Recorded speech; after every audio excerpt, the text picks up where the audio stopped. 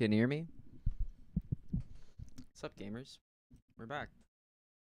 For some reason, my second cam's like just working today, so that's kind of convenient. Um, it's been rough, guys. So let's take a look. This is the WoW Factor, episode 5. Last time I was in a lot of pain, and let me tell you, it's a 3 between the eyes at the moment. Oh, to a 4, traveling from here through my skull to the top of my mouth right there, towards the back of my throat. I tried getting pants and I couldn't find them. It really sucks.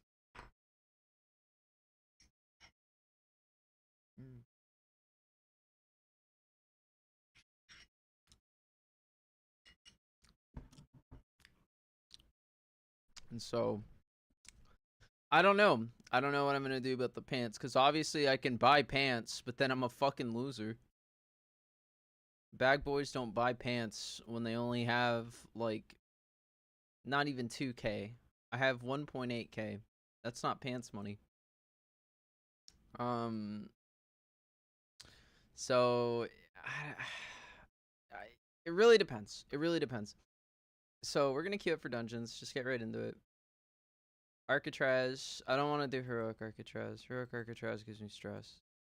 Oh wait, maybe I do want to do heroic Arcatraz actually. Still like a solid 2 up here. Just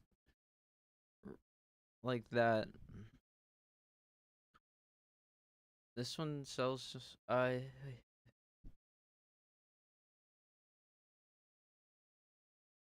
So we could just like try to farm the recipe though. We could go for the recipe, and I think there's one more item somewhere in here. It's not the pants, or it's not the feets. Would it be on my wrists? No, I think it's just those. Alright, we'll queue for heroic Arcatraz, I guess. But I don't want to do heroics. I don't need badges. I need rep. I'm gonna do it. I'm gonna get the bracers from Keepers of Time. This can easily be a 21k. 21k. Yeah, this can easily be a 21k today. I think if I run like 12 dungeons to completion, that's like 16k. It's like my best guess. It's like an estimate, a guesstimate, if you will. Still right there. Little difficulty swallowing, but it's fine.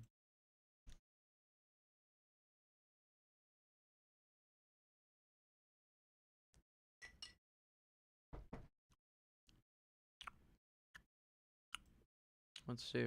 What's sold?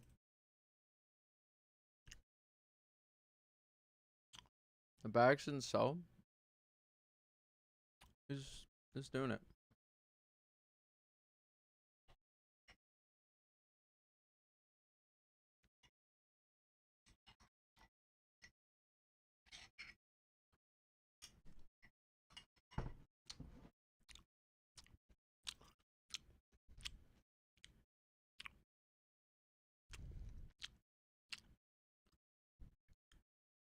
We're doing this, huh? That's fine. They won't go lower than 310. And if they do, they're insane.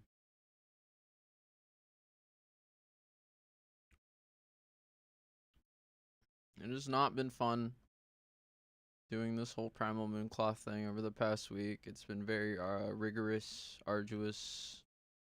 It's been a pain in the ass, to say the least.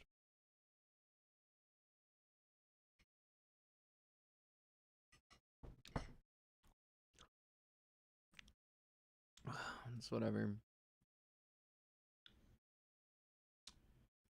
Real Bags by Lopo.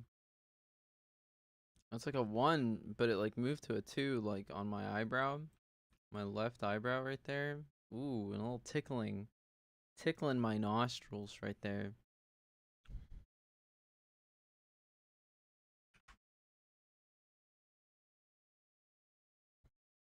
Let's go.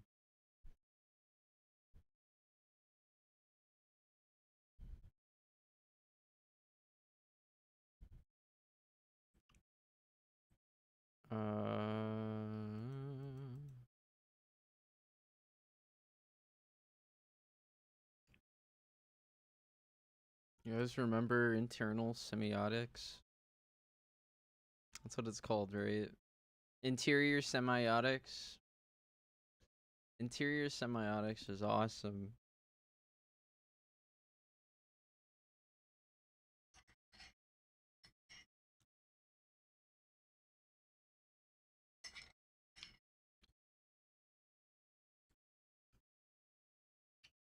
I saw that on Know Your Meme in 2009.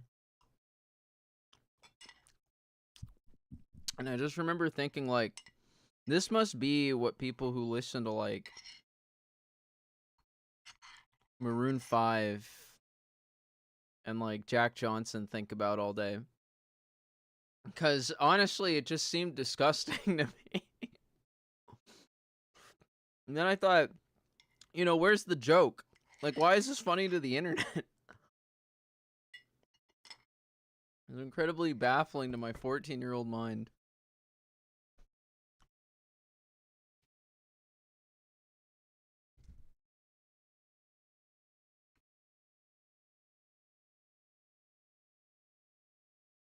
Let's see.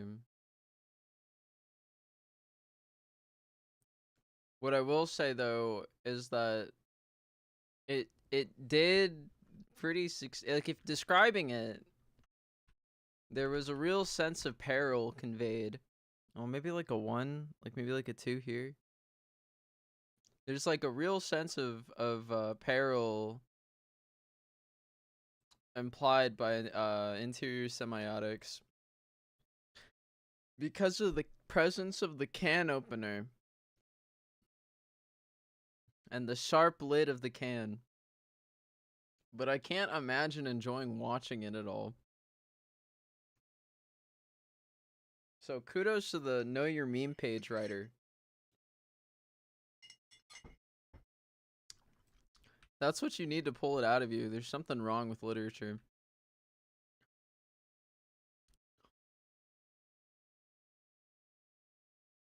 Something fake. You need something crazy and real to write something silly and fake. Like, what is that? Why don't you write Harry Potter or something? I love Harry Potter knockoffs. It's about personal empowerment. Anyways. Interior semiotics.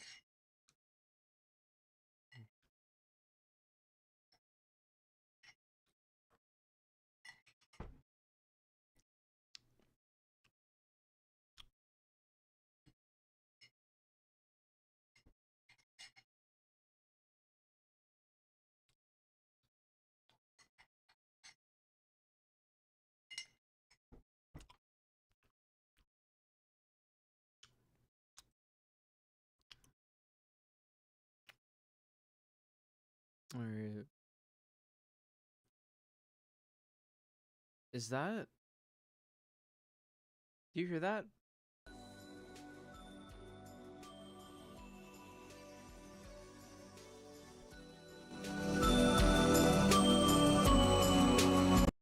Okay. I was like, what the fuck was that? I saw the music on the mixer was picking something up, but I didn't know what it. Oh, it's like a 3 right there. It's like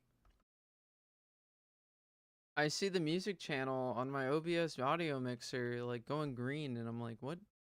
Why? It must be a glitch. Some dumb nonsense that I can't think about right now.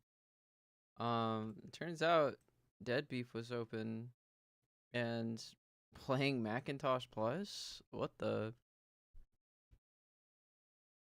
What the?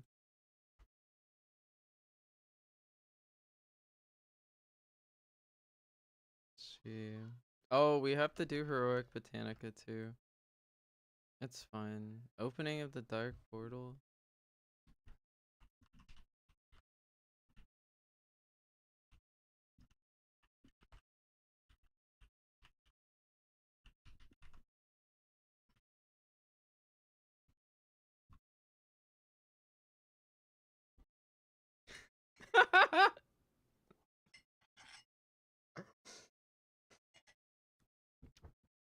I guess they didn't like my little white lie. That's fine. I want to queue for Botanica anyways. See, I did something conniving there. I was lazy on purpose so that someone would do something for me. Alright, let's queue it for these.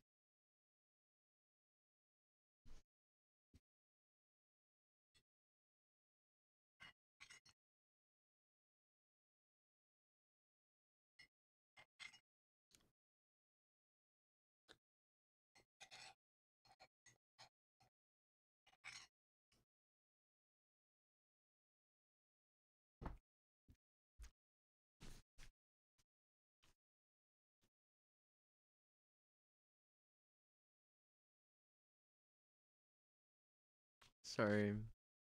I have the TV on.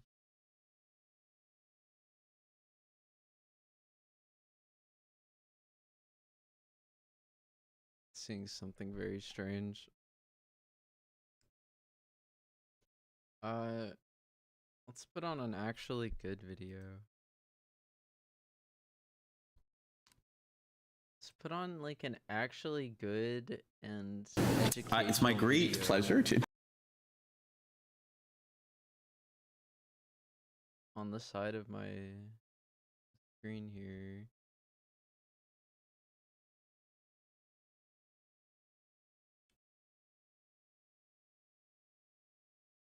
Alright.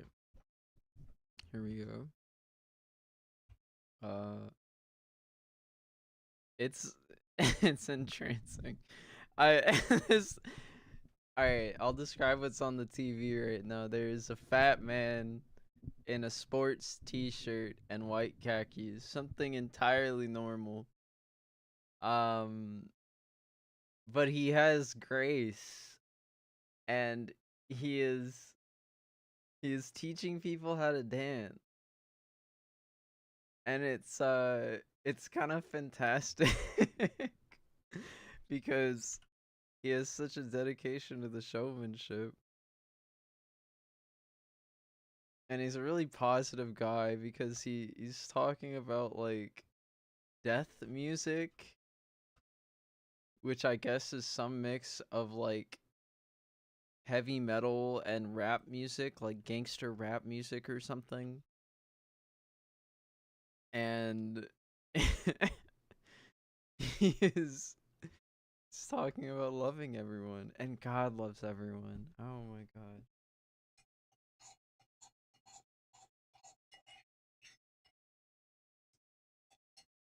Sadly, I have to turn this down because this other video is the type of video where if you stop listening for 30 seconds or more, you miss the entire point of what they're saying.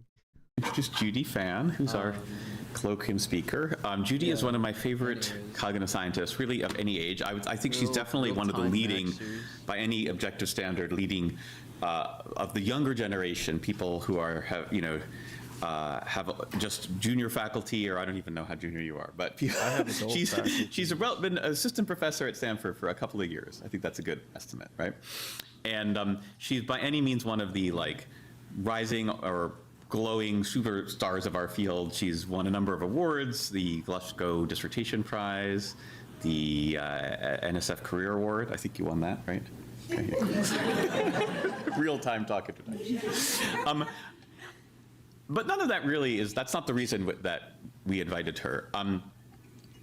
I think of Judy as one of the most creative researchers I know of any stage in any field, and I really mean that deeply. She has a background coming out of neuroscience, and in many ways is very much at home talking to all the sorts of people who inhabit this building, who record signals from brains and try to make sense of them computationally. She's done a lot of that. She's worked with colleagues of ours whose work we know well. Ann Humans was one of her mentors, and she has studied vision.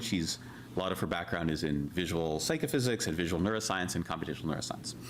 But if you look at her research, some of which you'll see today, and a lot of which you won't even see today, she's gone in many other directions, or let's just say one key direction, which is from some of the most basic processes of perception and the things that you can describe with nice, elegant computational models, to aspects of cognition that really are what make us human, both biologically and also culturally. And you're definitely going to see some of that here. And so that means she studied things like artistic expression or creative expression in visual and other media. She's very interested in narrative expression. She's really interested in education, learning, and teaching, and how we make sense of the world symbolically and through data and explanation. And she's really moved towards these much more complex cognitive processes that are really distinctively human, both biologically and culturally, and increasingly really of great import in our current era. But she hasn't given up any of the rigor, or I would say her taste for rigor. And I know from a lot of interactions with Judy that what keeps her up at night is a struggle and the challenge of how do you get at these really important, hard things with the kind of rigor and precision that many of us grew up valuing and being inspired by in, for example, visual neuroscience and computational neuroscience. And I can't say she's completely solved that problem. Because it may take a while, but it's a really great challenge. It's one that inspires me, the way she works on it. And I hope that it's one that we can all learn from and be inspired by, and to see where she is and where she's going with this. So, Judy, please tell us. Okay, wow. Okay, I wasn't totally prepared for that. That was incredibly kind, Josh. I'm just really, thank you, and thank you all for being here.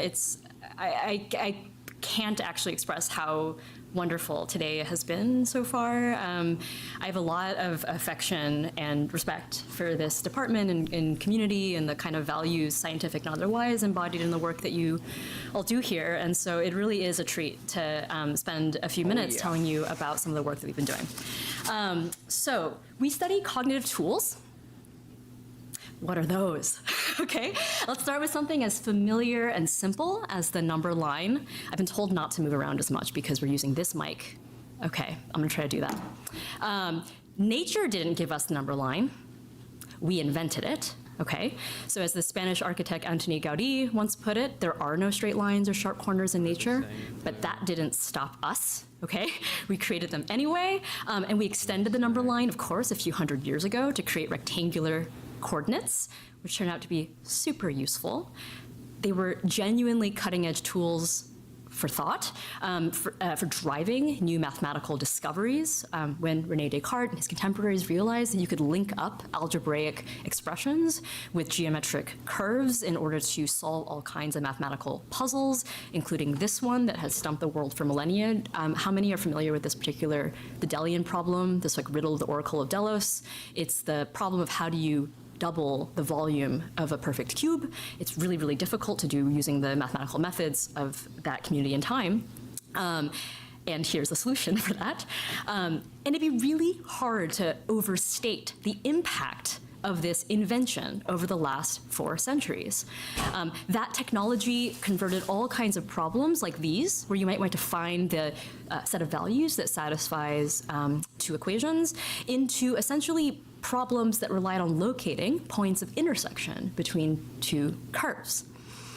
Now, imagine what happened next to that revolutionary tool. It became something that we could take for granted. It became so useful that it's become basically indispensable to the way every generation is educated. Virtually every mathematics curriculum on the planet introduces a combination of symbolic and graphical notation for representing and manipulating mathematical objects. the question that we wrestle with is, how did we get here? And what is it about the human mind that makes that kind of continual innovation possible? There are lots of ways of approaching that question from many different disciplinary perspectives, including history, anthropology, economics. And I think that cognitive science also has a really important contribution to make here. And I think the story begins at least 30 to 80,000 years ago, when anatomically modern humans began to mark up their physical environments, essentially, including these cave walls here, iconically, repurposing objects and surfaces in their surroundings into carriers of meaning. We obviously didn't stop at cave walls. The story of human learning and discovery is deeply intertwined with the story of technologies for making the invisible visible. So here are just a few examples from the history of science, which I love.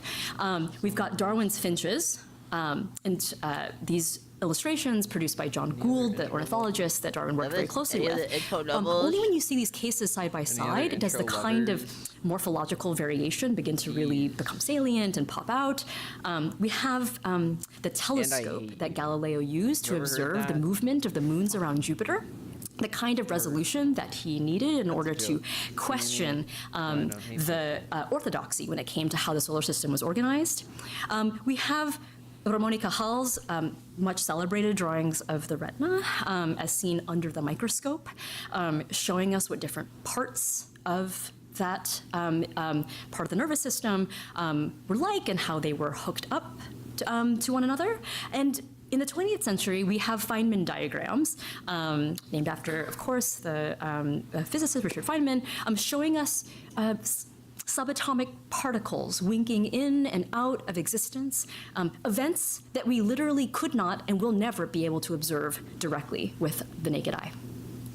And more than any other species, we leverage this understanding, this expanding understanding of the world in order to, well, maybe to go back just one beat, is that, like, I want to draw your attention to the variation on this slide. So notice that some of these images are quite detailed and faithful, if you will, to the way the visual world looks to us when we open our eyes. Let's take Darwin's finches at the top left, for example. Others are much more schematic, but what all of these examples share in common is they leverage what I've been calling visual abstraction to communicate what we see and know about the world in a format that highlights what is relevant to notice, okay? And then building on that, we leverage that expanding understanding of the natural world through the use of those tools for learning in order to create new things. So, for example, our detailed understanding of physical mechanics allowed us to design and then build high-precision timekeeping devices. And a lot of this technological progress has been driven by our ability to continually reformulate our understanding of the world in terms of those useful abstractions that make it possible to re-engineer the physical world according to our design. So translating biological insights into bioengineering, physical theory into advanced physical instrumentation, neuroscience into medical devices, and quantum mechanics into modern electronics. Okay, so this is, a sampling the kind of phenomena that I take a lot of inspiration from, and the question we continue to wrestle with is, like, what about us makes all of that possible? This is a schematic that I've been using over the last few years to help me think about the key behavioral phenomena in play, and that'll also serve as a framework for embedding the different lines of work that I'll be sharing with you. So this is one way of illustrating the traditional mode in cognitive psychology, my home discipline, which focuses on how people process information supplied by the external world. Here's how that picture is enriched by the study of social cognition, which considers the behavior of multiple individuals at once and how they interact with each other. When those activities are used in the service of learning about the world and sharing that knowledge with others, they've been argued to share important similarities with formal science, even when pursued by non-experts in everyday contexts. So building on that tradition, and with the goal of understanding how humans made all those remarkable discoveries and inventions that I shared with you just a minute ago, I'd like to argue that there's still two critical ingredients missing from this picture. First is an account of cognitive tools or technologies, material objects that encode information intended to have an impact on our minds, how and what we think. Second, I like to argue that the time has come to embrace science's natural complement, engineering, how people leverage their understanding of the world, whether it's through direct experience or is socially mediated, to create new and useful things. Because without a serious consideration, the engineering half of this picture, I would venture to say that we'll never be able to explain how and why the world as we know it came to be. So at its core, if I had to state it really bluntly, research in my group aims to close this loop, okay, to develop psychological theories that explain how we go about discovering useful abstractions that explain how the world works, jointly with theories that explain how we then apply those abstractions to go make new things. And my plan today is to tell you about some of the work that we've done so far along two lines. In the first part, I'm going to share with you what I think we've figured out about how people leverage visual abstraction to communicate semantic knowledge, using freehand drawing as a central case study there. Ordinarily, in the second part, I would then have told you about how, our work investigating how people learn and coordinate on procedural abstractions when building physical things, aligned with the engineering segment. But today, I wanted to try something new with you all. So I wanted to instead share with you some of our emerging work. So I'm really curious to hear what you think. Exploring the cognitive foundations of data visualization. Okay, in which people harness multiple information modalities, graphical elements, words, and numbers to engage in statistical reasoning. In other words, to learn from finite amounts of evidence about aspects of the world that might be difficult or impossible to learn through direct observation by a single individual. Okay, and I'm still happy to chat with folks about our work on physical assembly and physical reasoning, probably at the reception, okay? So to dive into part one, how do we begin to think about how people use visual abstraction to communicate what they know and what they see? Here, I think it's useful to think about three behaviors that build successively on one another. So first, of course, visual perception, the problem of how we transform raw sensory inputs into semantically meaningful perceptual experiences. That in Okay. So the significance of this topic might be that there's like this inference about the word functional that people make pretty often as part of like their ontology of the world, especially like masculine people. People think of like functional as like moving and affecting. It's very tactile, I would say. It's very like mechanical.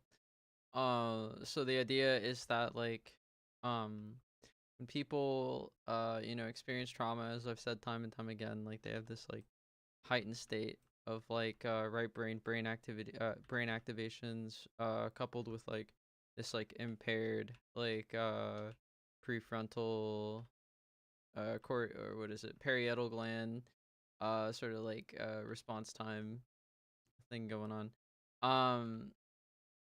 And they might even become transgender or something. Anyway, so like there's like also this like impaired sort of like functioning of the man, what's it called again? It's like see, I'm so bad with the names because I don't really care. The like transfer cortex or whatever. Man, what's it called? I'm talking about, of course, a name that's escaping me because I don't get to, live my life freely. I get assaulted in my sleep. What's AGP again? Where does that guy? Who's that guy? Who's the AGP guy? Who's the AGP guy? It's like something with a B. It's not Buchard. Like something like that. Anyways. Found that the brains of straight women and the brains of gay men showed similar patterns of behavior express similar brain pattern. God.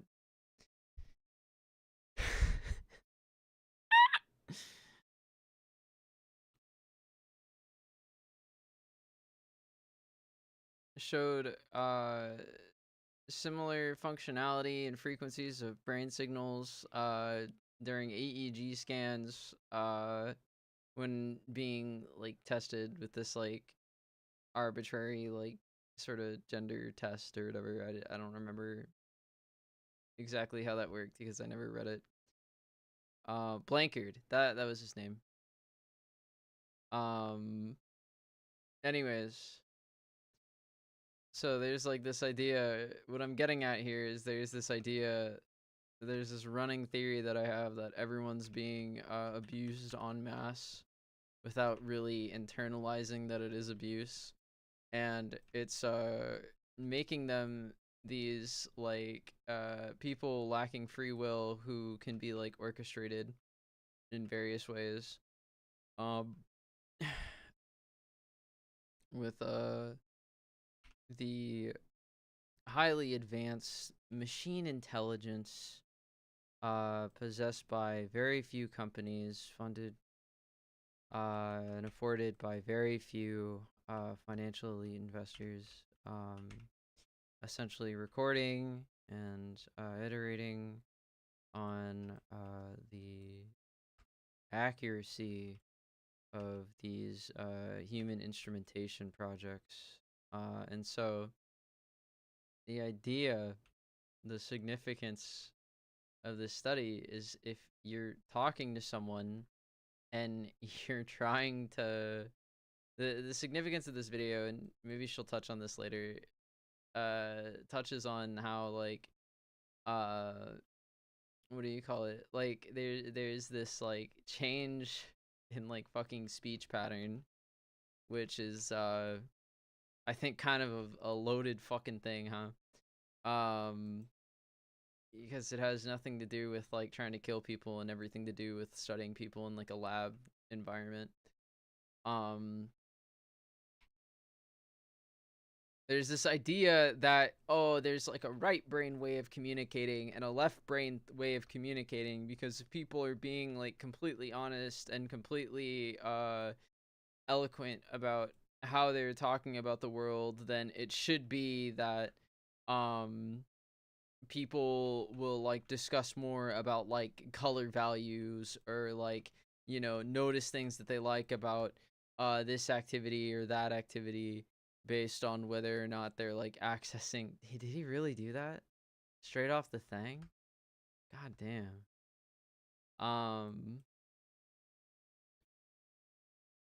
There's this idea that people will start talking differently and focusing on different things, and problem solving differently based on this like worldwide orchestrated abuse. We'll see what else they're talking about at this MIT Siegel family quest for intelligence. Turn makes it possible to even contemplate visual production, okay, that ability to generate a set of markings that leave a meaningful and visible trace in the physical environment. And those come together during visual communication. How we decide just how to arrange those graphical elements and in what order in order to have a particular kind of impact on other minds, whether it is to inform or teach, persuade, collaborate, or any other purpose that we can put those marks to. Okay, so this is going to be an overview of the three studies that I'll be walking through. First, we'll begin with the question of what is the perceptual basis for understanding what a certain class, a subclass of pictures represents. So to get off the ground, we started by considering maybe the most concrete and familiar instantiation of visual abstraction, creating a drawing by hand that looks like something in the world. What makes it so easy to tell that the drawing on the left of this slide is meant to correspond to the realistic bird rendering on the right? There have been a lot of different ways of responding to that question. the two have been really dominant. So the first view is that we essentially see drawings as meaningful in representing things because drawings simply resemble objects in the world. Okay? Like this drawing literally looks like the bird, and that's how we know. Makes sense. The second response is that drawings denote objects primarily as a matter of convention. And we only learn which drawings go with which objects and meanings from other people. So if you take this Chinese character, for example. So in an earlier line of work, my collaborators, close collaborators, Dan Yeamans, and my PhD advisor, Nick Turk-Brown, and I discovered that general purpose vision algorithms, so in this case, neural networks that compose multiple layers of learnable spatial convolutions that were trained on natural photographs, were capable of generalizing fairly strongly to even quite sparse sketches that didn't look photorealistic per se, suggesting that the problem of pictorial meaning and resemblance might be resolved simply by building better models of the ventral stream of visual processing, especially ones that accurately capture those operations performed in those brain regions. We were not the only ones to discover this. There are easily thousands of computer vision papers indexed by Google Scholar that use some kind of ConvNet or other neural network-based backbone to encode sketches and natural images for a variety of applications. All of those results you can kind of think of as vindicating an updated, modern resemblance-based account. It was also a really useful insight for us locally with other practical consequences. So in some more recent work led by Charles Liu, a former master's student in the lab, and in collaboration with Xiaolong Wang at UCSD, we built on top of those early findings to further stress test that resemblance account, basically taking a ConvNet backbone and then training a decoder on top that could map local elements in a sketch to corresponding elements in a photograph under the constraint that you could warp or rumple the sketch but not tear any holes in it, okay? And the success of that approach, I'm just demoing here, it's not really a result, it's like more of a demo. The success of that approach suggests that fairly strong spatial constraints govern how the parts of sketches correspond to the parts of real objects that they're meant to represent. Okay, so that's great, okay? We've got good enough trainable models of sketch understanding to build downstream applications that work pretty well, okay? I guess we can pack up and go home. But of course, that's not the whole story, okay? A static, deterministic account of visual processing falls short of explaining how we generate and make sense of drawings like these, which you might find all around this building. What these blobs and boxes, squiggles, and arrows mean depends on what we're talking about. So our next goal was to figure out how to incorporate that information about context to begin to account for a greater variety of graphical representations that we in fact use to communicate, ranging from more faithful pictures like those on the left here to the more obvious symbolic tokens on the right. Our first paper tackling that issue asked how people knew when they needed to produce a more faithful drawing and when they could get away with something more schematic or abstract. So in that study, we paired two people up to play a drawing game. The sketcher saw a display that looked something like this, where their goal was to draw the highlighted target object, okay, the third one here, and we varied what the other objects in the display were. On close trials, the distractors all belong to the same basic level category, whereas on far trials, the distractors are from different categories, okay? Using this really simple manipulation, we discovered how readily ordinary folks, okay, can adjust the way that they use depiction to communicate, making more detailed and faithful drawings on those close trials when they needed their drawing to uniquely identify a particular exemplar, but then sparser drawings on the far trials when they could get away with these like category level abstractions. So here are some examples of actual drawings that we collected in that study. And we found that sketchers used fewer strokes on far trials, less ink, less time to produce those drawings, while still achieving ceiling accuracy on the fundamental task of communicating the identity of the target visual. I got way into typing no die, and I missed everything she just said. basic level category, whereas on FAR trials, the distractors are from different categories, okay? Using this really simple manipulation, we discovered how readily ordinary folks, okay, can adjust the way that they use depiction to communicate, making more detailed and faithful drawings on those close trials when they needed their drawing to uniquely identify a particular exemplar, but then sparser drawings on the FAR trials when they could get away with these like category level abstractions. So here are some examples of actual drawings that we collected in that study.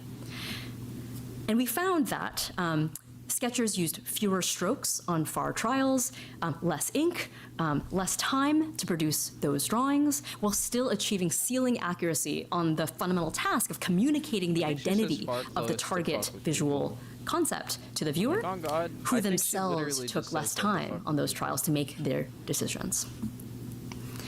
Then to capture that behavioral pattern, we proposed a computational model of the sketcher that consisted of two parts, okay? So a convnet to encode visual inputs into a generically abstract feature space, and then a second probabilistic decision-making module that inferred what kind of drawing to make depending on the context.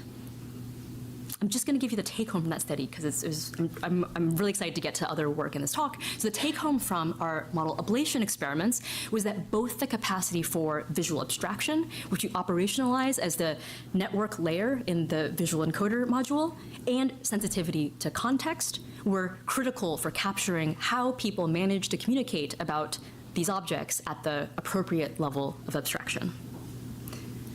Okay, and then in more recent work, we pushed that idea even further to understand not only the impact of the current referential context on how people communicate, but also the conditions under which new graphical conventions might emerge.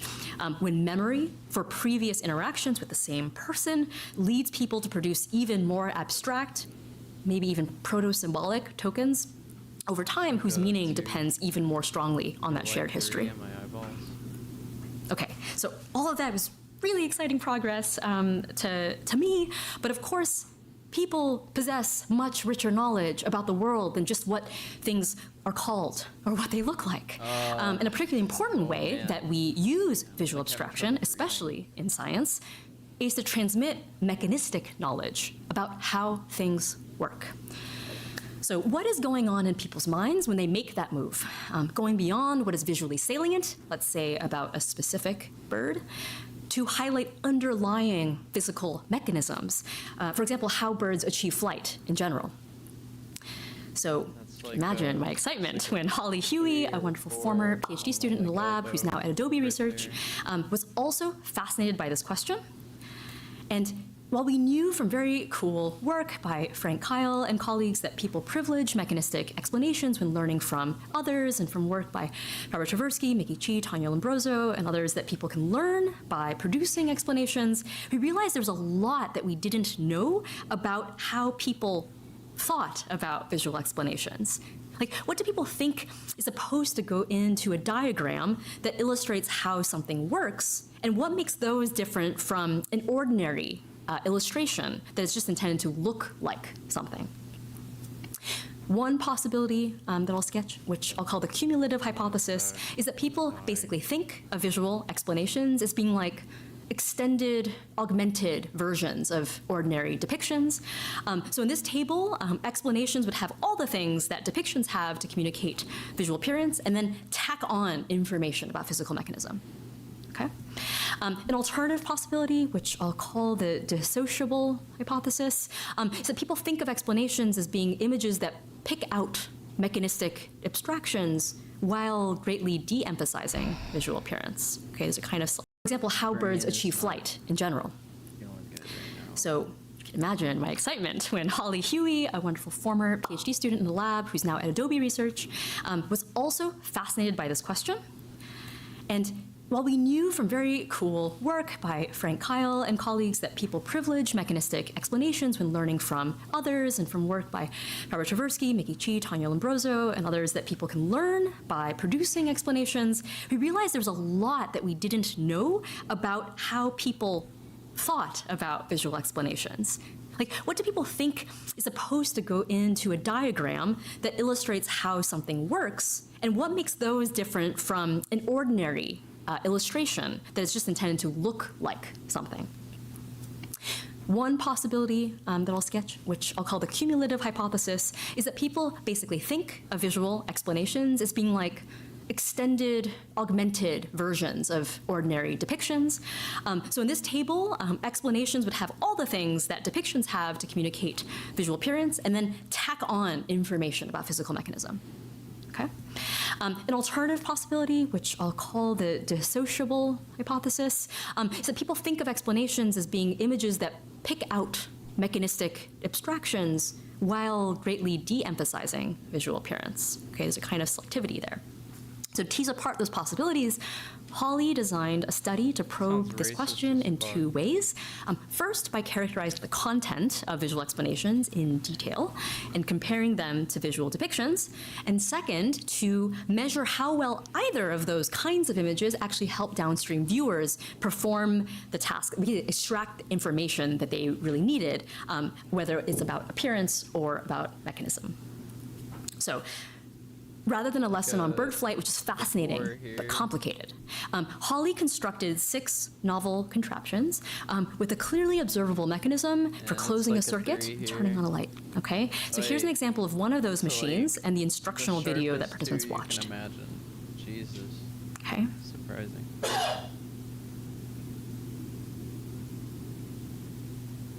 It's like a light too. All right, participants in the study actually saw that twice, those 2 demonstrations twice, but there you go.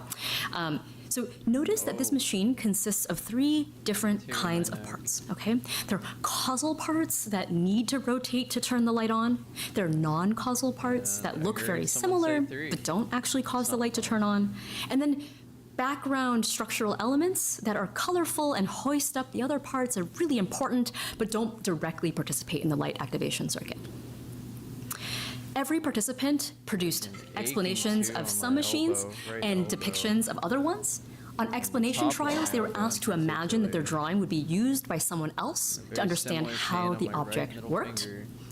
And then on the depiction trials, they were asked to imagine that their drawing would be used by someone else to identify which object it was out of a lineup of similar-looking objects. Okay, that's the manipulation. Really simple. Using that procedure, we collected a large number of depictions and explanations of each of these 6 machines. Eyeballing them, the drawings seem to look different. Okay, for example, maybe there's a little bit more background in the depictions. Maybe there's some more arrows in the explanations.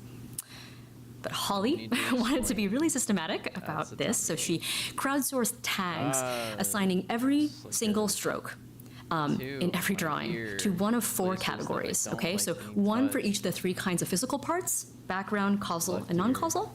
And then a 4th category that was a catch-all for symbols, okay? So in this particular context, we're talking about arrows and motion lines.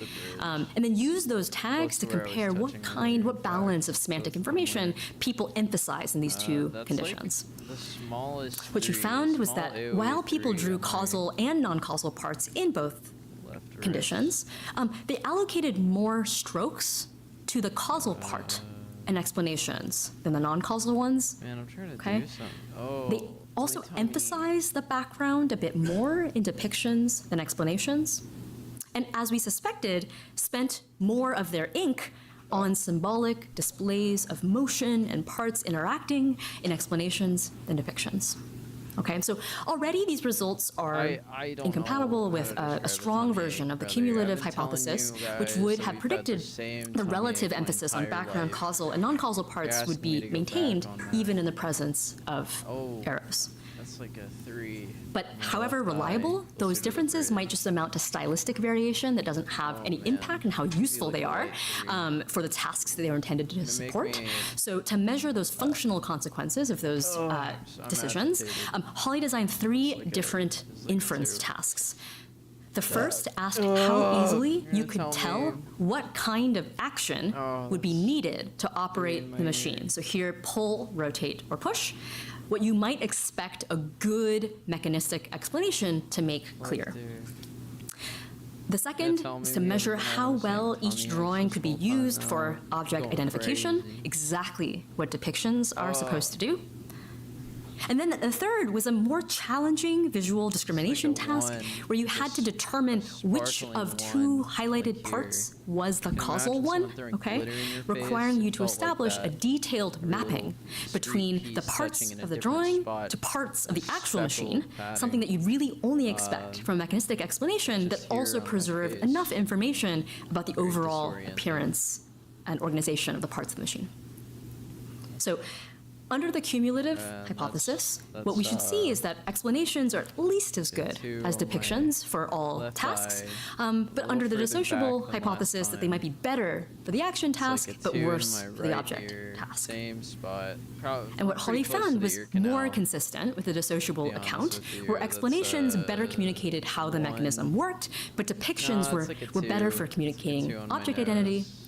Interestingly, explanations were not better in this sample for conveying the identity of the causal part in that challenging third task, consistent with the idea that by leaving out a lot of the background details in some of those explanations, that they may have abstracted away the very information that would make it easier to link up specific parts of the drawing with parts of the machine.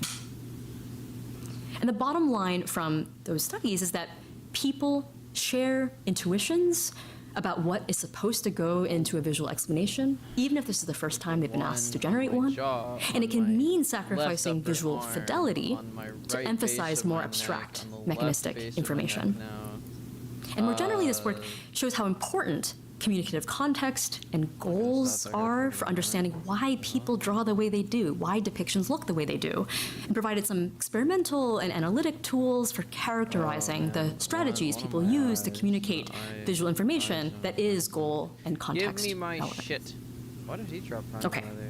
And then in this next section, we'll be asking, as soon as I get a recipe for what would it Prime take Leather, to develop over for you, artificial systems that are capable of human-like visual abstraction? And here's why. We fundamentally want useful scientific models of visual communication, and the work I've presented so far is representative of where we've prioritized making investments, namely the development of experimental paradigms and data sets to measure and characterize those behaviors in fuller ways across a broader range of settings. Meanwhile, we've also been investing considerable energy in evaluating how well any member of the steadily advancing cohort of machine learning systems might continue to be relevant and promising candidates for capturing more detailed patterns of human behavior in these high-dimensional tasks. Specifically as models of human image understanding, as well as models of image creation. Okay, so the task setting that we consider takes inspiration from this famous series of drawings by Pablo Picasso. Some of these are very detailed. The last few are very, very abstract, yet all unmistakably bulls. Any scientific model of human visual abstraction worth its salt ought to be able to represent the ways in which these bulls are all different from one another, and somehow at the same time, all bullish to their core, right? Or rather, as bullish as they actually look to real human observers. So in this work, that was a huge team effort led by Kushan Mukherjee, who is defending this Friday before joining the lab as a postdoc, with contributions again from Holly, as well as Charles Liu, Yael Vinker, who's here actually, and Ryu Agina Kang.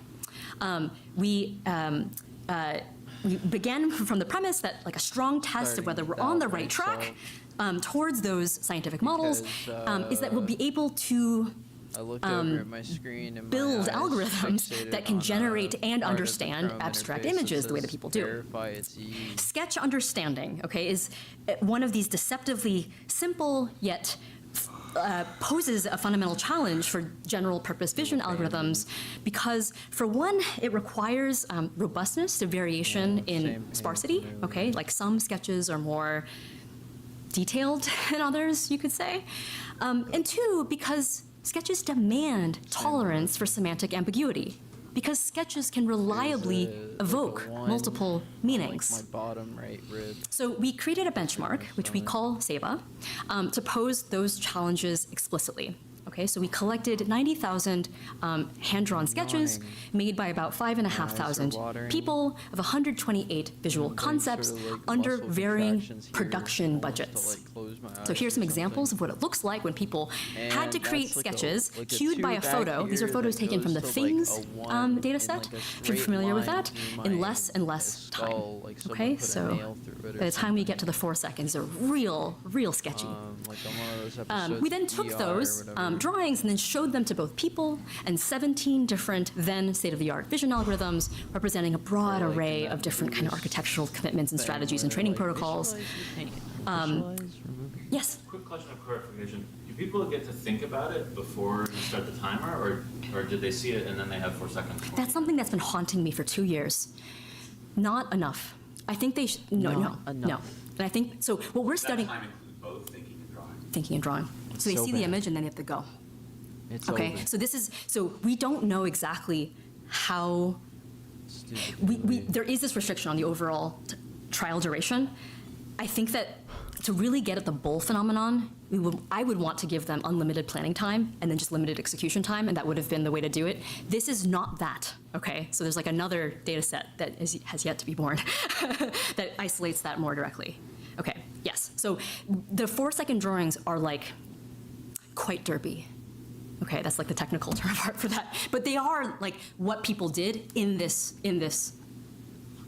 settings, okay? So we had all of these different sketches. They look the way they look under those conditions. Then both people and those vision algorithms perform the same sketch categorization task, allowing us to measure the full distribution of labels evoked by every individual sketch. Okay. The first thing we established was that as you give people more time to think and make a think about how to make and then go and make a detailed sketch, those sketches get more recognizable to models and people. They're less ambiguous as measured by the entropy of the label distribution. And even when the guess is wrong, okay, not the top one, okay, it's more likely to at least be in the right semantic neighborhood estimated by language embeddings. So that's reassuring, but then we dug in a little bit deeper and then found that while some models do, honest to goodness, perform better the recognition task than other models, the variation across models in terms of performance is totally dwarfed by the gap between models and people. The reliable signal in human recognition in terms of both performance, which I'm showing on the left, and also relative uncertainty about the meaning of a sketch.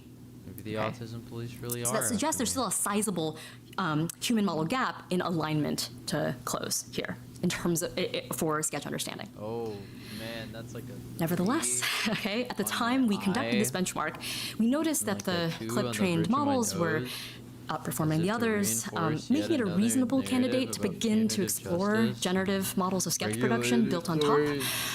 So we explored the capabilities of a particularly cool sketch generation algorithm named Clipasso, whose development was led by Yael Vinker. We asked Clipasso to generate some sketches as well, and also manipulated its production budget. And in this case, the unit now, the currency, is the number of strokes, which is different, which I know, okay? And what we found is that even while human drawings and Clipasso's drawings were similarly recognizable, okay, across the 4 production budgets. By the way, this overlap in recognition and recognizability is like totally coincidental, given how the units are totally different. But we found that the really intriguing discovery here is that humans in Clipasso sparsify their drawings differently. So what I'm plotting on the y-axis on the right-hand side here is the divergence between the label distributions assigned by people to sketches produced by other people and sketches produced by Clipasso under those different budgets. So in other words, if you take seriously like a functional view of sketches as being for communicating concepts and characterize their meaning in terms of the full distribution of the labels and meanings that it evokes, then even though the 32-stroke Clipasso drawings and the 32-second human sketches look different when you look at them, okay, stylistically they are different. They are also quite functionally similar in terms of like the set of meanings that they convey in the distribution of meanings they evoke. On the other hand, as you tighten the production budget, that's where you really start to see much larger divergences between people and Clipasso. And we're hoping that this SEVA benchmark will be a useful resource for others who are interested in developing models of human-like visual abstraction. Okay. Now, in the second and I think shorter part, I'll give you a sneak preview of our newest and mostly unpublished work on multimodal abstractions and how they are used to support statistical reasoning. So back to that Cartesian coordinate plane. We're a room full of scientists. You don't need me to tell you when you're making observations about the world. It's never this clean. Demolished some DT770s. Instead of perfect lines, we might actually collect something like this, right? Sad. Collection of data points. They land where they land, So fucked up to do and from which we try to infer some like underlying structure with the actual generator, like the actual generative process that gave rise to them. Lower than last time. That inferential move is a fundamental building block of scientific reasoning, and we sure don't do it just by memorizing everything we've ever seen and thinking real hard. We use technologies, okay? Right? At the beginning of my talk, I showed you these examples of the use of drawings produced by hand as a particularly enduring and versatile, accessible tool for making the invisible visible. Definitely. I think that's remarkable and worth understanding. Let me tell you, But perhaps one of the most impactful technologies to have been developed in the modern era was the invention of data visualization. Like the telescope and microscope, plots help to resolve parts of the world that you can't see directly. But unlike either of those optical technologies, it allows you to see patterns and phenomena that might be too large, too noisy, too slow to see with their own eyes. They're ubiquitous in the news, the cornerstone of evidence-based decision-making in business and government, and they're indispensable in every field of science and engineering. What I'm showing you here is one of the first time series plots drawn ever by William Playfair in 1786 to show the balance of imports and exports from England over an 80-year period, from 1700 to 1780. For a while, imports exceeded exports, but then the relationship flipped in the 1750s as exports really took off. Here's the thing. A sinking feeling. Unlike a drawing of one of Darwin's finches, okay, if you haven't seen one of these kinds of images before, it may not be obvious what you're looking at. On impulse. But once you learn how, it's a kind of superpower, right? Like, so many individual observations can be distilled into a single graphic that tells a story that you can read just by looking. Like a one right behind. And that's not even all the reasons to care about plots. Because they're such a powerful tool for helping people update and calibrate their beliefs about a complicated world, developing the skills to read and interpret and even make graphs has long been a goal of STEM education in this country, something that's becoming even more important over time. The New York Times broke a story, this is actually from about a year ago now, about recovery from COVID-related learning loss in mathematics, based on work led by some of our education colleagues at Stanford and Harvard, and it looks like across a bunch of different states, the orange arrows are there, which means that there's been some recovery, but there's still a long way to go. Someone leaves my party randomly. And I think that successful theories that explain how people use the entire these group kinds of images to discover and communicate fuck? Important quantitative insights Wait, will help us equip people with the kind of quantitative data literacy skills they need more generally. So I'm going to highlight briefly 3 directions that we're pursuing in this vein. Our first question asks about the underlying operations that are needed to understand plots. So the strategy that we've been taking is to obtain machine learning systems that can handle questions about data visualizations at all, assess alignment with people, and then interrogate the source of any of those gaps. Any gaps there might be, okay? No, come back. What we need, of course, to get off the ground is some way of measuring understanding. So here's what that might look like. Say we're looking together at this stacked bar plot, and someone asks you about the cost of peanuts in Las Vegas, okay? Take a moment to take it all in. Scan around. Suppose that person then gave you 4 options to choose from. Like a 1 on the roof of my mouth. Okay. I added the little charcoal thing. Now, if you thought it was A, you would be right. Like a light too. But that's not what some prominent vision language models say, given this very same question. So in a Herculean benchmarking effort led by Arnav Verma, a current RA in the lab who's actually headed to the ECS program right here in the fall, we've conducted careful comparisons between humans and AI systems on 6 commonly used tests of graph-based reasoning, sourced from across the education, health, visualization, psychology, machine learning communities. All 6 of these tests were administered in as parallel a manner as possible to both human participants and several of these so-called multimodal AI systems, and that had been the ones that made it into this benchmark had been claimed displaying competence on other kinds of visually grounded reasoning tasks. We then recorded not only the overall score achieved by humans and these models, but the full set of error patterns they produced, which allowed us to assess, even when a model or a person got a question wrong, to see if they're getting things wrong in similar ways. What did we find? Here I'm going to show you for each of the 6 tests we included. They have funny names like GGR, VLAT, CalV, HOLF multi. Actually, we made those. The bad name there is my fault. And also chart QA, a subset from chart QA. We recorded how well, we computed how well each of the models, so these are the ones that are showing up on XTIX in blue, orange, purple, and red, how well they did compared to how well humans did. That will show up in green. These were US adults who had taken at least one high school math class, okay? First, I want to give you a sense of how well these people did. That's our reference point here. This is how well all the models did. So we have, in this study, 2 variants of BLIP2 Flan T5, 3 variants of lava-based models, specialized systems such as Matcha and its base model Pixdestruct, and finally a closed proprietary model, GPT-4V. Across all these assessments, we did see a meaningful gap between models and humans, both under more lenient and a more strict grading protocol.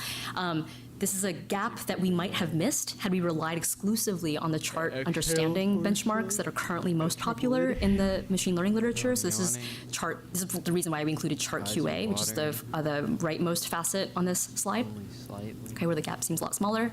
CalV, which is the 3rd one, is really interesting because these are adversarially designed plots that have like funny y-axis like limits that require you to really attend closely. So like that's one where we also see somewhat larger gaps. We also analyze their full error patterns, so which can be really telling when no one is quite at ceiling.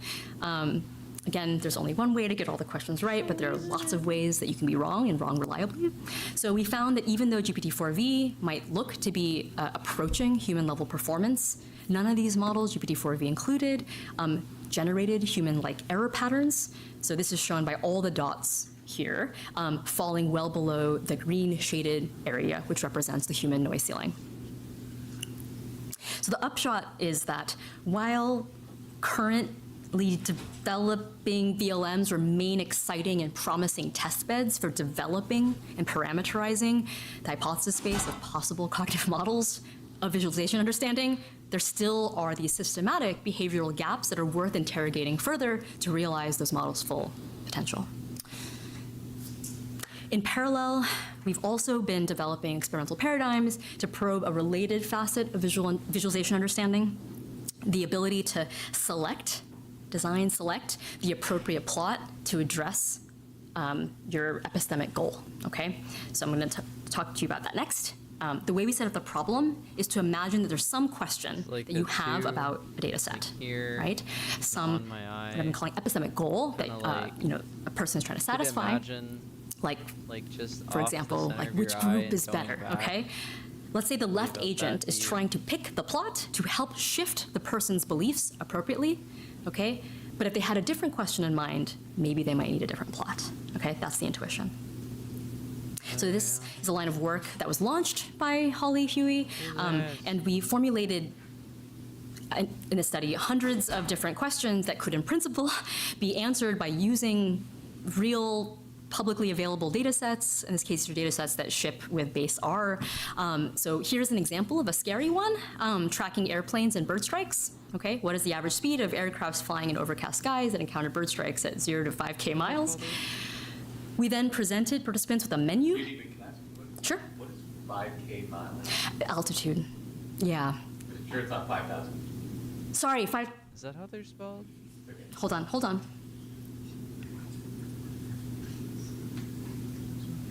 That might be a typo on my part. I don't think the question inherited that. Have lots of typos. Possibly 5,000. Possibly. Anyways, don't worry about it. I'm starting to, but I'm going to resist that urge right now. No, I think that, yeah. So. But a lot of, if this is the standard, they're full of all sorts of typos. This is a templated thing. I think there are, basically, a lot of these questions are kind of funny, and I think they could have been smoothed over a bit more. So this is like, yeah, no, it's good.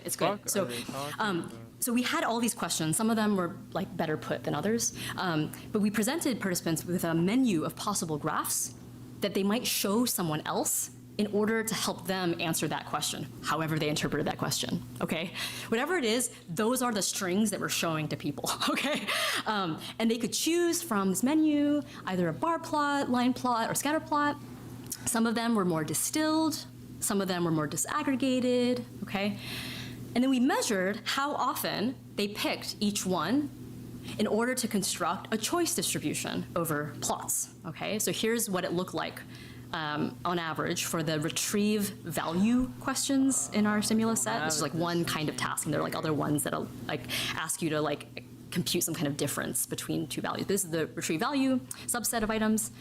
We then tested various hypothetical strategies that people might have used to pick the plots that they did. Clearly they are showing some kind of bias here. It's a black curve. The purple curves here represent the predictions of like bar plot, line plot, or scatter plot purists, okay? They just like always went for the bar plot, but just like didn't care whether they had, 3 variables plotted or more. We also considered the possibility that people might prefer more targeted visualizations overall, but not really care about what type of graph they were sharing. Maybe they might prefer ones that show more of the data, maybe ones that hide, less of the variation in the data. The best candidate we found, that we considered, was the proposal that people are maybe actually sensitive to the features of those plots that were relevant for answering the question. And in fact, actually predicted the performance of about 1,700 other participants who tried answering every one of those questions, however weirdly put, when paired with every possible plot. Okay, so we went and actually measured performance, and then we constructed the distribution based on those performance levels, and then use that task in order to use the data from that task in order to generate predictions of the audience sensitive hypothesis. And this is where this is how the shape of those curves look when we're only considering the retrieve value items. But if you look at the data set as a whole, we found that this audience sensitive proposal did well across the board. So what I'm showing here is essentially a model fit measure defined over the divergence between the predicted and the actual human choice distributions. Has a name, the Jensen-Shannon divergence, like an average of KL divergence, but both ways. So I'm excited about that result as an initial validation of a strategy for measuring visualization understanding using more open-ended tasks, and also because it suggests that even non-experts, you could say, people who might not be professional scientists, are sensitive to those features of plots that make some suitable for answering some questions than others. And honestly, as someone who teaches intro stats for a living, gives me hope. In the final leg of our journey, we're going to take another critical look at this problem of measurement, okay? So a few minutes ago, I showed you some results when using these 6 tests of data visualization understanding. These are the ones that we have today, which is why we use them in our benchmark study. Our question in this last study, in work that's actually now in press, and led by this extraordinary postdoc in our lab, Eric Brockbank, also with Arnav Verma, we're asking what are these tests actually measuring, and are they measuring the skills in the best possible way, and can we do better? Okay, so here are some initial steps towards answering those questions. To get some traction, we started with these two, GGR and VLAT, these being some of the most widely used and established tests. We gave GGR and VLAT as a composite test to a large and diverse sample of US adults. Actually, two samples, one that was recruited on the UCSD campus, and another that was recruited over Prolific under the constraint that it had to be a demographically representative sample. And what I'm showing on the left is that we get pretty convergent estimates of the difficulty of individual items in both the college campus sample and the US representative sample, which I think is reassuring. On the right, what I'm showing is that people who did well on one test often did well on the other, suggesting that maybe the two tests are measuring some of the same things or similar things. And the question is like, what are those things? One possibility is that those two tests track how much easier some plots are to understand than others. If so, those plots should be reliably hard or easy across the board. Like maybe bar plots are kind of easy, but stacked area charts are like more challenging. It seemed to us that clearly there's a lot more going on here. Performance wasn't consistent for a given kind, wasn't always consistent for a given kind of plot within or across tests, and there weren't even enough items to be able to establish a direct link between the type of graph and performance, because actually in each of these tests there's generally one instance of each class of graph. So that also made it challenging. We also dug into the patterns of mistakes that people made and found that the best way to predict those patterns on these two tests wasn't the kind of plot or even the type of question, right?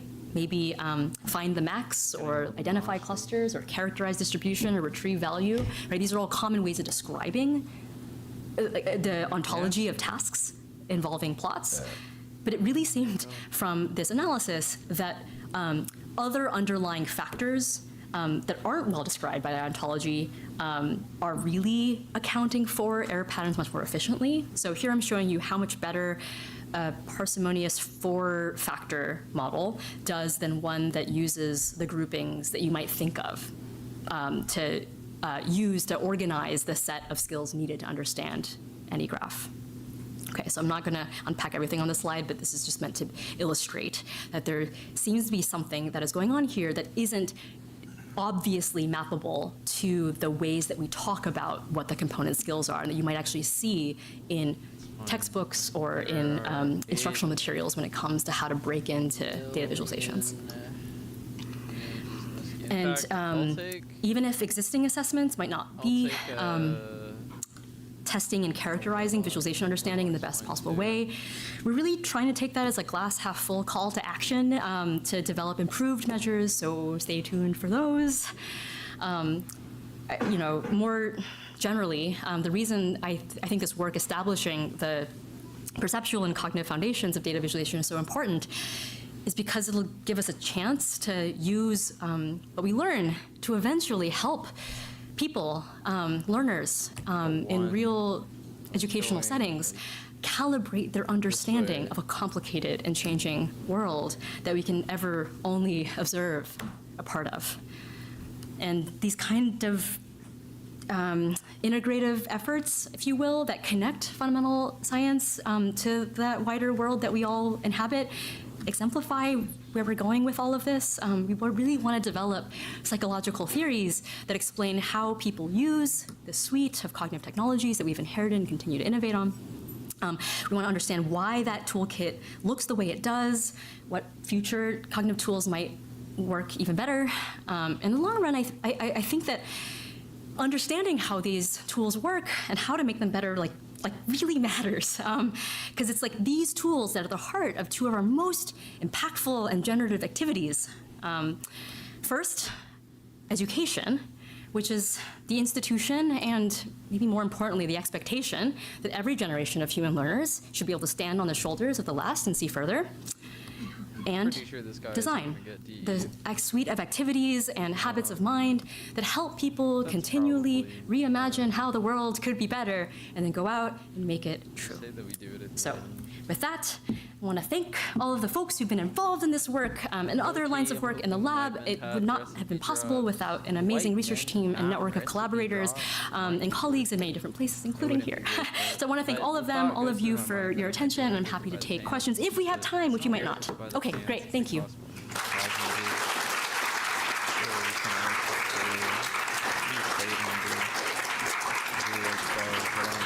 I see hand. Okay. Thank you so much for the talk. One thing I'm curious about is, so in a lot of your examples, specifically relating to depictions, there seems to be this kind of one-dimensional axis between things that are like more detailed and faithful versus more sparse. But I'm kind of curious about cases where people actually diverge and produce things that are like actually false or like counterfactual. So I'm thinking like, if I'm drawing a glass of water and I want to indicate that it's full, I'll like shade it in blue, even though like in real life, glasses aren't like blue when they water. And I feel like that depends a lot on culture and language and stuff like that. Like I, speak a language where water is described as blue. I like have been around pools, which are usually painted blue on the inside and so on. And that could sort of depend. So I'm just wondering how you thought about some of those cases. Yeah. There's a large literature in philosophy in like the area of aesthetics that I take inspiration from that begins from a similar premise, which is like, how is it possible that we understand pictures that are false, right? Like pictures of like fictional individuals or unicorns or like glasses with like blue water, even if it doesn't look that way. The tack that we've been taking in our own empirical work is to not begin from that premise, right? Which is that rather than thinking of them as false, this is the actual data that people are generating under some objective, and we're trying to figure out what that is. Right? And so the reasons why they might render the water depicted in that depicted glass is for some reason, and we're interested in those stakes that you identified. To what degree it captures faithfully the visual appearance, the phenomenology of looking at a glass of water in a room where the glass is in front of you, I hope this guy as opposed to a kind of acquired convention for how you depict water, for example. I think those are like very reasonable sources of like constraints on why people make those representational decisions. So I think those are like the kind of questions. It's just rather than thinking of some drawings as good or bad, false or true, we just find it a lot more useful and productive to think of like, okay, these are the drawings people make under those conditions. Why? Why do they look that way and not another? If that helps. Thanks for your question. Sure. Thank you very much. I am curious about, so I thought something you only very briefly touched on that is super potentially interesting is the human likeness of errors that artificial systems make in gravity and visualization. And I guess in a way, actually, that seems especially useful for an artificial system because if I'm producing a visualization, I know what people will understand it to be if they understand it correctly, but I don't know, I might have a lot of difficulty imagining how it would be misunderstood. And so that actually seems like a task which was literally like, how else might this be misunderstood? Understood would be a very, very valuable thing. And I want to ask, like, what is our state-of-the-art model of that? Or like how graphs are misunderstood, visualizations are misunderstood, and is it an interpretable state-of-the-art model from a scientific? Oh gosh. Okay. Give us insights into Yeah. workings of the actual inner workings. Okay. It's really good question. So I'm going to engage with it, which is so there's a phenomenon which some of us in the room study, which is like perspective taking, which is hard but doable in some contexts. It can be possible to imagine what the world must look like from the viewpoint of someone else, and there are various paradigms for studying that. It also seems like the capacity for doing that very quickly and accurately can change with practice. And so there's like a role for expertise and experience to play in like shaping your ability to do that. One way in which that manifests, I'm not going to refer to like the VLM results at all here, but just like to sketch the like shape of the problem. It's like teachers, like the kind of expertise, one of many kinds of expertise that teachers, really skilled teachers develop is the ability to notice, it is called, misconceptions when they listen to learners describe how they're thinking about a problem. I did this. Right, so it may be that the final response or answer that a student gives to a math problem is like wrong, but it's not only that it's wrong, like the relevant question isn't always that it's wrong or right, but rather what is the nature of the misconception or misperception, or what is the gap between the normatively correct way of representing the problem and proceeding through the different steps and whatever the student did, okay? So one way in which I think, okay, maybe I will just very, very briefly, if it's okay, speak to how we've been thinking about this question in the modern era of extremely large machine learning systems, is to interrogate the kind of operations and like conceptual primitives, so to speak, that these systems rely on when they get an answer right or wrong, using the suite of like tools that go under the banner of like mechanistic interpretability, but we could call it cognitive systems neuroscience for artificial neural networks, in order to diagnose where right answers and wrong answers come from. And it'd be really, really nice. I'm not going to go into those in detail because of the but like that's a kind of like strategy you might take to connect what is the operations that are being performed in these systems that do not immediately lend themselves to those kind of interpretations at the same time, and then connect those to what has been called like knowledge graphs, the underlying knowledge graph that a person might hold or not hold. Okay, so like that's like a like a way of setting up the problem, I think, and like sometimes the issue, the bottleneck might be perceptual as such. And other times it might be like a bottleneck, or the gap might have to do with like a reasoning step. And the goal is to really expose what those steps are, have tools for diagnosing them, so that in principle you could use them to diagnose those misconceptions or misperceptions, mistakes, missteps in anybody or any system. That's very, very, very hard, of course. But these like challenging problems are like I think like a tool that we can use in like towards that end. Okay, I hope some of that made sense. I've like a lot of thoughts about it. Can I ask a follow-up Yeah, in go relation to this? Yeah. Like, so I think it makes sense. But so in particular, you helped us out here by highlighting I know. in gray that red, like the right part of the graph to pay attention to, right? And I one did of the do that. reasons why you might have trouble answering this question, I'm just trying to see if I understand, Yeah. is that you might not know which part of the thing to pay attention to answer the question. Yep. Or you might know what part to pay attention to, but you might not know what to do with it. How do Yep. you take that Yep. red rectangle and kind of relate it to the information, the information on the y-axis? Or you might not know, even if you know how to do that, turn that into the answer to the question. Yep. Are those the kind of, that's the kind of. Well, but yeah, like those are the kind of teaching moves that like a human But it- educator might it actually seems like take. You could. Yeah.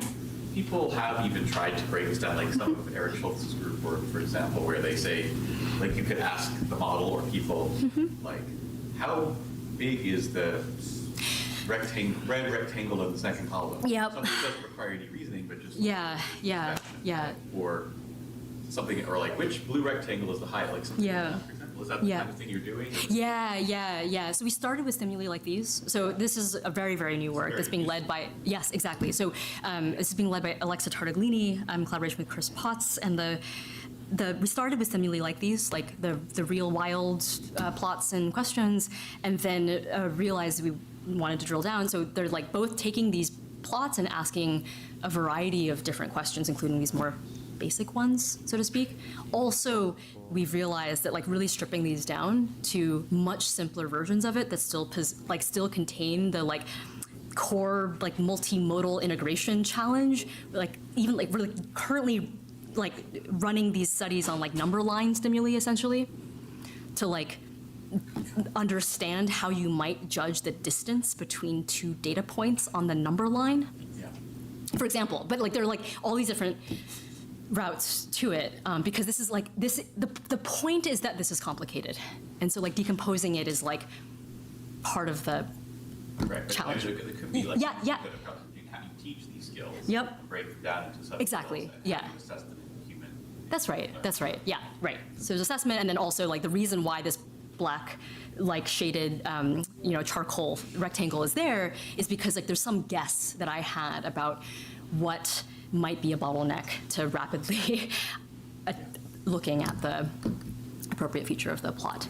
Okay. Could I follow up on that? Yeah, question? sure. Okay. So, This is- yeah. when I first looked at this plot, I thought it was actually ambiguous, and I wasn't sure whether the height of the bars all started at 0, and we're seeing one of them in front of another, I know. or I know. starting with the cheapest one. It's like or dodge equals not. true, yeah. But that's not my question. Yeah. My question is this: you've been focusing on, for adults who've been exposed to like lots of different kinds of media, what are the best ways to present information so that people can get it and get it efficiently, so forth.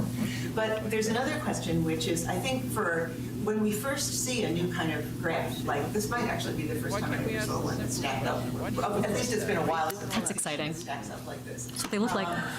It's not so obvious when you first see it. Yeah, it's not. As we get very used You to having trouble seeing them, remembering something? seeing things that are different can become really harder, right? So for example, event-related potentials, where negative goes up, drives me crazy. Right? Every time I see it. Yeah, right? So I wonder, what do you think about the question of how these kinds of representations should be structured so that they're easy for kids to learn? Yeah. Right? That Oh. you start out with none of these representations. What would you put into the earliest ones that you want kids to learn about? Yeah. And how would you progress from there? Yeah, that's a really good question. Okay, yes, and actually there are like versions. I feel like there's a few minutes ago, Nancy and I were talking about something kind of related when it comes to like how people break into this class of visual inputs at all, right? There's a sense in which you're building on top of a lot of like neurotypical ordinary visual and cognitive development in order to grasp the presence of different shapes in certain spatial arrangements. It relies on literacy as such, being able to. There are a bunch of like conceptual primitives and like more basic competencies that you might need to build up first. It might be that there is like a sequence of experiences that build from the. Like that's a really good question. I don't have answers to that curriculum design question, but I think it's a great question, and it feels like there are thoughts. I feel so, yeah. To build on that, it seems like the back third of the cortex does vision, and it's a spectacular set of machinery that extracts all these different rich kinds of visual representations. From orientations to heights to shapes to landscapes, all of which are possible spaces we can use, right? And so it seems like the essence of making a good graph is figuring out how to make a visualization that taps into some of that machinery. Yeah. You build a map on it. Like what makes visual scenes in general easier and more fluent to process, right? Things that aren't particularly cluttered, right? If you're interested in like the kind of problem of like visual search over those scenes, there are aspects of those processes that are co-opted in order to identify the appropriate sub-region of this image to look at, right? You might imagine like designing those initial graphs to cohere more with those kinds of scenes, right? And then there's like the step of like mapping the components of these scenes to concepts that you also need to learn about, and that can be really hard initially, and then become faster and faster and easier over time.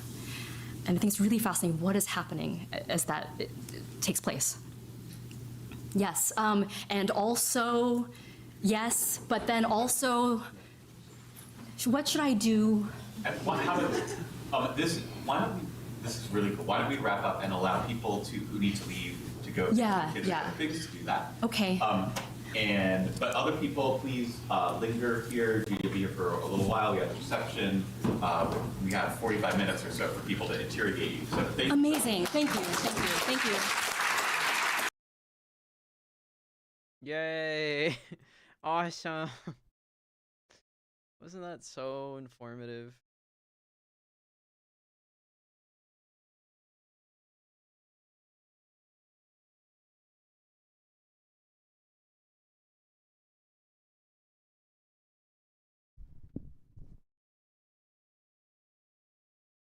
You like PMI? PMI? You'd rather have PMI? God damn it. God damn it. You'd rather have PMI. PMI is me doing homework. You want fun reading time, brother. You don't want PMI.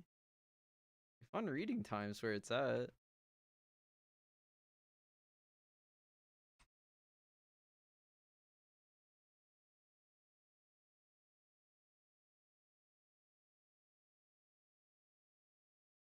Yeah, PMI is not as good as FRT.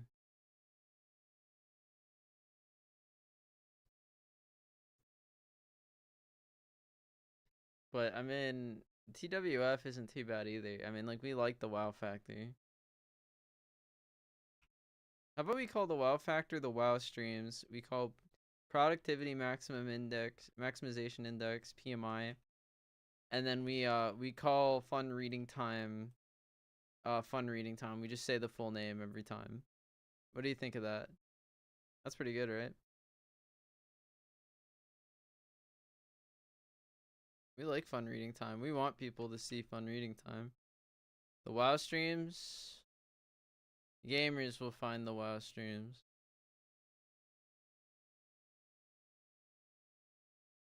They might never find the WoW streams. I could do new WoW streams, and they could replace the old WoW streams, and no one would have to know about what I'm doing here today.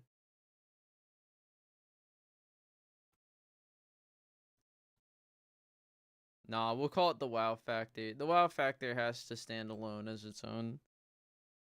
We'll call it TWF. We'll call it TWF. That's fine.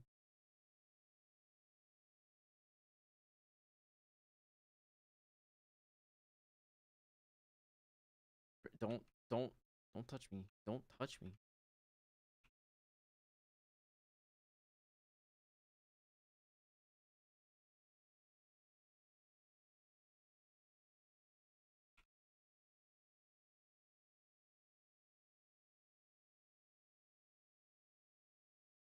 You guys aren't ready for that conversation. Sorry, I just heard something ridiculous about German scat porn. Jan, are you here? Jan, are you here? Jan. Respond in chat if you hear me, Jan. Jan, are you hearing it? Hit him with the noom.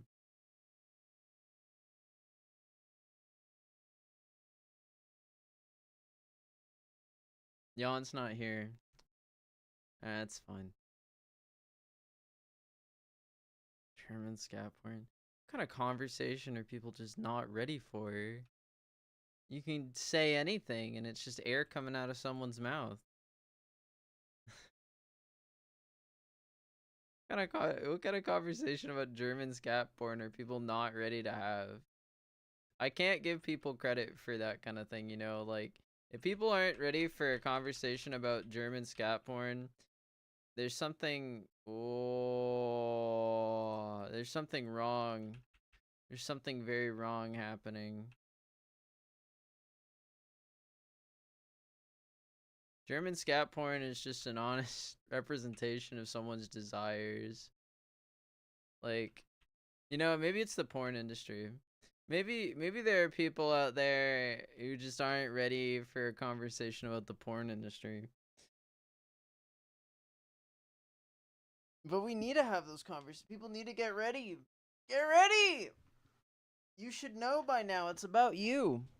If you're not ready, then it's about you.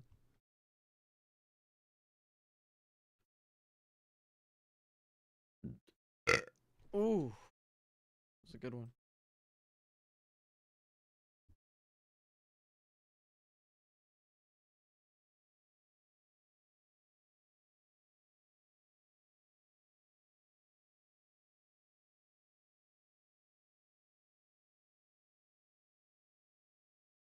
What are they gonna do?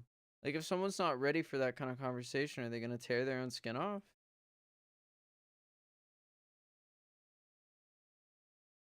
What's going on with that? What the hell? Are they 12 and they don't know what it is?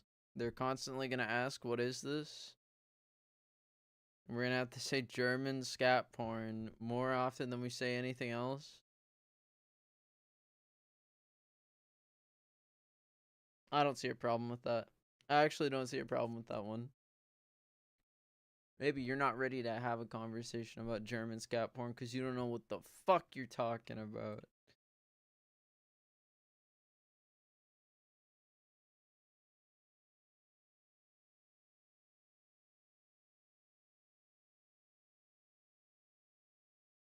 Maybe you're gonna give me negative vibes. And I'm gonna shrink into my shell as soon as I start explaining German scat porn. And I'm gonna retreat into my cave and buy a Monster Energy drink at the gas station.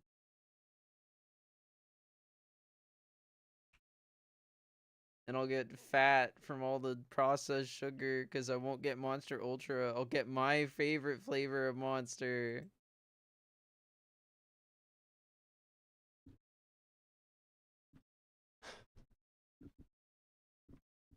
Could be bad.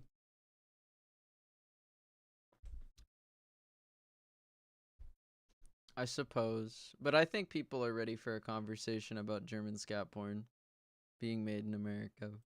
I think we need to be pretty urgently. Because they're putting German scat porn artists on American podcasts and not telling anyone.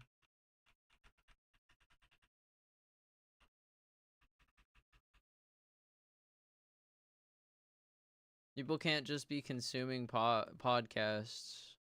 People can't just go out there with a podcast in hand and not know that it's German scat porn made in America.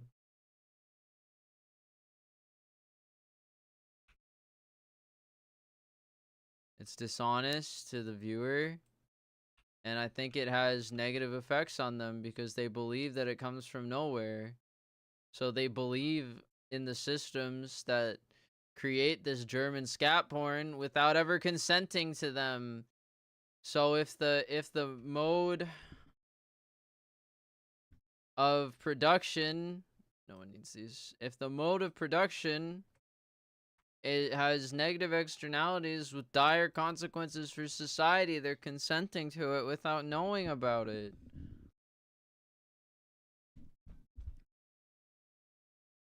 So they need to be ready for a conversation about German scat porn.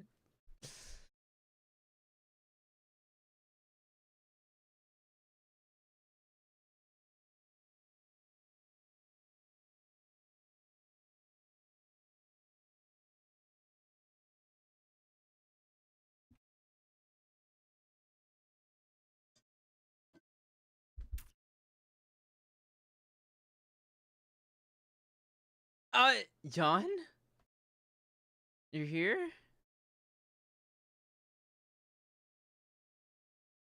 Friend of the show, Jan. Why don't you tell me what you don't?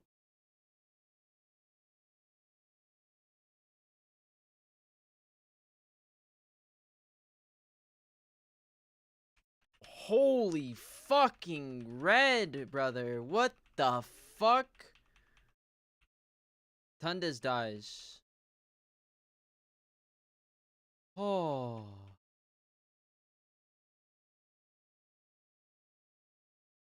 Almost died.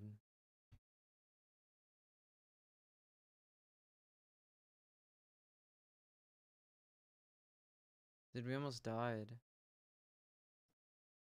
Alright, where's my pain? I have like pressure like on the muscles behind the muscles.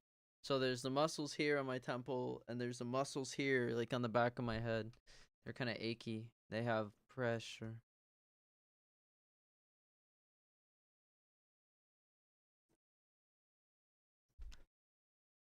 Yawn.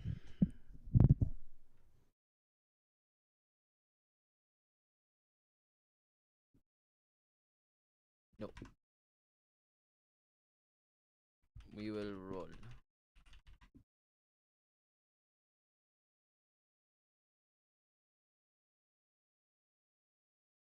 Perfect. Alright. Nice. Right after that tightness in the back of my skull. That's what I want to hear.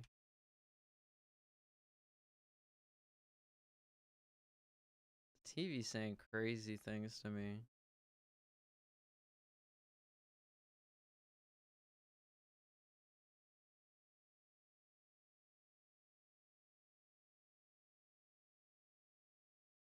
Those who know.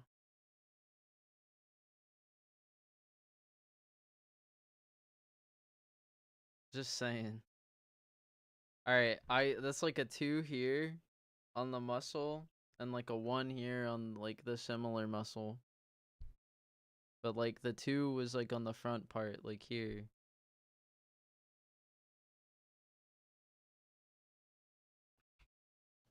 It's like a 1 on my eyes and like the same. Ooh, but that's like a 3.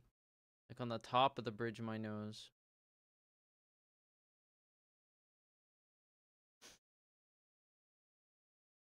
Oh man. Oi. Tiny 3 on my side, like here. You didn't see it, but I was touching like right below my ribcage. And kind of like a rumbling. And I ended up burping.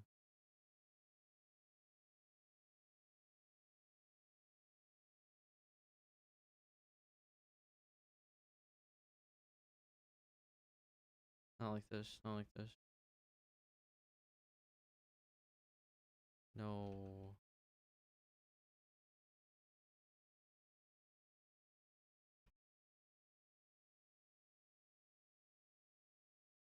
This guy's gonna kill me. Oh, Mitchie.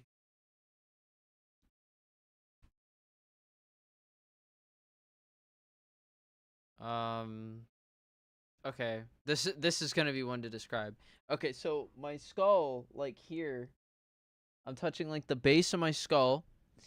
It was like little beep beep beep beep beep beep beep beep beep beep beep beep beep sort of thing, like there. What? I thought I master looted this. Oh, because it was in a chest. Little like beep beep beep beep beep beep beep, like not even ones. Like they felt like little touches, right? And then it shot forward to like my eyes, and it became like a 2 in my eyes. It felt like it shot forward through my skull. It was crazy.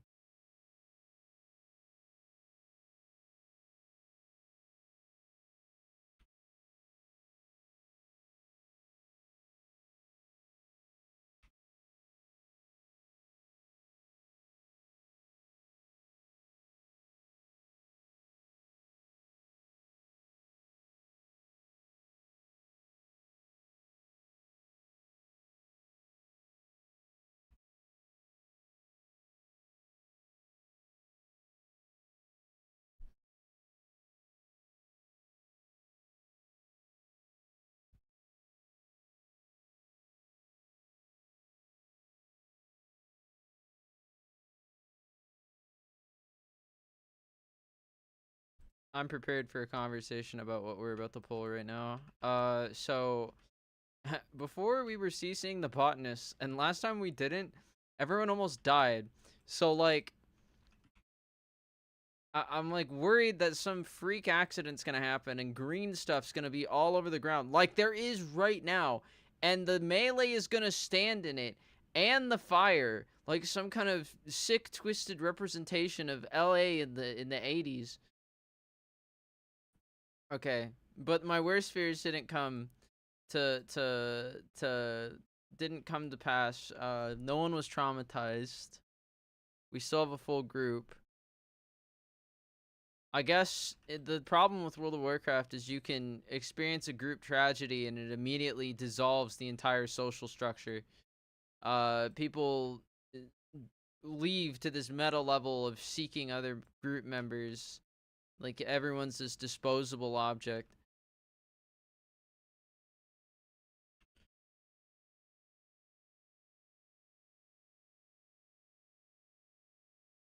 Alright, we're gonna kill the botanist now. This guy ain't nothing to me, man.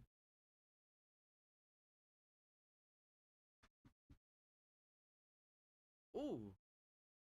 Little crack at the top of my back. Ooh, ooh. Poppy, poppy.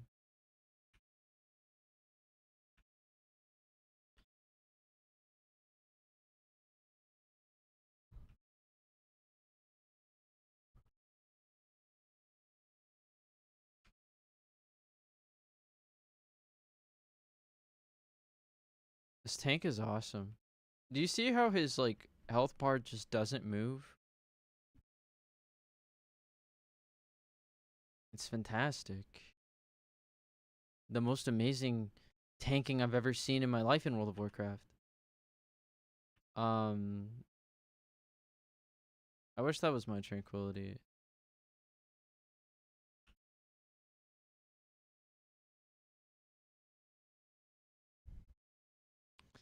I think what I enjoy, I think what I love is a good comeback, you know, and I'm feeling it with this guy. I think I've been having a lot of negative experiences with dungeon groups over the past couple of days, and this is just like really pleasant.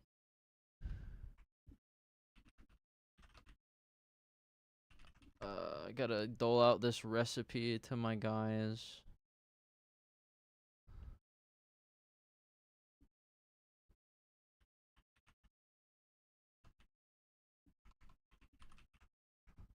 Okay, so this will go to Tunda's.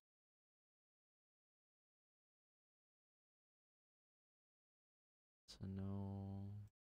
This to this guy. I'm a good master looter. Alright.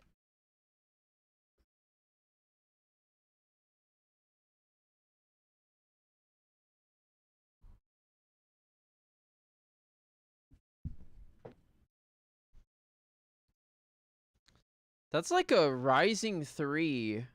Like on my ear here. Jeez Louise. So uncomfortable. It's like an irritating 3 too. Like sometimes it's like a sharp pain, but other times it's like a gravelly pain or like a burning pain. Well, sometimes it's like a burning pain, sometimes it's like a gravelly pain, and I'd say that one was like somewhere between gravelly and burning. Jeez Louise. Oi, oi, oi, oi. Like 2. Like a bad 2. Here. Need a massage? Jan, I need many devices. I don't know. I've thought about this. Sometimes I need a massage. A lot of the times I just need self-control, but I think what would really help me right now is like I want like a automated like monitoring device. I want to create a device. I've thought about this. I need to create like a collar or something that like sticks little fucking micro needles into the muscles on my skin. The needles will hurt while they're piercing the skin, but once they've pierced and reached the muscle layer, all the pain should be gone. It would have to secure it there, and then maybe it could be like a cool display, like a glow, like it glows like the parts that are like contracting or whatever. Maybe I could find a way to measure the charge of like of like these painful chemicals causing my muscles to do this. And I'd look like a Blue Man Group or something. Like something between Hellraiser and Blue Man Group. And I could go to Washington and stand outside of Congress wearing one of these things and be like, "What are you guys doing about it?" And they'd be like, what is that? And I'm like, "I'm Hellraiser mixed with Blue Man Group." I'm measuring my pain. Yeah, okay.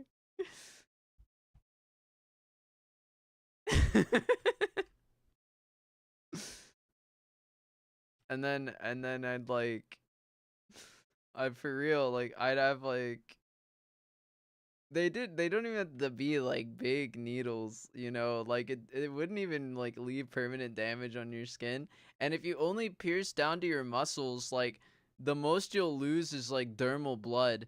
And that's only if like the things get irritated. Now the problem is the things are gonna get irritated. So you're gonna lose like a bit of blood doing something like this, but if you're really careful and really precise, it's entirely possible.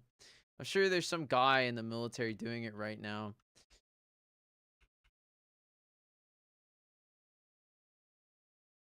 You're gonna be like, Daddy, why do your hair follicles look different than everyone else's?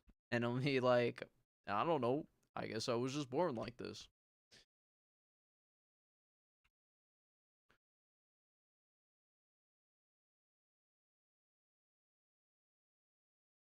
See.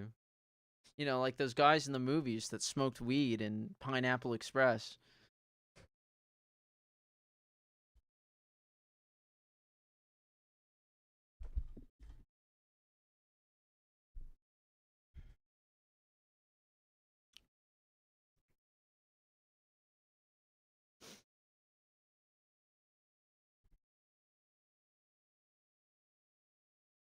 Maybe give you a little help. Jan, I need a lot of help after this. Nothing's right in the world, man.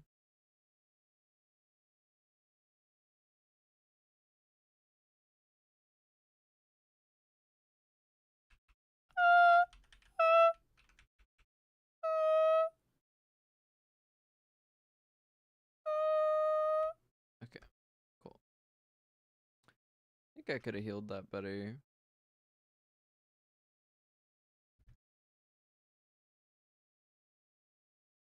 Oh, is he getting stunned?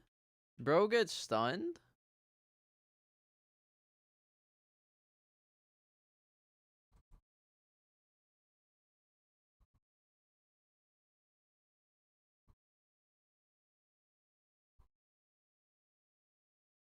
Can't believe the first warrior I asked was a disenchanter.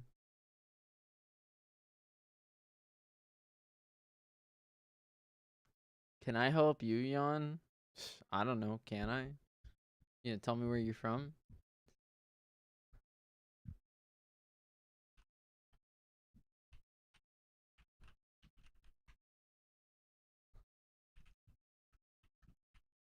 Oh, well, I said give me 1 minute. Oh, it's fine. He just pulled this guy.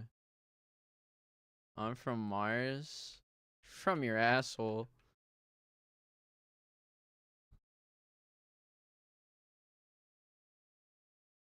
Jan, I'll believe it when things are different.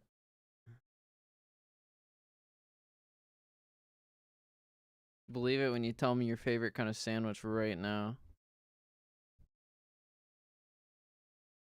And it's gotta be right now.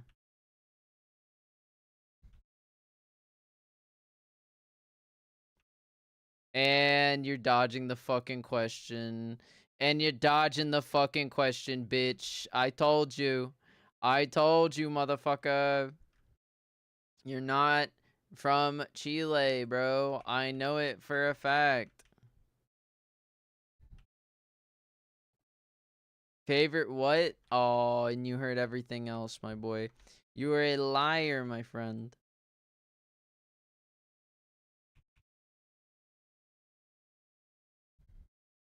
And I don't even. I'm I'm out of mana.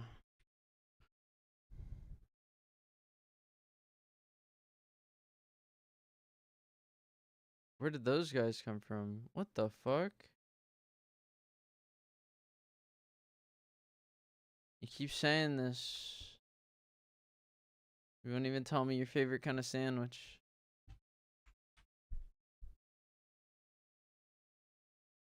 You should know this. It's your favorite kind of sandwich.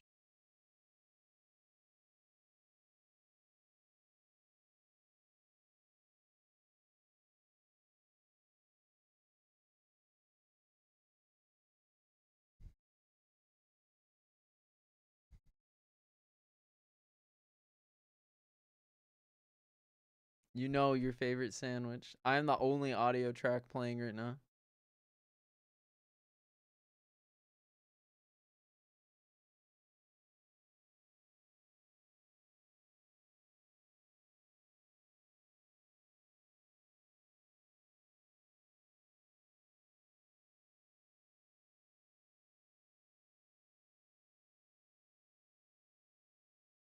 That's time's up, dude. You don't know your favorite sandwich? This is small talk, dude.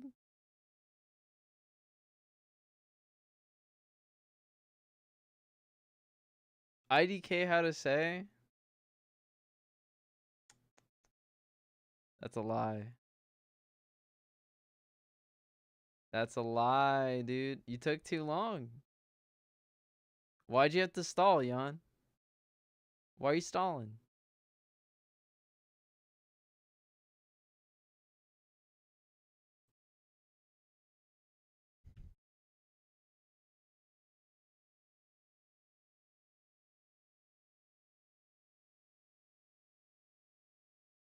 You're stalling. You're stalling, Jan. I don't know how to say. It's the type of thing people think of foreigners, Jan.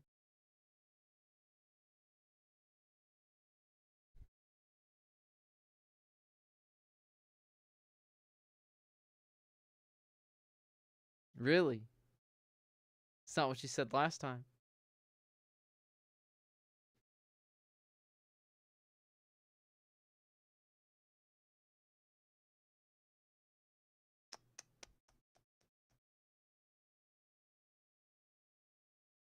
Jan, Jan, Jan.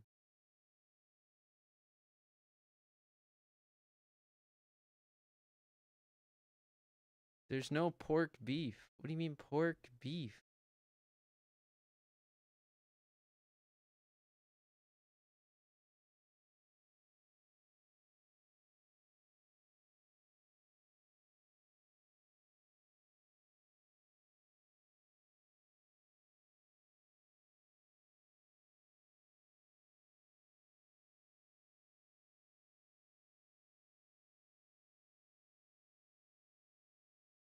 Took too long. Jan, you stalled for time.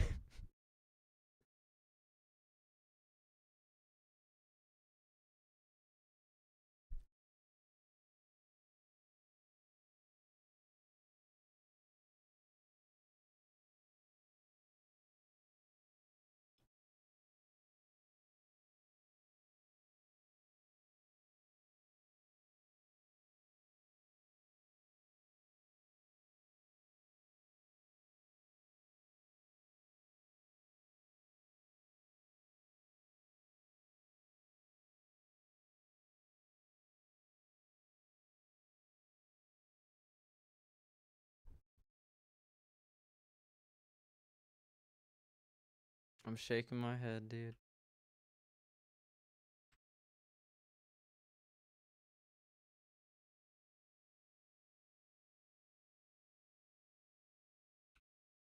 Jan, you should know.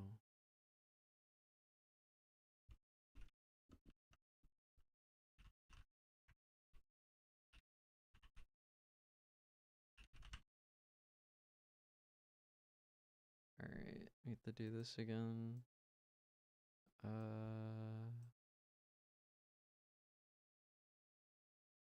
This is like my least favorite thing to do.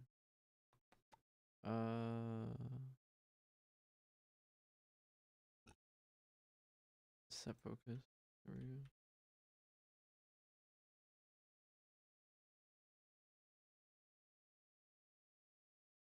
Jan, this is real life.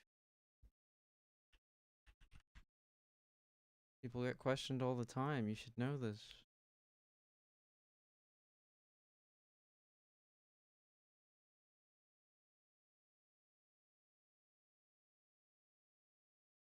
What's my favorite sandwich? It's hard to say. Maybe tuna.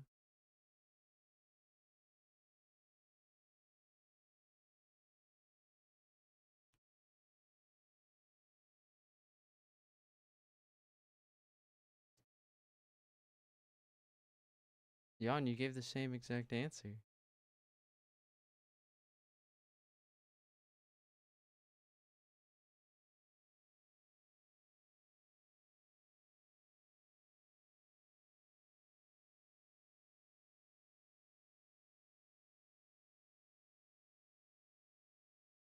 Jan, you didn't answer like this last time. You nothing about your response matches up someone who is like being genuine. Like like you know what I mean? Like it's one thing to be like, oh, the life is nuanced and like things are different and I don't really have favorites. And another thing to be like, I am the guy who can't speak English from South America.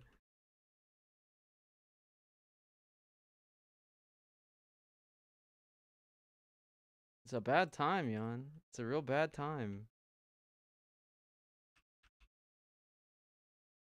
Is this guy like getting sacrificed or something? God damn it. And I put pain sup on him too. Oh, what the fuck is wrong with my fucking... God damn it.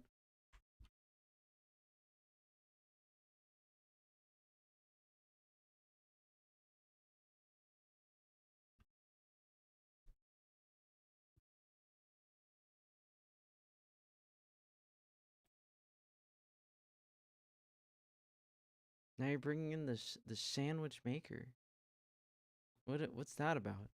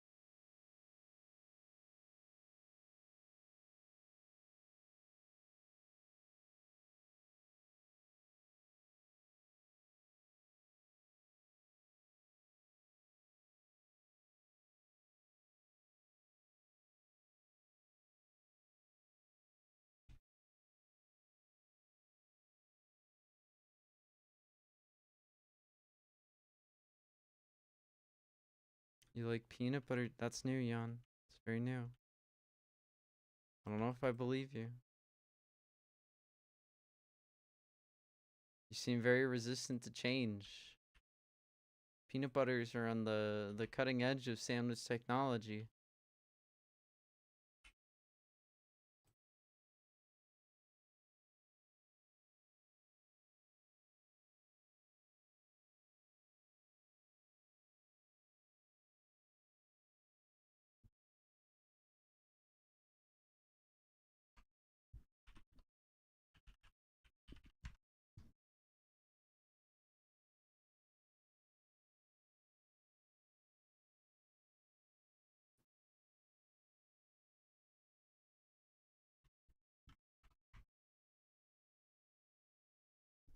You know. You know what your favorite sandwich is, Jan. It's a ham and cheese. Actually, it's a cheese sandwich with ham.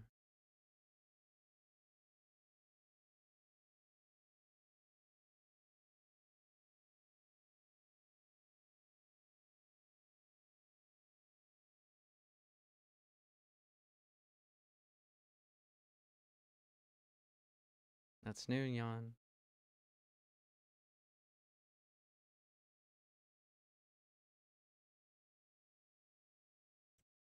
Does it have a name, Jan?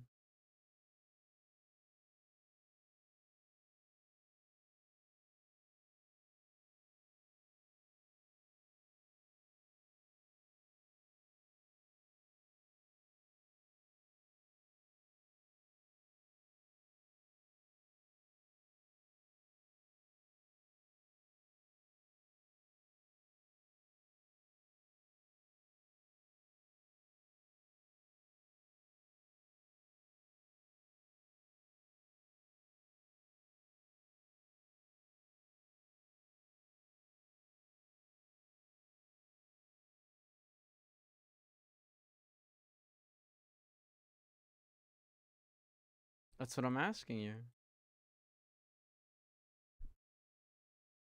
What is the name of the sandwich? What do you say when you order the sandwich?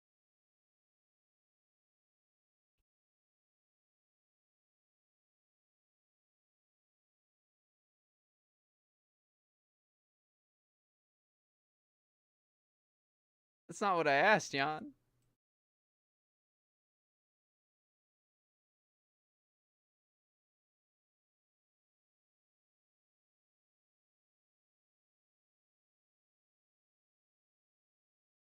Not what I asked, Jan. Not what I asked.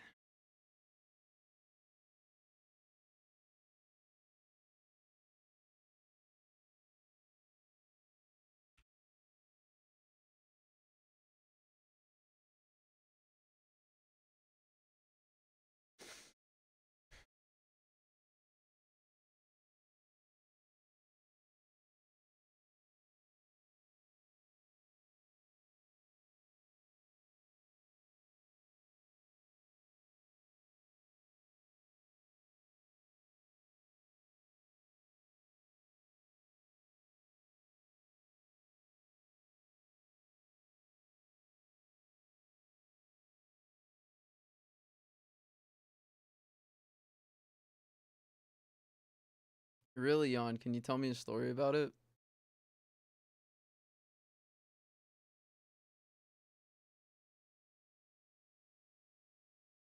Are you capable of sharing facts about your life, Jan? Oh my god, here we go, here we go, here we go, here we go. Oh, fucking hate this new targeting thing.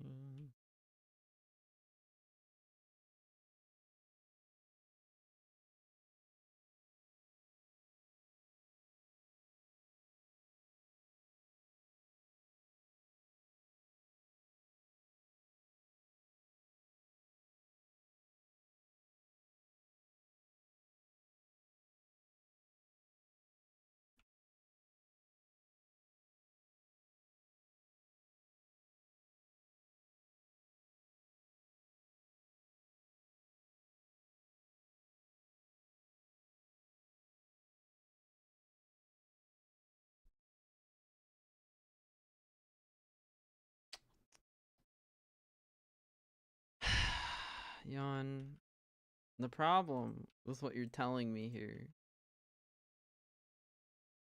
is that you're not telling me the name of the sandwich, even though in front of you, the keyboard you are using right now is built to type these words.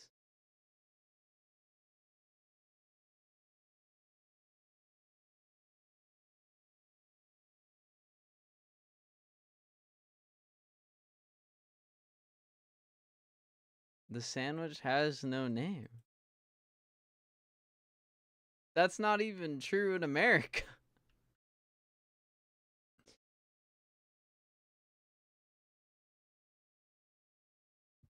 That's not even true in America, Jan. The sandwiches have names. All of the sandwiches. Every single sandwich has a name. You're against naming things because you don't want to expand your mind.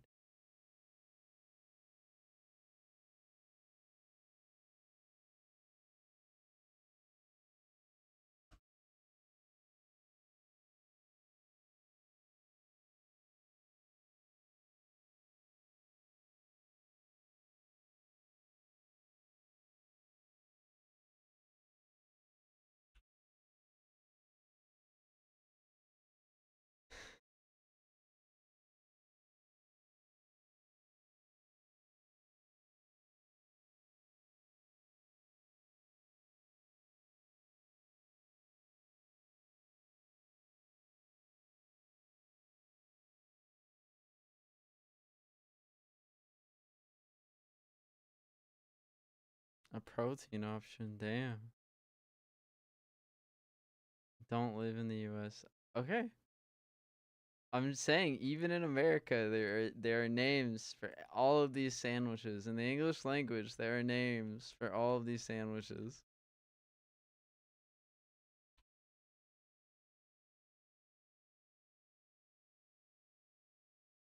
Oh my god, it's so hard to fucking heal.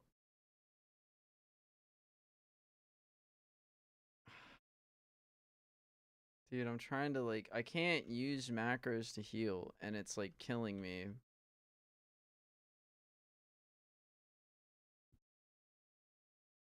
Beef Subway sandwich. That's a real thing. You build your own sandwich. You build your own names.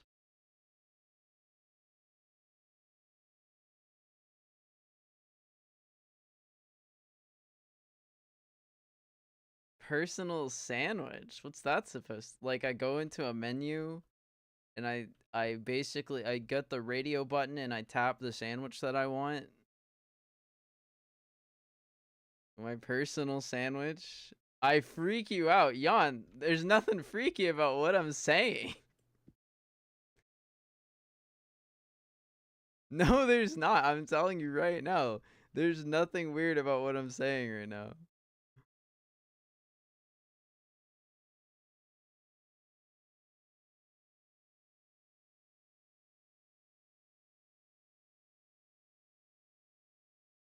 Jan, they don't. There are options that you can only order in the store by name.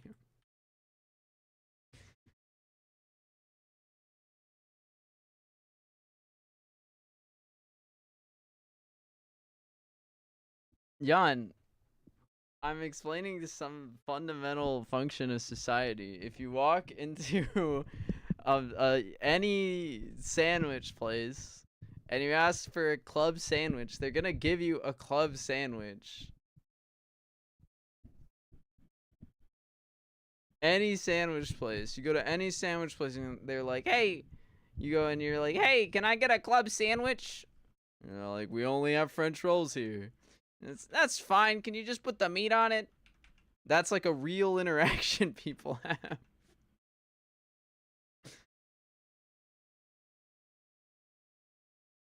They don't go, 1 sec, I gotta talk to my manager. I don't know what to ring you up for. Sorry, I don't know. I don't know.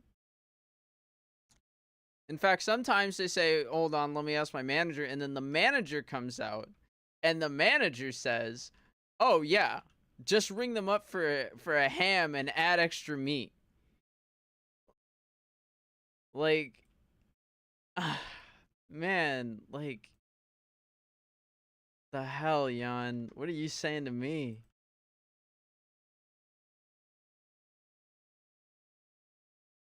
Jan, what are you saying to me?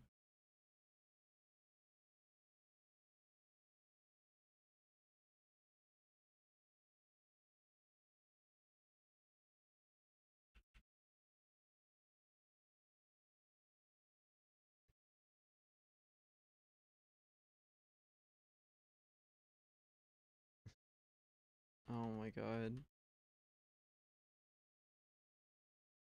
Give me mana. Give me mana.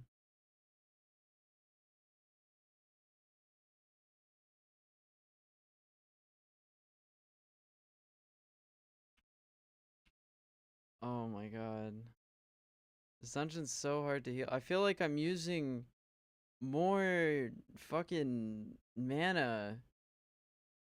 I feel like I'm using more mana without using my macros.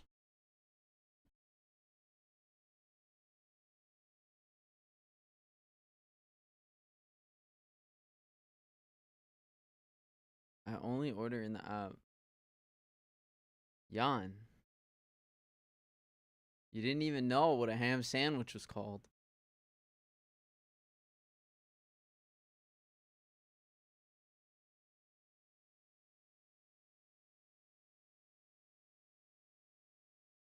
So let me get this straight. If you wanted... Let me get this straight. Let me get this straight. If you wanted to put turkey on a sandwich, you wouldn't know how to do that. Because you don't know how to find a turkey sandwich. Now hold on, now hold on, now hold on. If you put bananas on a peanut butter sandwich, that's not a peanut butter banana sandwich. That's a peanut butter sandwich with banana. Is that what you're trying to tell me?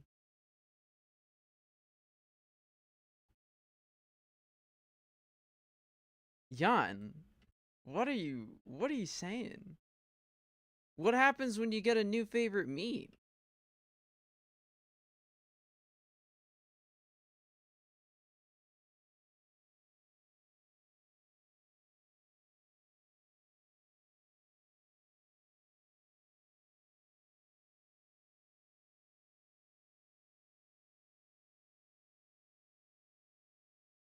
Bacon sandwich. That makes a lot of sense to a guy like me.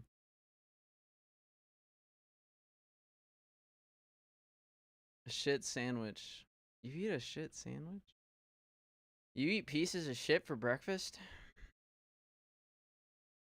Oh.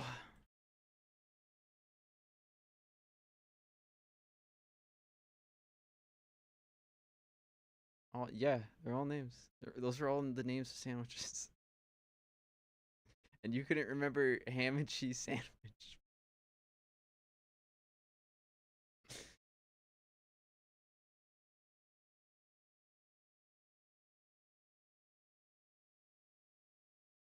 Jan, you should literally know.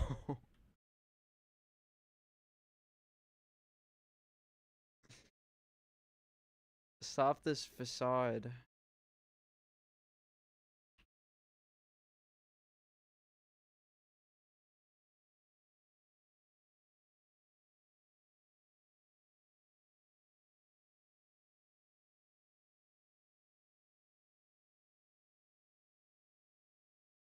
Oh shit.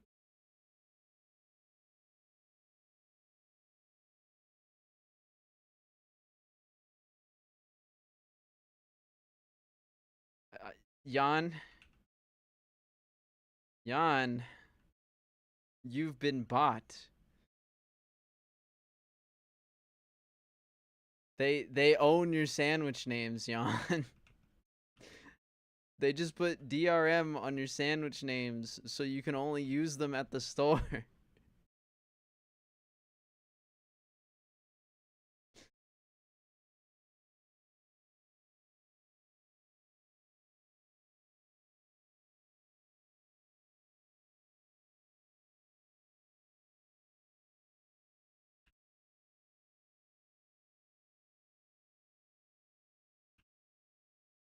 Oh man.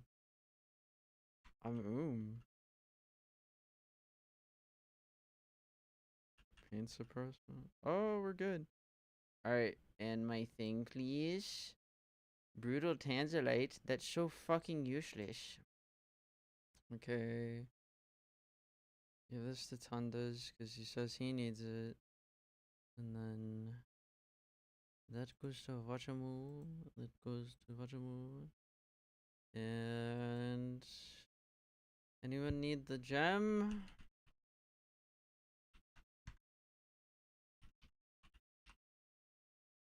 Tundas can have the gem. Okay.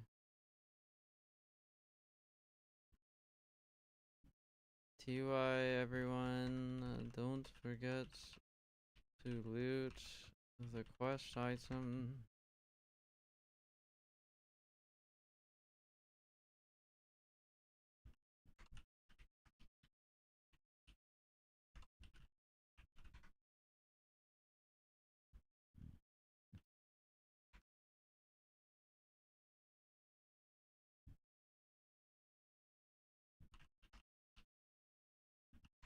Alright. Well, let's go. McCrispy. Oh, you want like fancy names. But don't some of those names, they hide their meaning, don't they? A Big Mac. I would argue that a McDouble is pretty big. I would argue that a double McFishy is pretty big too. But you certainly don't see me calling it a 2x3 McDonald's burger. Hold the cheese. I could be though. And it would say a lot more about what I'm putting in my body.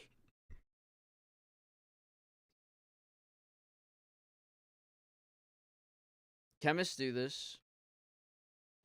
Obviously, everything a chemist does operates on a much lower level. But it's like, doesn't it make sense? You like put the things together. Now, there was an era in chemistry where they were just calling anything anything. And that's why like gold has like the chemical symbol like AU, because they had some convoluted Latin name for it, which just didn't make a lot of sense at all and was probably to hide the gold. But like, yeah, like organic chemistry, if it's C4 H8, well, isn't that octane? No, octane's 14. Never mind. But anyways, no, like, I thought that was C614. Anyways, there are good names for it though. There are good names for it though, because octane's not that hard to remember, right? But then, like, you know, they say like you can also just call it tetracarbon hexahydrogen. What did I say? What makes sense? What's the prefix for 10? Decoxygen or whatever. I don't know. It's dumb. It's really dumb. And they don't do that for everything. It's nonsense. I'll learn a new name if they update the model, but it's kind of ridiculous that they do this sort of thing.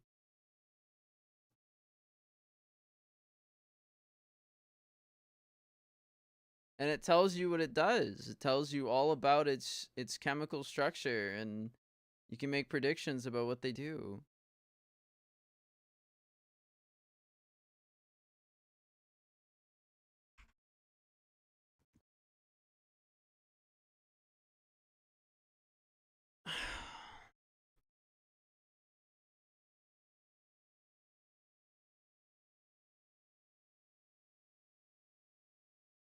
Alright, I have like it's like a 2 or a 3 like back here. I know I started the stream eating ice cream, and right before that I ate 2 ears of corn, but I think I actually need to make dinner for myself. I think I actually do need to eat at some point.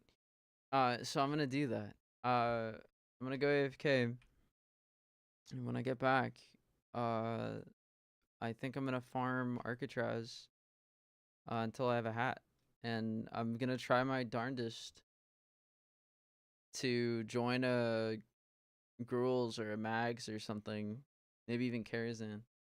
So yeah, I'm AFK.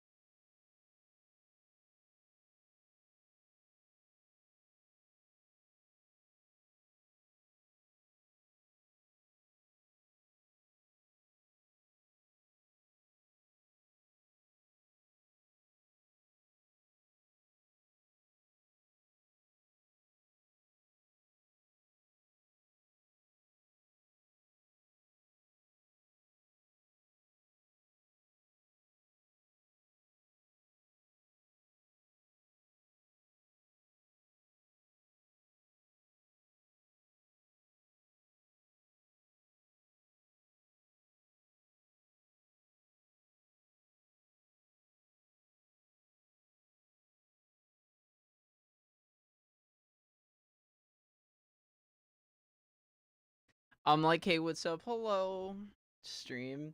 I'm back.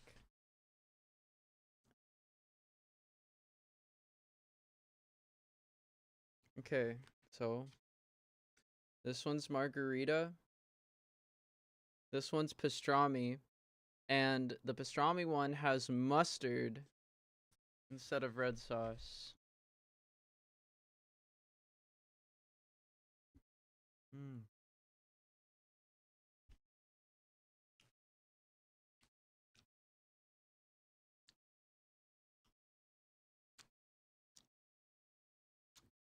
TV's still on. And when I say TV, I mean the other live streamer that I watch at the same time. A little bit of a director's insider take, insider information.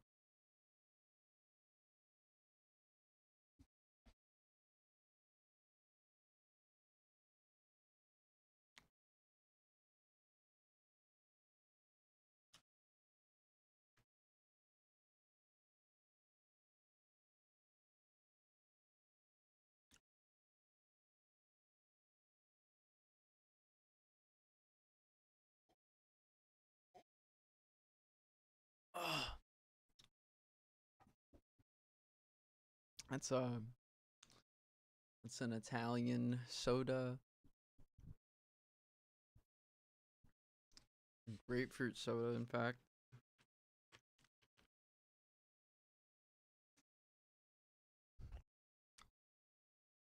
It's quite delicious.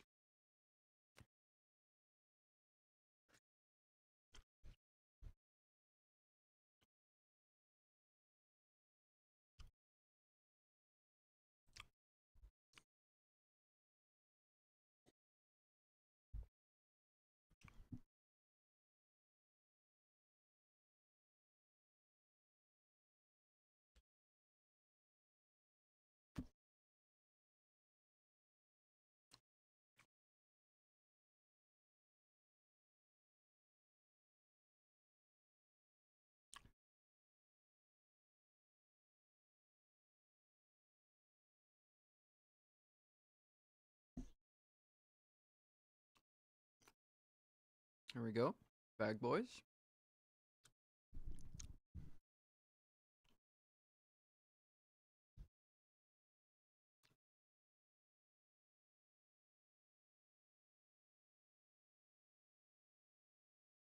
Let's see. They're still selling though.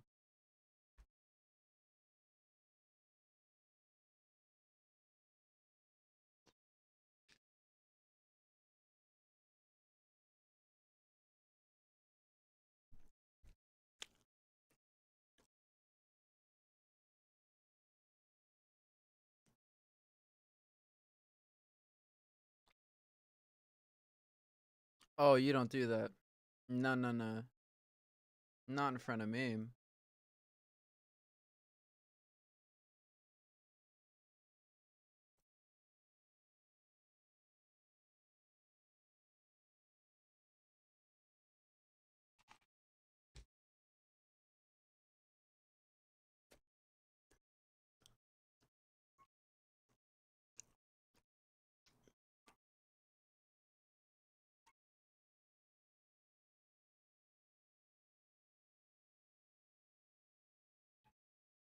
You don't do that. You don't do that to the bag.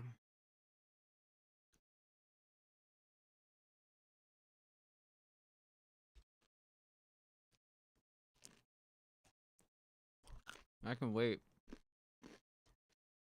Tax, or what is it? Food? Rent? It doesn't exist in WoW. I can take as long as I want to sell these things.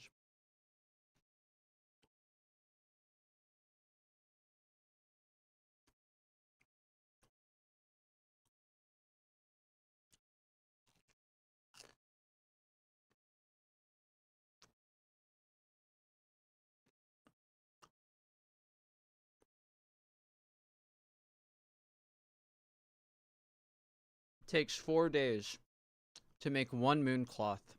You need 8 pieces of primal moon cloth to make one bag.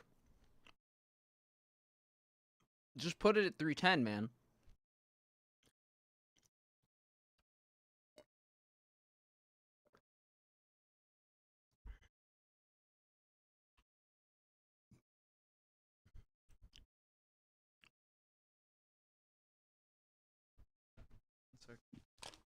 What's that? Here?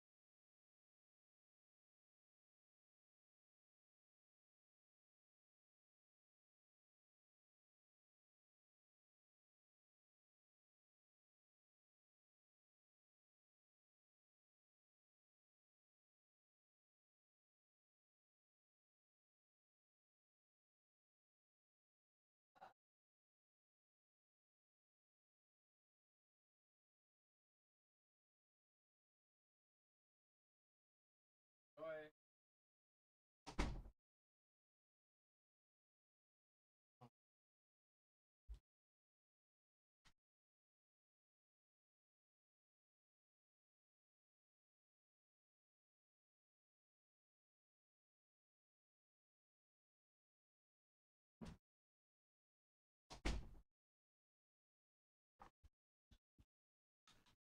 All right.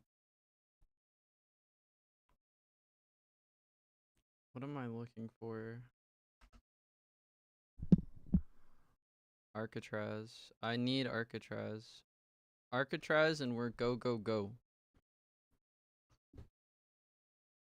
Because I need the meta gem. If I have the meta gem, it'll give me more mana regeneration during fights. Realistically, that's all I need. That and a little bit of luck.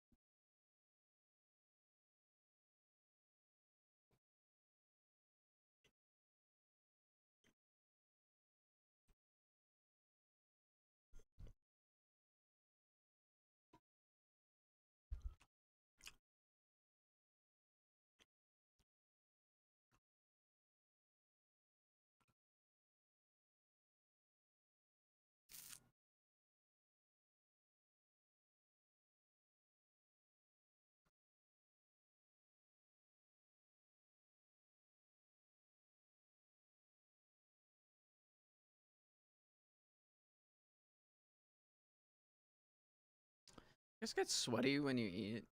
I feel like sweatier after eating. I definitely.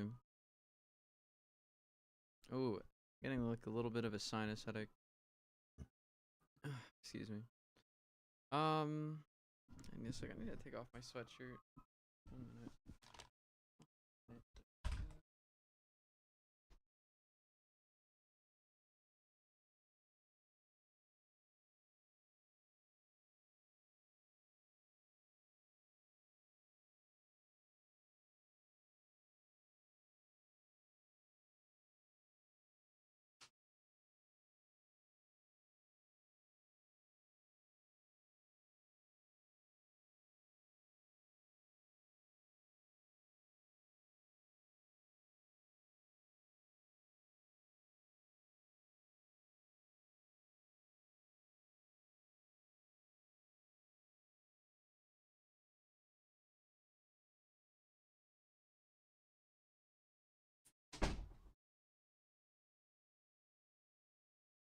No, you're gonna hit that spire!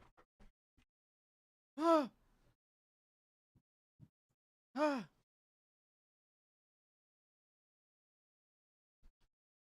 Save the day.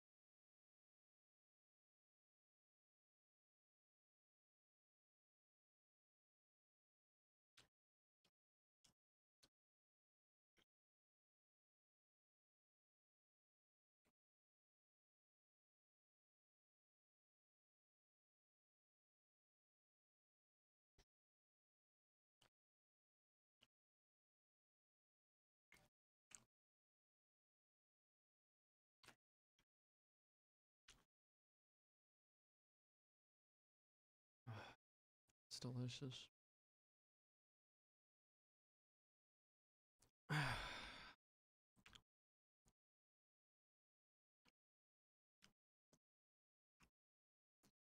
What did Blade mean when he said mall whore?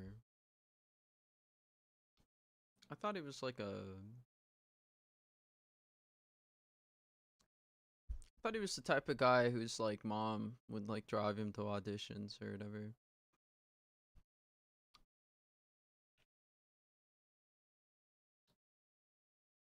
Didn't he have like a mohawk at one point?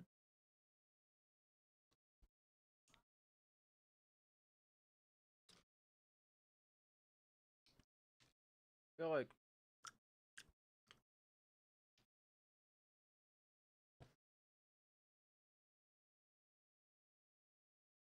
now that has to be a reference to Mallrats, right?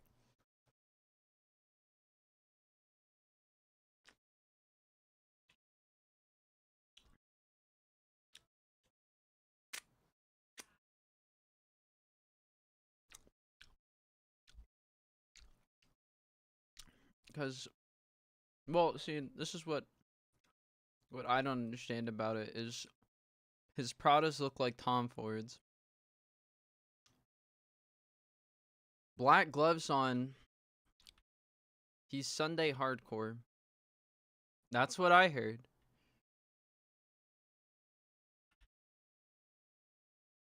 Death knocking on the door. That's a front door. Dip out of the back door. What does he say? Anyways, the little boing sound. I think the most infuriating thing about the movie Mall Whores is how it's just a movie about good-looking people doing incredibly manic things.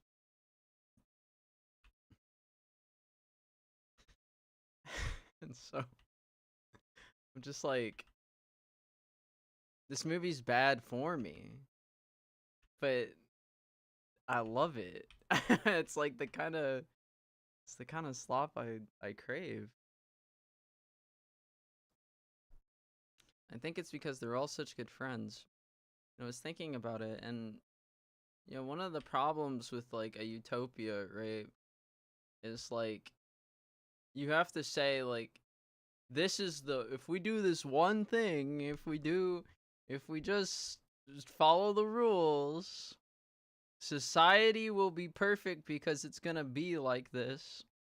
But I think it's way more realistic to be like, this is what I want from society, and I need to be able to recognize my imperfections and move closer to such a thing. So like, why isn't it's an idealist thing for me to say, but I really would like to go outside one day and to say hello to anybody and you know be like, you know what, today I'm gonna spend some time with this person. Let me go ask what they're doing. You know, I ask them what they're doing, and you know we just spend time together, and we're just like available like that, ready for schemes and stuff.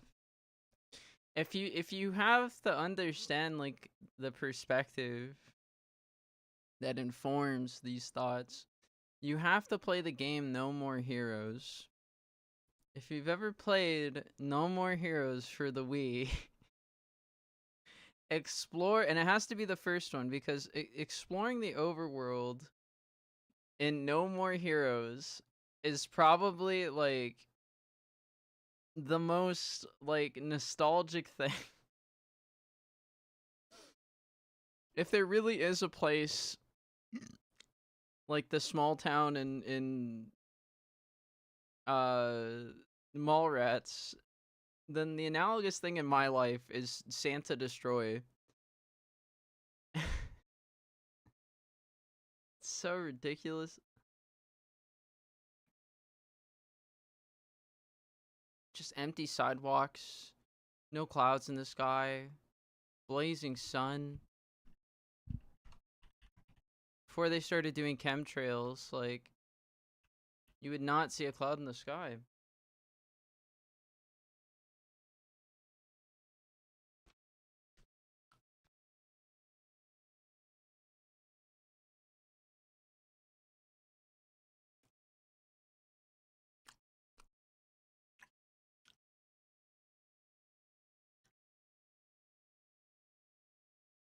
Something like that.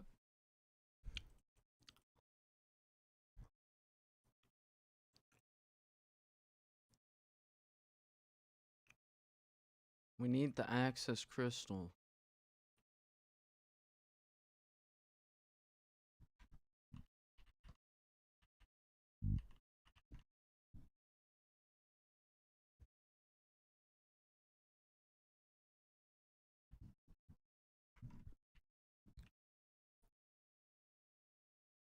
Oh shit.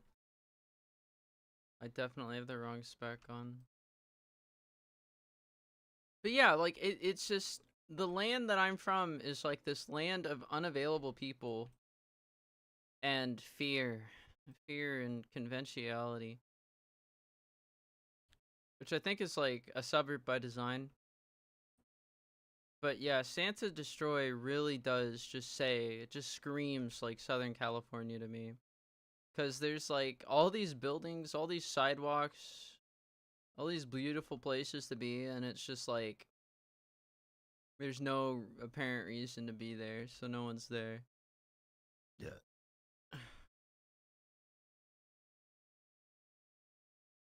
Now the assassins are something else entirely, obviously.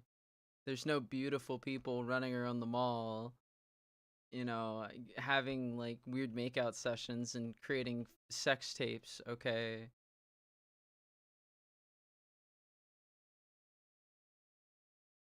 But it speaks to people's desires, and I suppose is sort of a personification of the outcomes of these much more banal stories about just these emotional journeys that people go through in places that aren't as cool as the mall.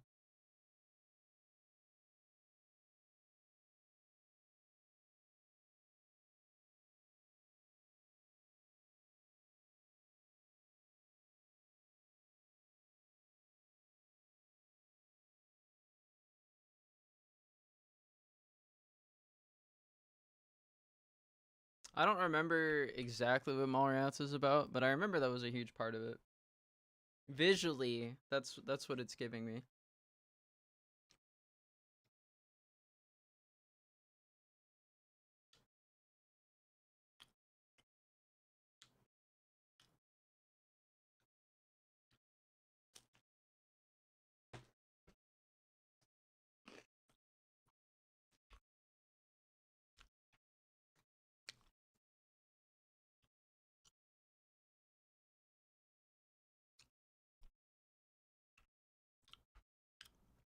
I have to wonder about the assassins.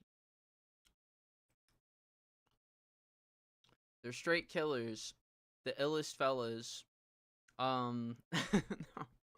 I don't know. I have a few fan theories about it though.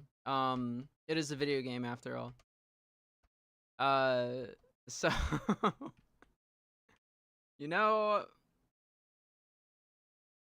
how, like, what do you call it? I want to call her Linda, but I know her name's not Linda. What's her name again? Maria? Is it Maria?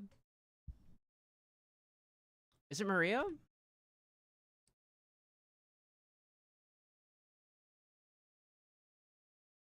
Anyways, the little girl at the end of the movie, at the end of the game,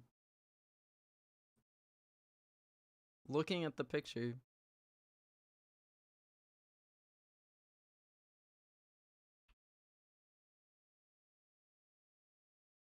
I feel like how would she know about assassins? Why is she thinking about assassins? Well, I think you have to take that move, that little move of like going in and out of the film, in and out of the film, in and out of the movie. I can speak, I swear. In and out of the game.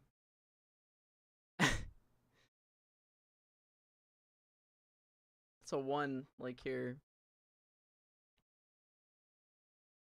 You have to take that for what it is. And it's postmodern. So the work contemplates itself in lieu of contemplating the subject matter.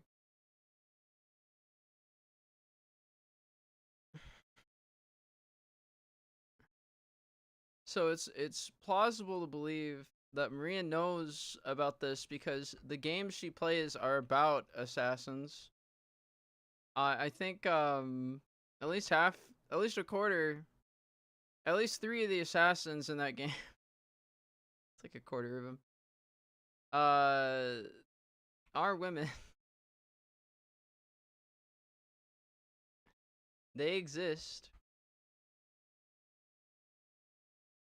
And I think at the time in the game industry, that was pretty reflective of female representation at the time.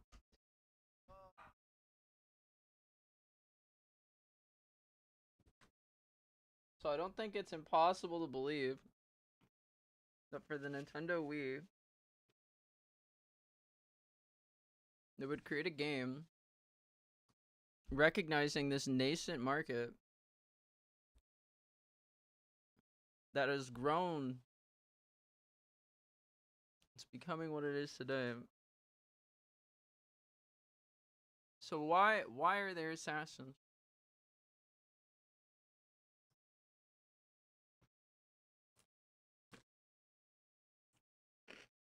Why can you buy something off of eBay to become an assassin?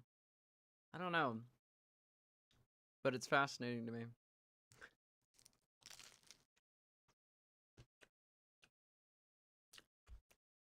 I don't know.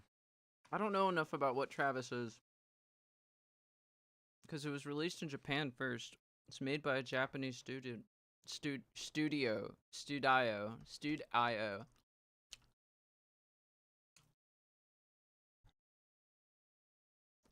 There's a better time to talk about this.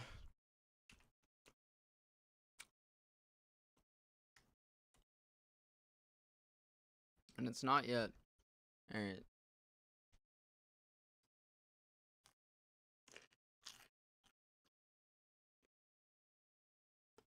I'm afraid of pizza.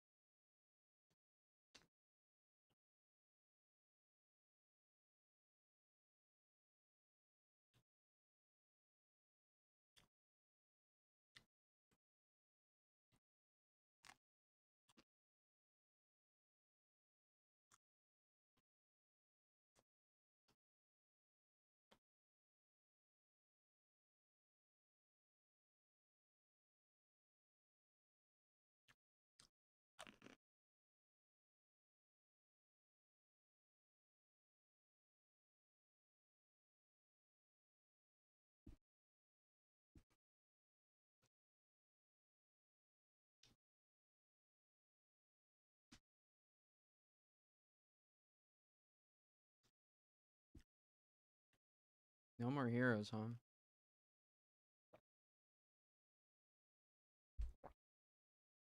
Wonder if I get any of the references. I wonder if I get any of the references.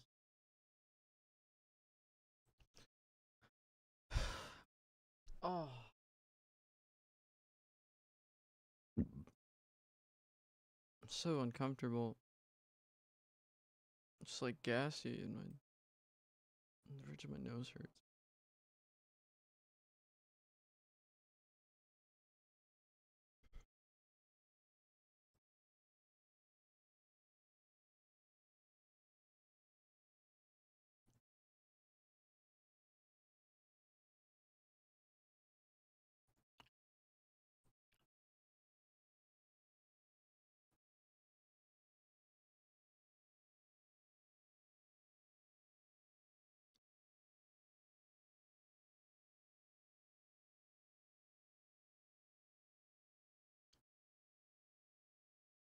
I think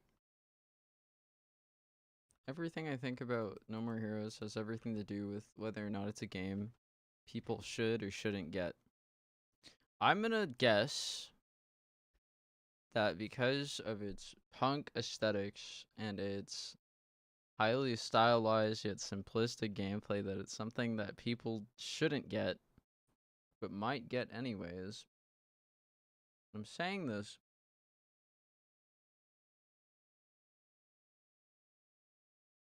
because it prioritizes the small moments in life.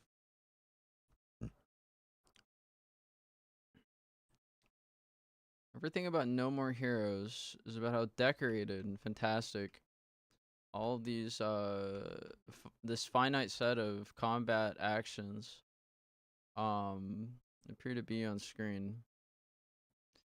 It is a crazy game, but it's not just a crazy game. It is a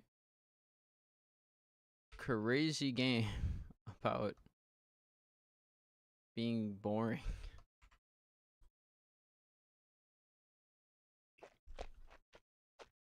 As we all know, boring people see the most out of life.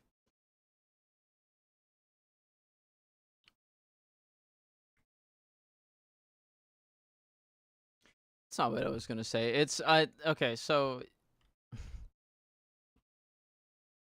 I feel like I got derailed there. The gradual progression of time gives us moments caricaturized by the emotional connections that average people experience in relation to the mechanical actions before them. We see this as a feature of labor because of artisanry, craftsmanship, flow state. And today, and at least since the 1800s, in the late 1700s, mass production, not as we know it, as it was coined by Ford, but in the sense that goods are produced en masse using machines with a streamlined process, where many individuals perform menial labor instead of an artisan creating a single crafted good. We see that flow state plays a considerable role in characterizing the day-to-day lives of these people. Hold on. It's like a 1, like a 2, back of my mouth.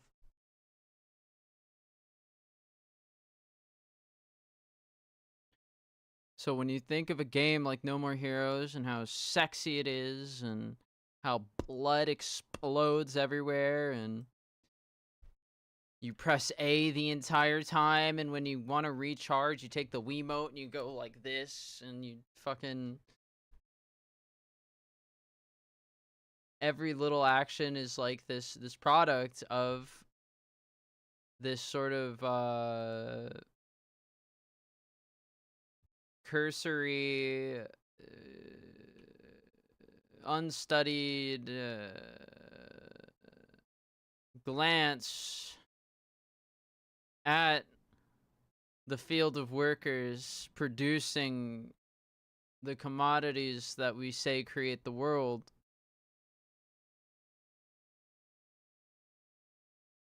So it is a game that is not understood by just any...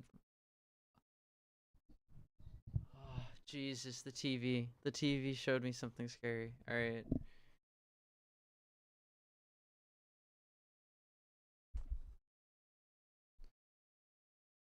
Anyways. So no more heroes, right? You're this guy who works, and you encounter these assassins, and I suppose if we looked at the wiki, we could parse this even further. I suppose if we looked at the wiki, we could find out more about this. We could do some wiki trolling, but I need to get this done, man. Oh, that's not the right...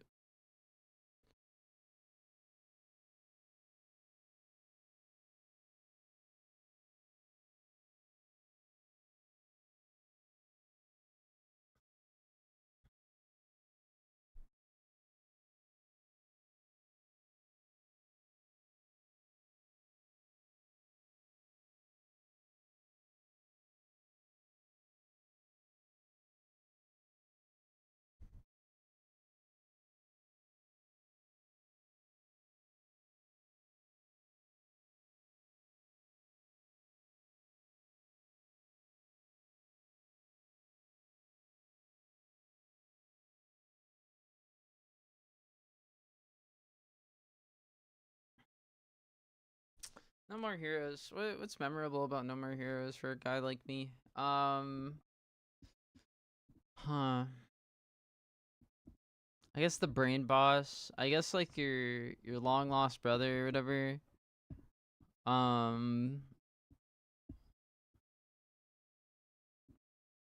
Harold? Is his name Harold? You get to play as him in the second one. What's happening at the time?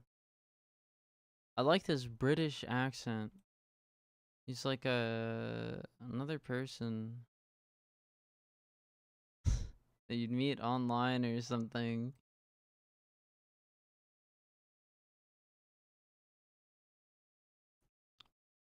But I think if we're taking what I say as true, then like Travis is either every man or any man, but I don't think he's every man. I think he's any man, but I don't think he's anybody.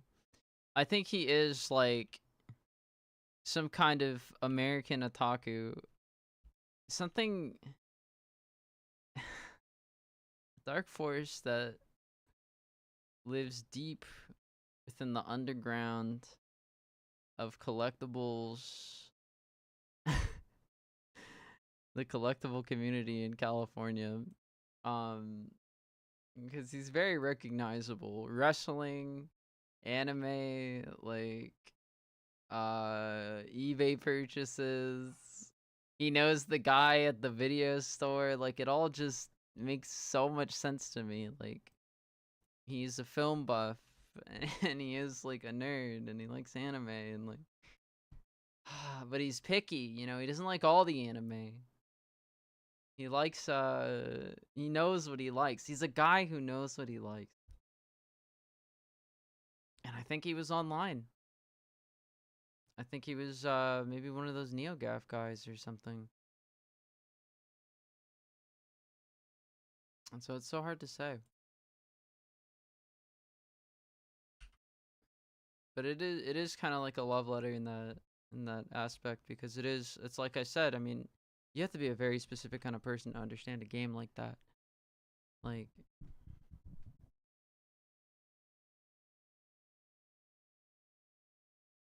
I loved it though, because I could at least find joy in the quirks and how it defied convention in enough ways to be very memorable. It also helped that it was on the Wii, that the little sword mini games and like doing all that. It's really visceral.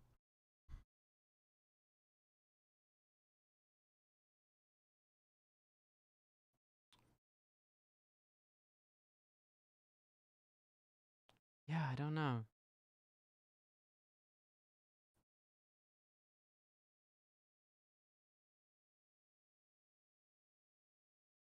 Alright, I'm not queued.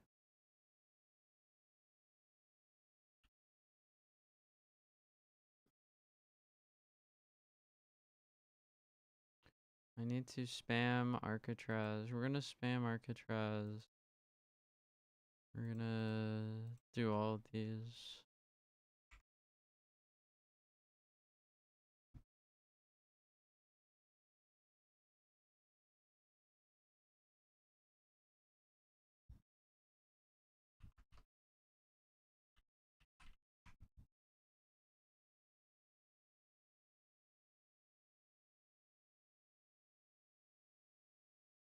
Everyone wants Black Mirage.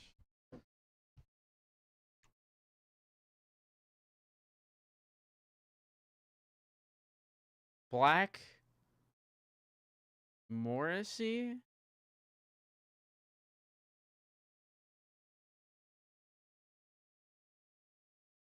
Really makes you think. Why he look like that? Oh, I have that game. It's so hard. Let's do fandom. What?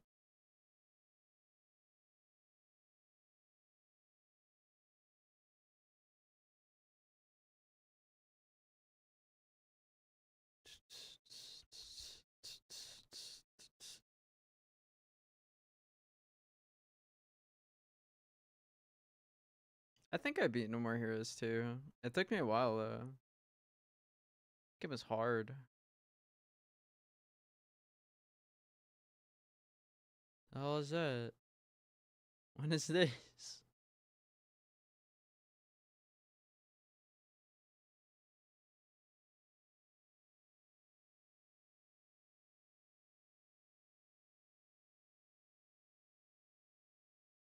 Hmm.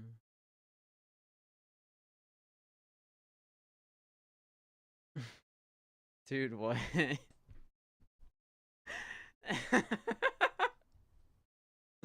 How? What is he doing with it?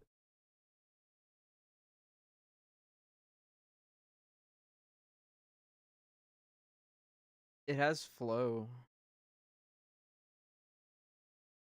All parts are replaceable, but it has flow.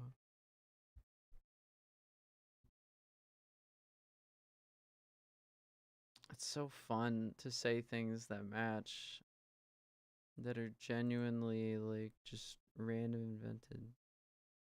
Random invented. Random inventions.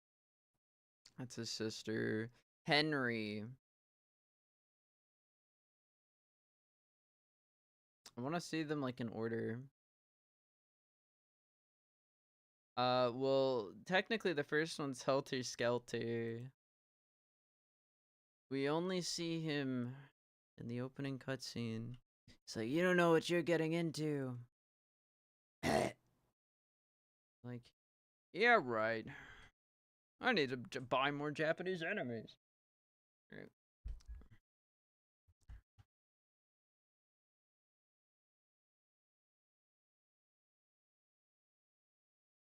Helter Skelter.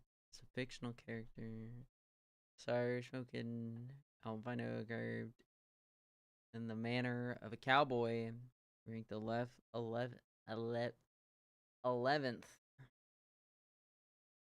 in the United Assassins Association until he's killed by Travis Touchdown.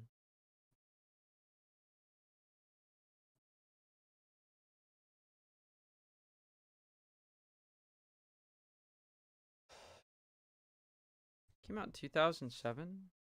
The heck?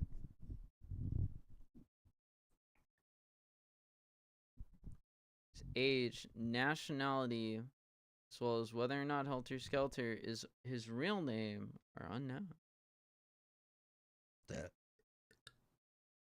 Though he seems to go by the title of the Drifter.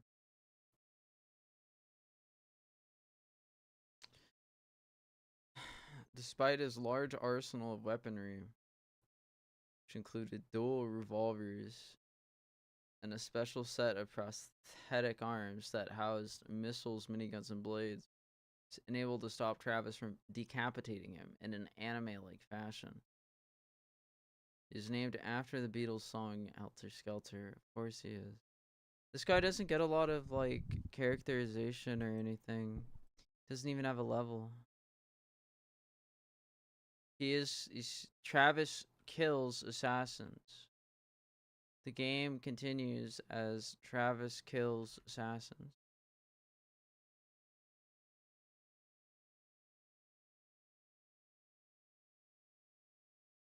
What does that even mean? Like in a, like...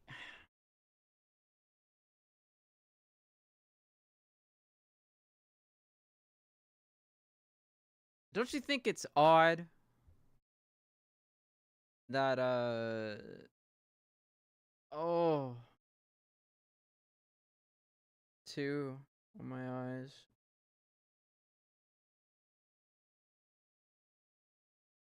Oh, what's it doing?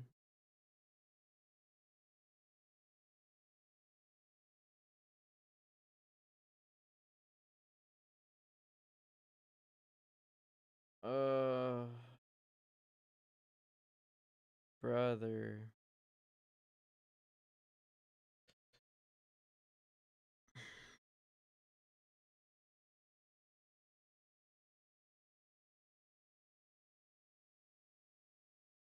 So, don't you think it's odd that there's like a throwaway assassin in the game? I think that's a little weird.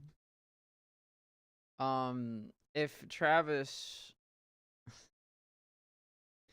if we're thinking this like the level of like a programmer or something. Oh, my throat. Nothing feels right. Everything feels stiff. All my throat, like everything, it just feels stiff. Chest is itchy.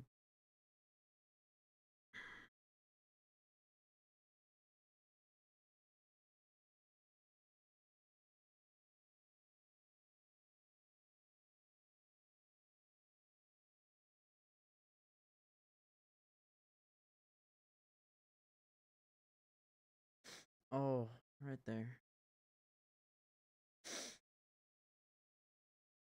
Like pushing, like the bridge of my nose to the right.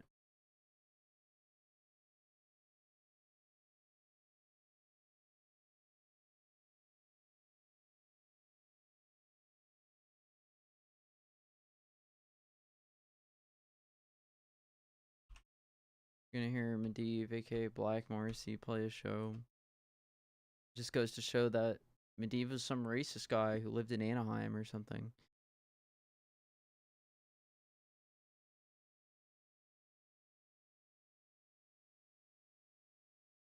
No More Heroes is a game where Travis kills assassins to climb the ranks. If you think of it programmatically, don't you think it's odd that there's a throwaway assassin just to throw Travis in a cutscene at the start of the game?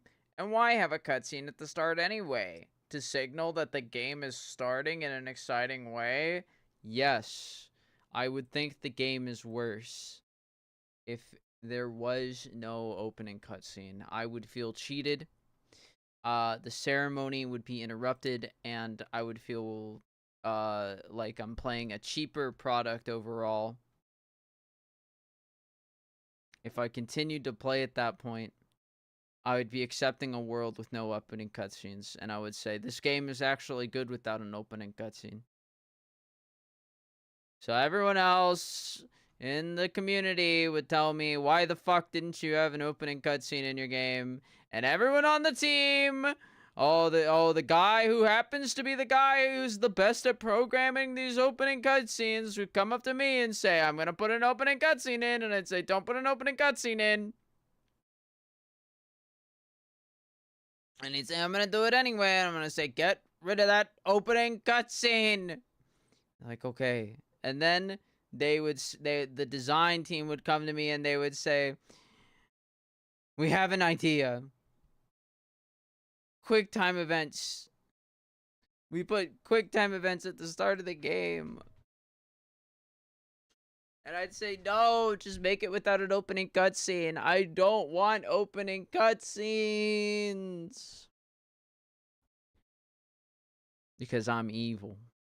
And so, yeah, like, the industry at large would have my neck for not putting in an opening cutscene.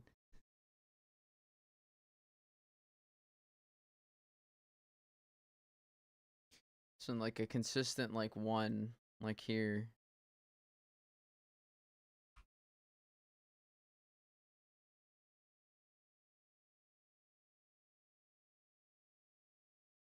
So anyways, she's in the opening cutscene, and that's odd. Because thinking about it programmatically, it's almost like saying that, like, Travis is this object that can't exist without opposition. You can't put Travis anywhere unless there is opposition for Travis. Why would Travis move if there is no target for him to go after? And these targets are assassins. This is who Travis Touchdown is.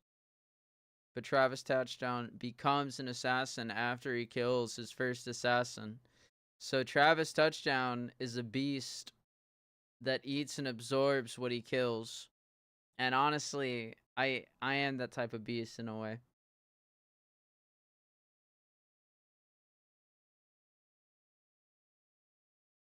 They're romancing witches on the TV.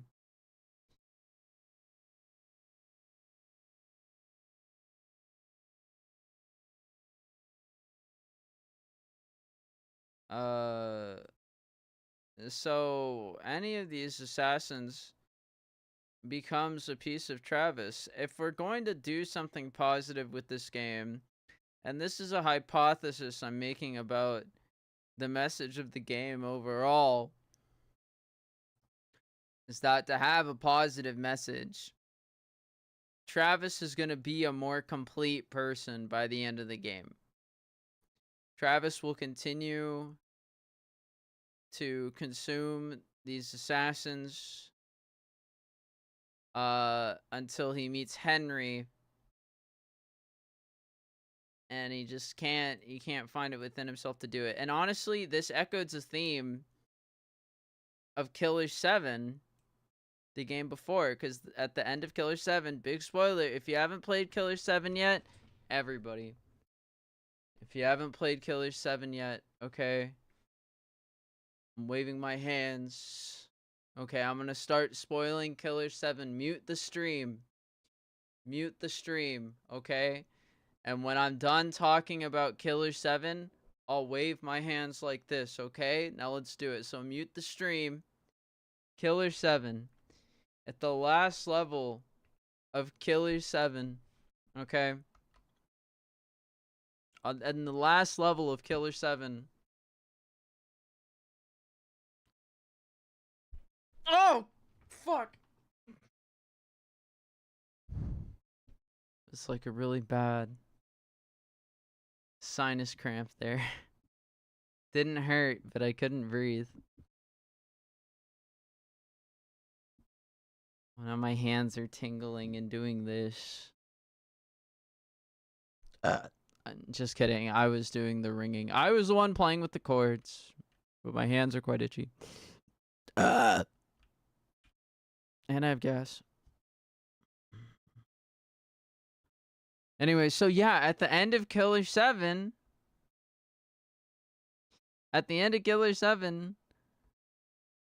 a little black child goes into a hotel and kills all of these killers. He kills the assassins. And it's like, violence in America. I've never played Killer 7, if I'm being perfectly honest, but I'm sure if I did, you know, outside of the performance that I do for my Killer 7 series, I'm sure that I'd find something about that. But my brain goes off for that, so I don't really see Killer 7 in that light, you know? I'm trying to get to Greg Nightmare so I can really just have a real intimate moment with the image of a principal with blood clots.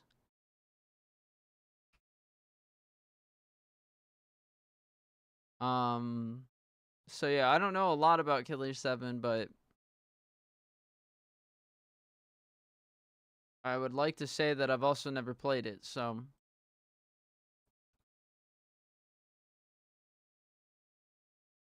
like I was saying, oh, I got Netherweb Silk.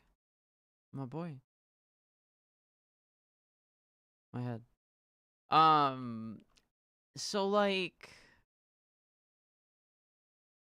I was saying, like you kill all the assassins at the end of Killer 7.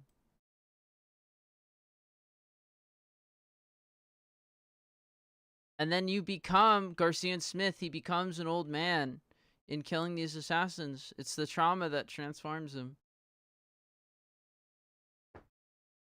And so the game is him playing it like retroactively with like that crazy blood sight, like seeing all the laughs.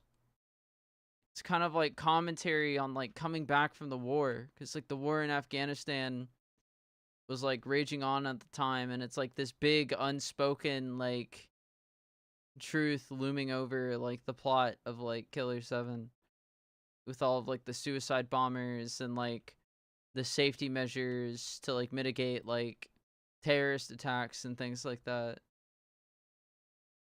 The guy's name is Suda51. That's like a reference to the sort of sardonic like that's a reference to the sort of like sardonic saying that someone's from a 51st state when they're from like a place that's been economically colonized by like the United States. And so, yeah, it's funny. It's real funny. But Travis Touchdown is kind of like that. Okay, anyways. All right, I'm done. Welcome back. Welcome back.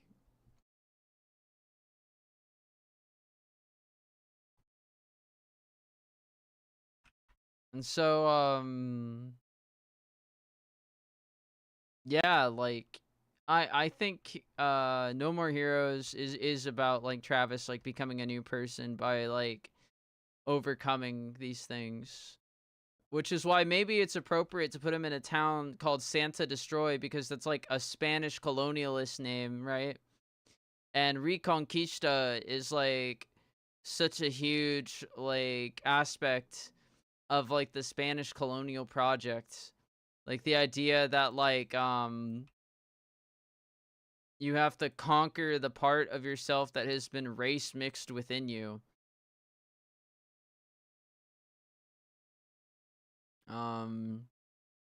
That while you may not become whiter, your children may become whiter.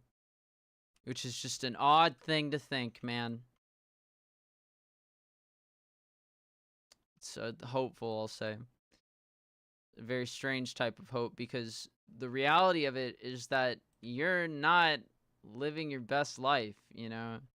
So why would the future be based on an understanding of the world that includes everyone's perspectives, you know? It's like you're kind of shitting on yourself in that way. So, you know, I guess maybe it's also a game about not selling yourself short. Killer 7, very interesting. And Killer 7. No More Heroes, very interesting, and I love No More Heroes. It was my introduction to Suda 51. I still own my copy. It's still on my shelf. I have the Wii right here. And it's fun, man. It is fun.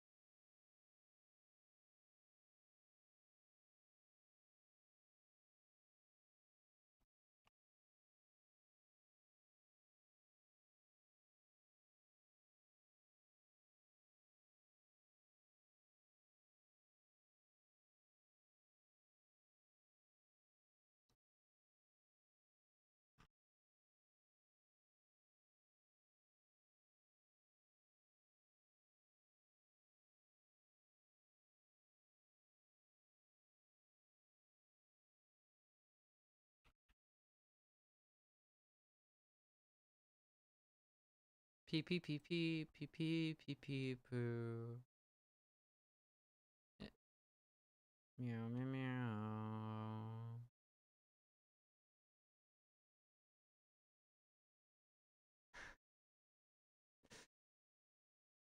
They're singing Wonderwall on the TV.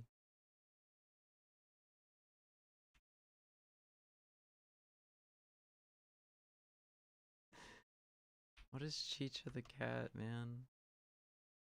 This dungeon is so easy. It's like actually a no-brainer. Like for real, for real. This is so free.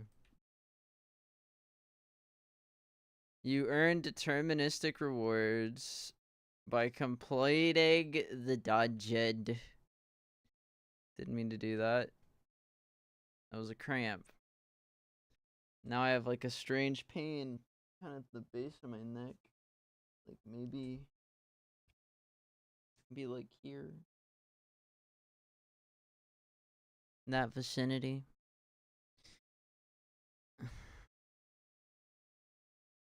And another piece of netherweave. I love this.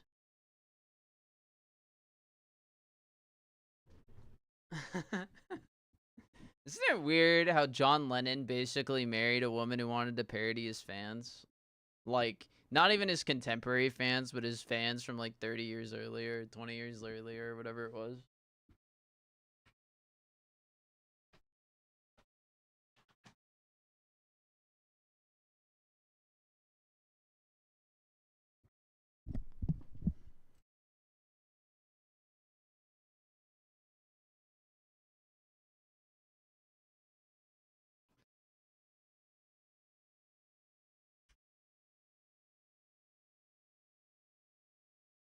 She kind of rocks.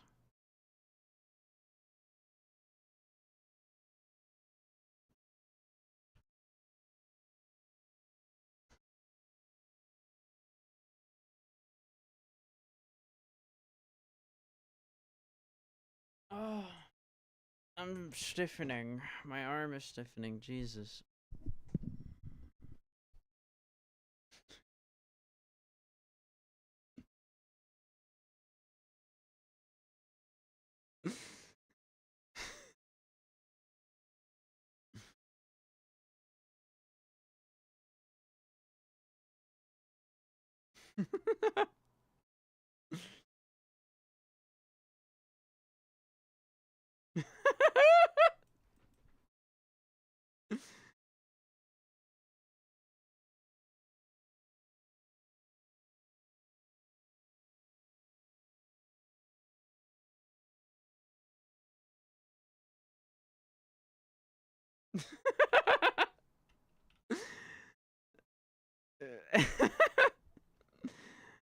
I know this is like bad to say and like in poor taste, but I really like fat animals.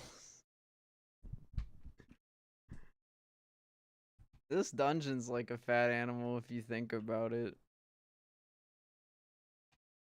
It's just a really large animal if you think about it.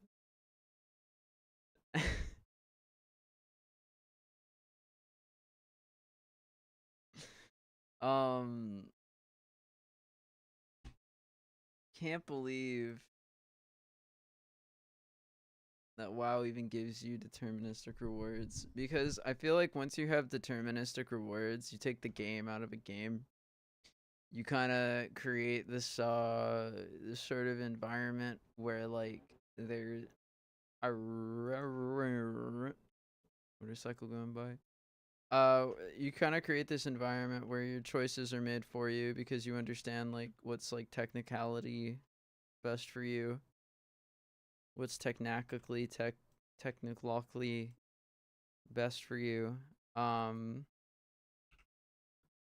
and so the journey stops emerging, and you stop making choices for yourself. We like free choice. Like is the word I'm using here to describe how people enjoy things. It's not that it should be liked. It's not an imperative. But it is that it is experienced that people like these things because they are emergent.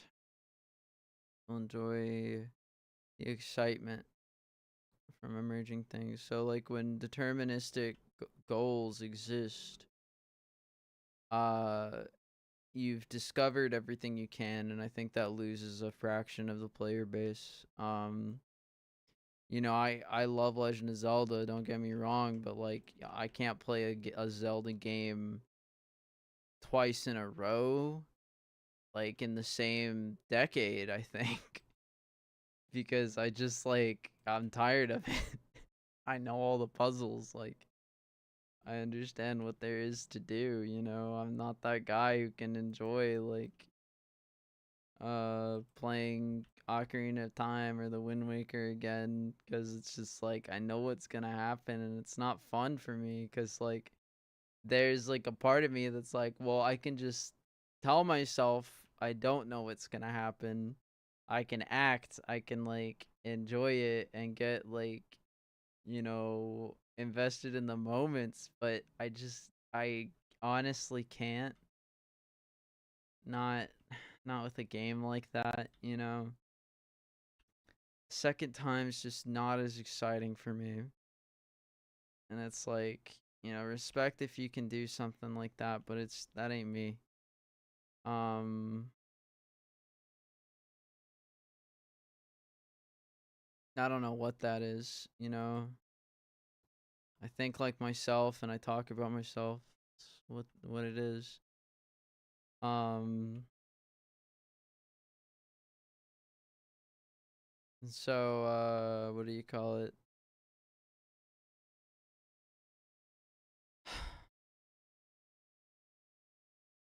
When it comes to something like farming for gear, this is the kind of activity that turned me off of the game for a long time.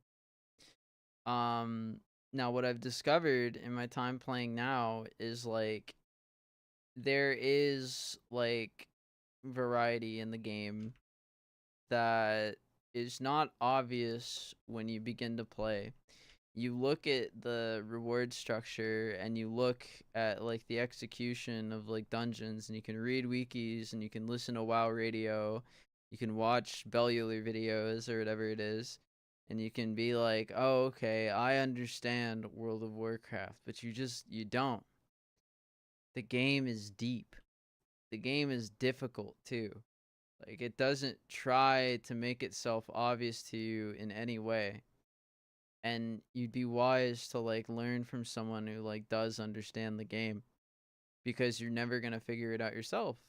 The game is actually just too hard for that. The systems require a level of understanding that is not made obvious to the average player.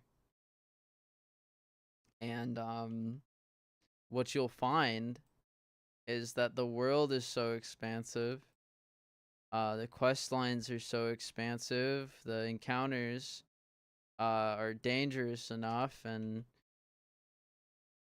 integrate consequences and interactivity in a way that the game emerges as a completely new experience for every character.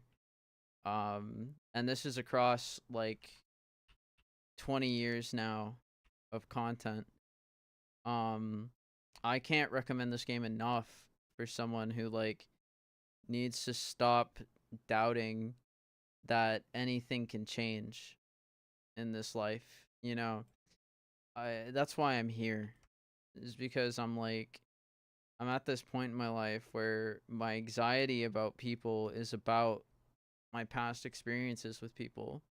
And like, yeah, like everyone on here is like shitty as fuck, but like I need to at least tell myself that they're not predictable so that I don't stop trying to like reach these people, you know?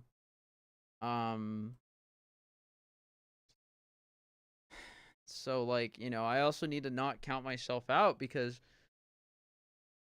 people will deny you entry into these groups in the game. That's a huge part of the game, or these group dynamics where there's like an in group and an out group, and your ability to complete. Can I get that? Can you? Why? Hold on. Only if you say please. Okay. Oh wait, he offered money. What a dope.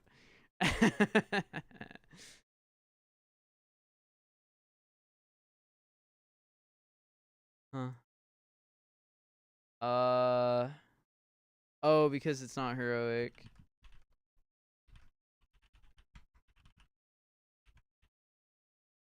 Whoops. My bad.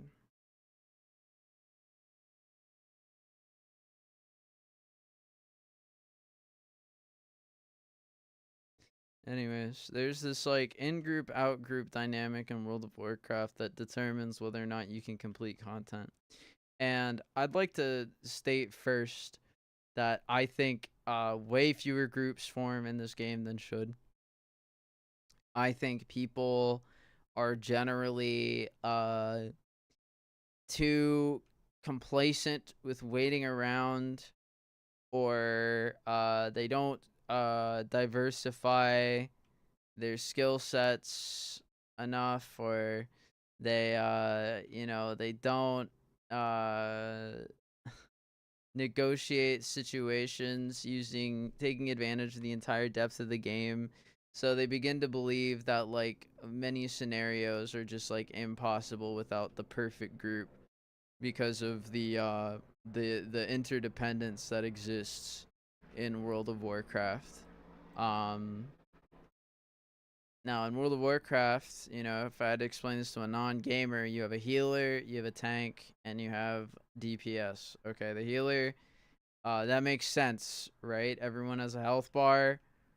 The health goes up, and then it goes down, and then it goes up again. Well, the thing making it go up again is the healer. Healing is way more complicated than that. The healer involves reacting to situations moment by moment, using a plethora of damage mitigating techniques that affect players at different rates, using different metrics to prevent them from reaching the number 0 on their health bar. And at times you are given additional responsibilities. It is a deep game, okay? The tank is the vessel. The tank carries the team. The team is vulnerable, and so we all get behind the tank so that they can take the brunt force of damage. Now the tank, much like the healer, seems to have a very simple role on the surface. You know, fight all the enemies and stay alive. But like I said, it's a deep game. Every type of character has their own way of mitigating damage. Any character is about as squishy or vulnerable as any other character. But the tank has abilities and specializations that allow them to take different chances, much like the healer, on what actions will and won't lead to the demise of the team. And so you have the tank and you have the healer. Those are kind of the complicated roles. And then you have those roles are complicated because they involve reactions to these very complicated situations that the game like presents to you, right? DPS, which stands for damage per second, which is the metric that we're going to be touching on briefly to explain this role. They are the main muscle of the group. If the tank is the brawn, then the DPS is the muscle. The DPS gets rid of the enemies. Without DPS, the healer runs out of resources to keep the party alive, and the tank runs out of resources to prevent their own demise. And so DPS is the metric measured by these damage dealers to gauge their success at maximizing at any given moment their output of damage. Now they do this in a very streamlined, very simplistic kind of way. They essentially follow a flow chart and press buttons in sequence while paying attention to things that can sometimes kill them. DPS at time are often regarded as the most replaceable players in a group. DPS, even if it's not true, they are. DPS also composes the highest percentage of player characters specialization in the composition for the most difficult content in the game. You will have 2 tanks, 4 or 5 healers, and anywhere between 18 and 32 DPS players, typically. Anywhere between 18 and 33, actually. 34. I can't count. Anywhere between 18 and 34 DPS players. So the role is the least intimidating because it requires the least amount of context awareness, I would argue, in my experience. And they are the least pivotal roles in the game. If a DPS dies, it's fine. You replace them with another one of the DPS. People continue with their output, and the margins are balanced such that even if you lose, 4 or 5 DPS over the course of like a 5-minute fight, healers don't run out of mana. They probably get pretty close, but they don't run out of mana. And tanks don't run out of whatever resource it is that they use to tank. They don't miss timing on their cooldown. So like a boss's damage will ramp up. A tank has like several special abilities that they can allocate to different points in the fight to ensure that things don't get out of hand. Sometimes it's I don't need to get into that to make my point. Okay, the point is that with all the information I've already given you, the game already presents us with incredibly deep systems that demand of the player a constant attention to what is happening in the game and who is available to you in your arsenal, because there are 3 roles, but there are, I think, 9 classes. I think there's 9 classes in this game. There's, in this version of the game at least, there's warrior. There's warrior, paladin. They wear plate. There is mage, priest, and warlock. They were cloth. Then there's hunter, shaman. Turn shaman. I feel like there's someone I'm missing. Rogue, who wears some mix of mail and leather. So 8 classes in the game. Did I forget anyone? Oh, did I say druid? And druid. Yeah, there's 9 classes in the game.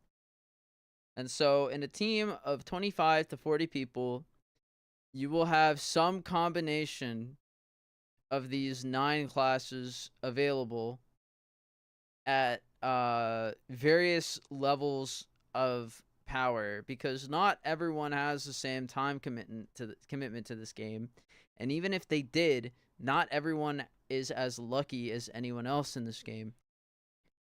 So based on the power level of your team and the composition of your team, different scenarios will require different adaptations based on each player's unique abilities.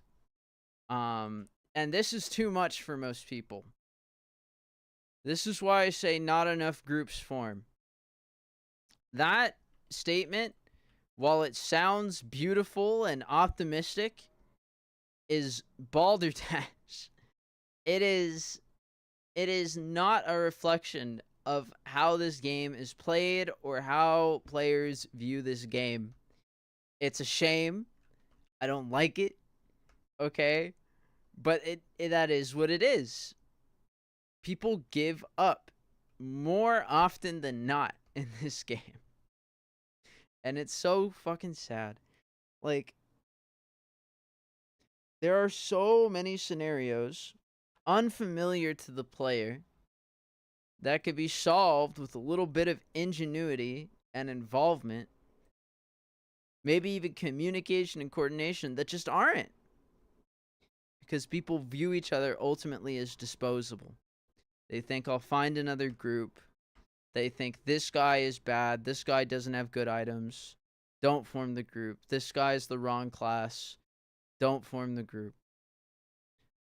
DPS will always try to maximize numbers, even if it gets the party killed. So a DPS can do too much damage.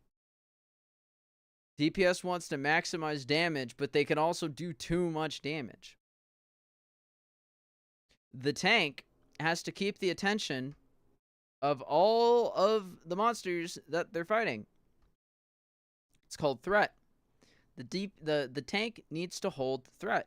They need to be the most threatening thing in the room, or the monsters will target the next most threatening thing in the room. So DPS, the tank is characterized as one who is very boastful, one who is very self-righteous, one who is a wild beast, and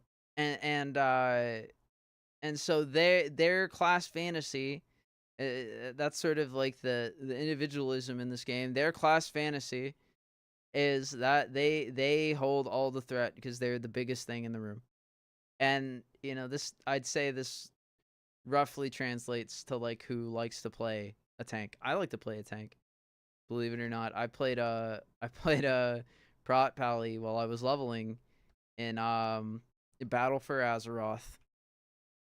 And I played Retribution, but it was way more fun tanking. Way more fun tanking in that game.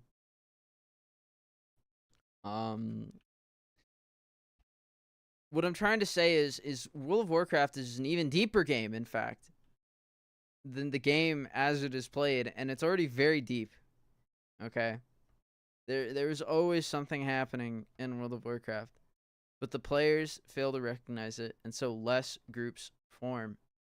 That is the basis of saying that World of Warcraft does not render all of its intricacies, is less groups form in World of Warcraft. And narratively, design-wise, that is very intentional, and it only gets better. I would recommend this game to anyone trying to quit gaming because it's so interesting. but it requires a level of player engagement that I think a real gaming addiction does not allow one to have. At least not in my experience. You can get hooked on World of Warcraft in a very different way. It's definitely habit forming. But someone like me who's like into like Dark Souls and like No More Heroes or whatever, World of Warcraft was like, that was the come down. That was the coffee to my cocaine. Definitely changed a lot about how I looked at things. And I think bringing myself to this emotional state, I'm using it for social anxiety because I think it brings me to a point that is manageable where I can express myself and my personality as a gamer, someone who exists in these like high tension situations that are incredibly rewarding. And to at least emotionally overcome my anxiety as it relates to sort of like the fatalism of everything around me. With that being said, I should list myself for another group because I am definitely having way too much fun. I'm definitely having way too much fun jumping around on my horsey. Yeah, I'm thirsty. I need water.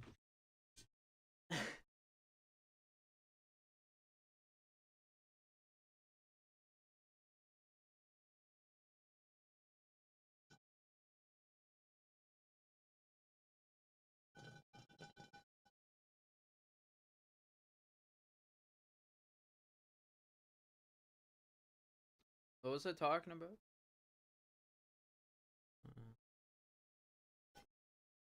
I don't remember.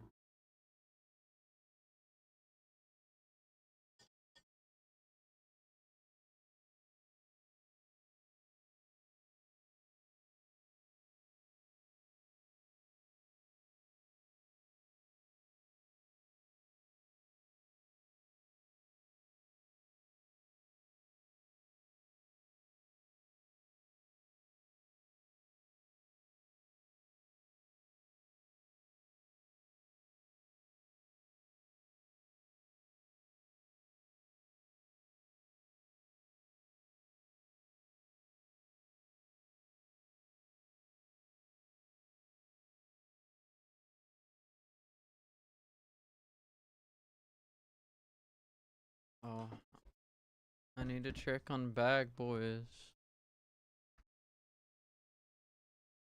I don't really want a hearth, but I guess I'll use it.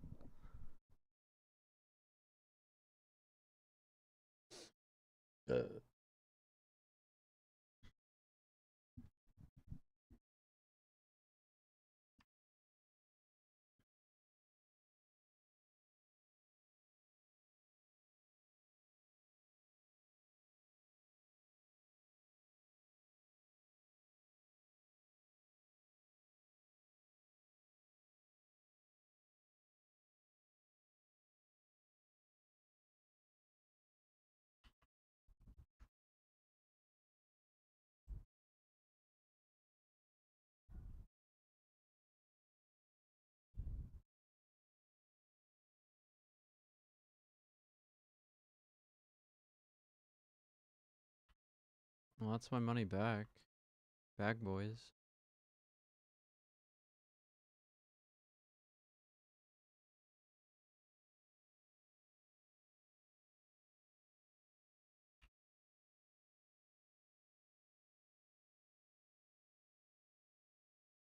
Who's undercutting me? I'm not. You can't sell lower than 310.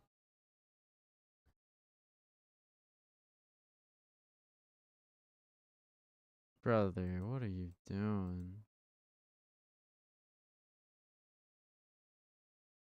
Okay, that's fine. 310 is fine. We want 310. I want 315, but I can't do 315 in a 310 market. It's not moving quick enough.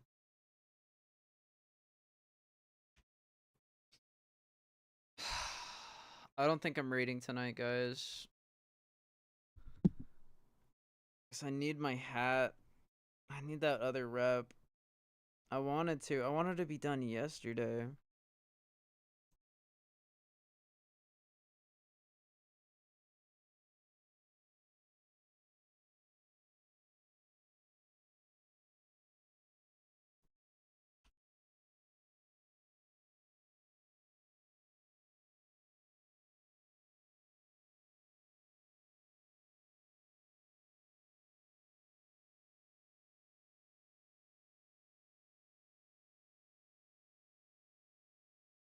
OHB normal. Sure, man. I guess.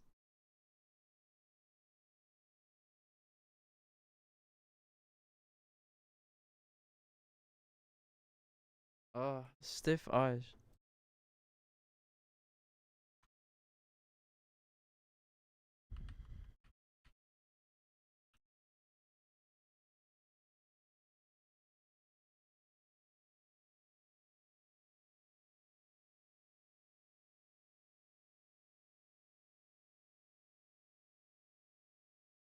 Oh, right.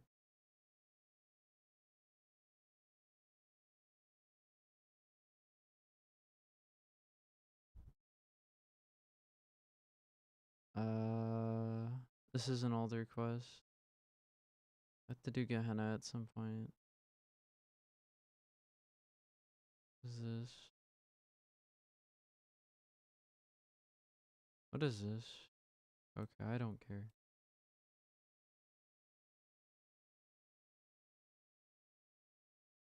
Don't care about this.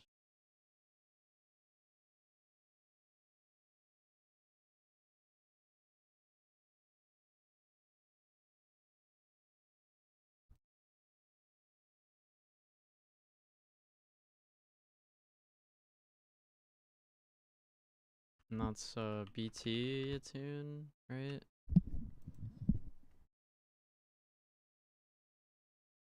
No. Wait, what is this? Oh no, yeah, it is. It is.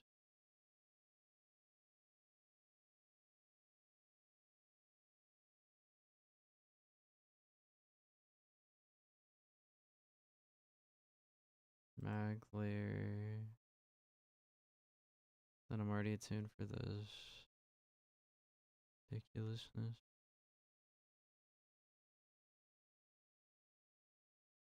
Nightbane. I want Nightbane.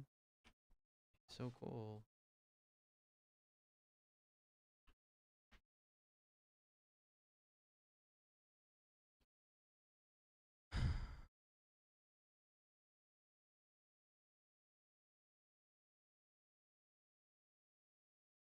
That hurts.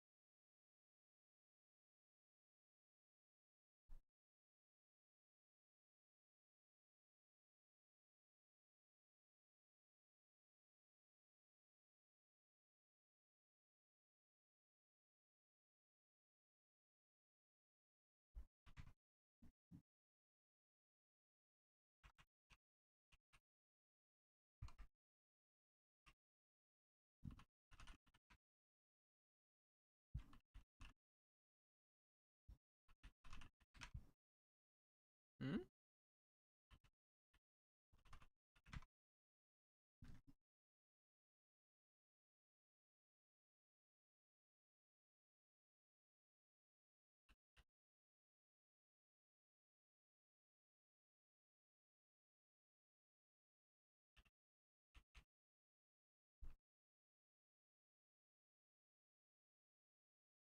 Tolbarad portal. What the?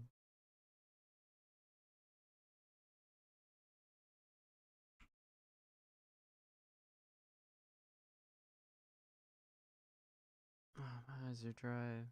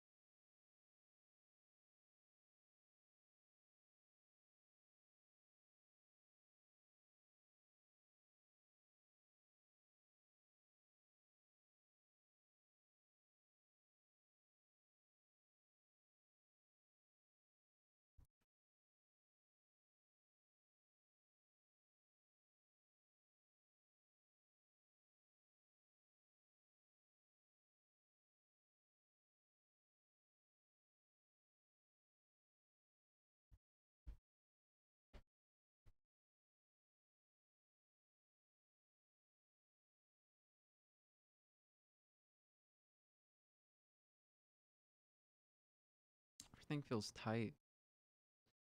Oh. A lot of pain.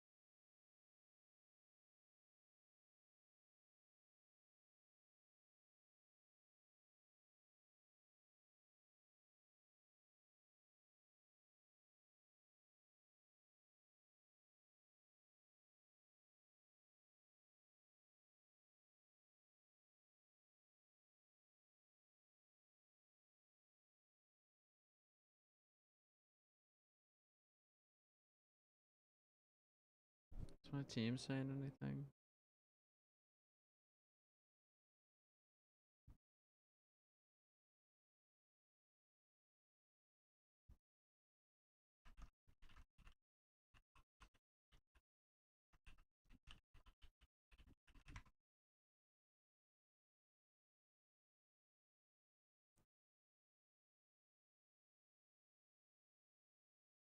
So close.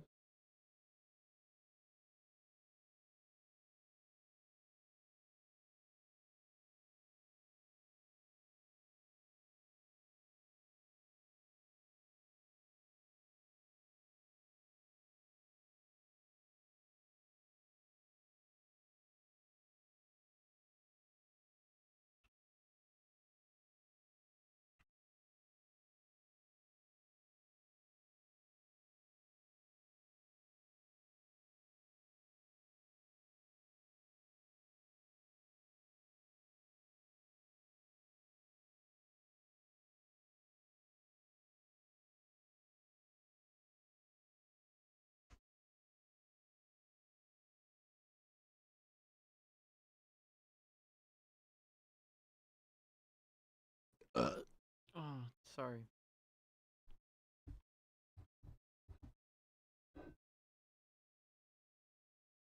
No water. I got water.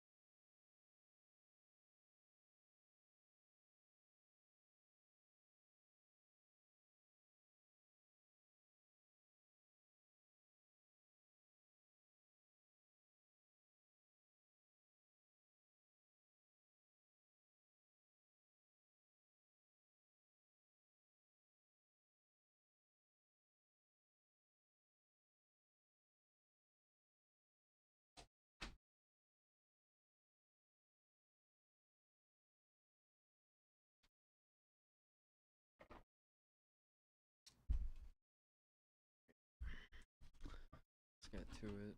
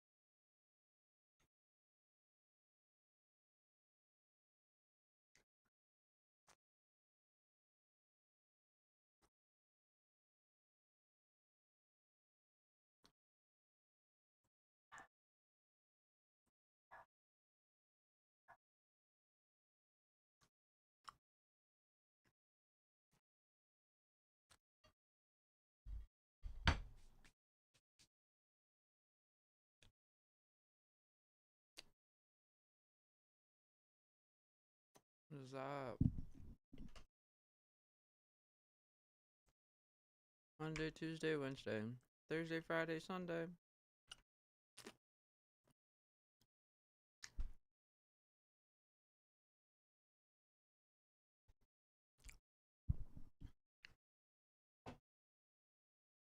Alright. Let's go.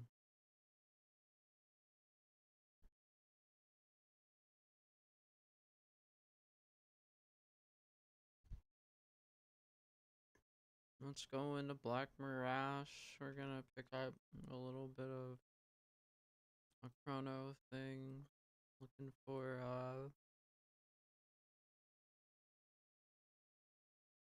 sorry, peach in my mouth.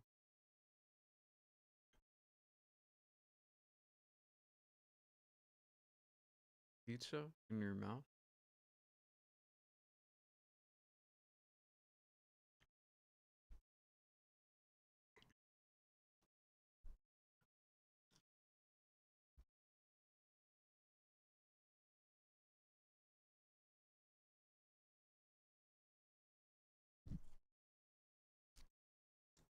Hmm.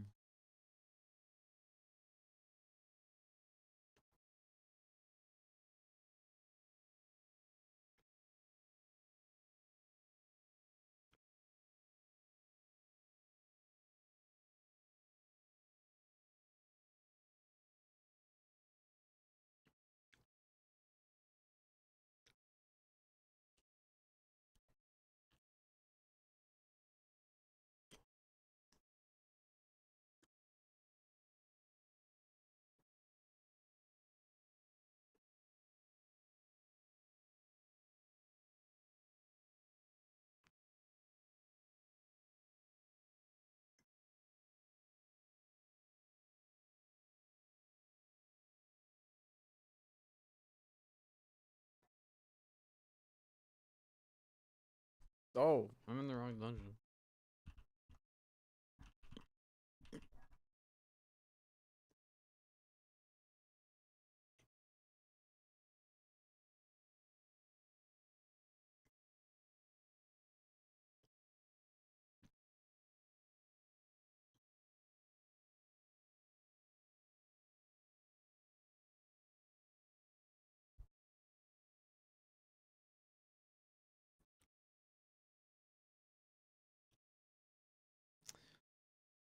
So what I've been wondering, right? How much gear do I actually need to farm?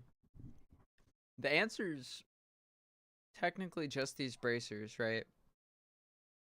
Because I can go ahead and like spend all my bag money on the Whiteman hat and the pants or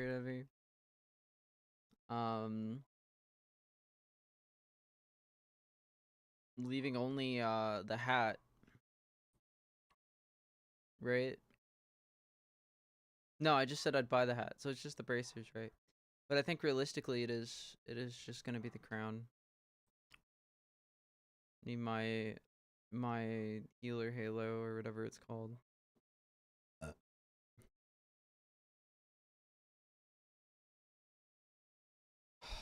Feeling like a 1. Like left eye closer to like behind my nose bridge.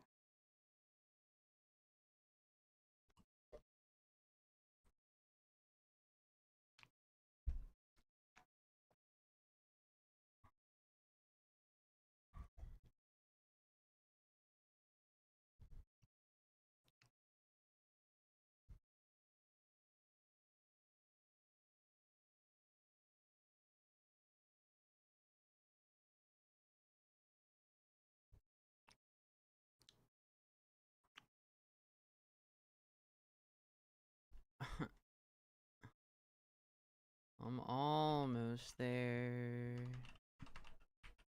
There with an R and not an S. Sorry I'm late, guys. What did I miss? We see home movies. Great show. Great show, home movies that it is. Really timeless. They animated it digitally. You can tell because it looks like shit.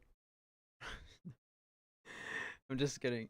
But no, you can tell it's animated digitally because it has the same digitally animated style as like anything at the time. You were tired of shows that looked like Flash animations, prepared to be tired of shows that look like Dr. Katz or whatever.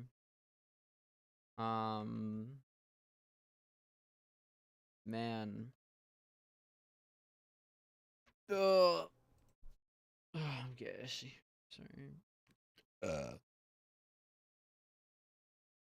Funny thing though is how movies does switch to Flash at some point, or at least it looks like it does.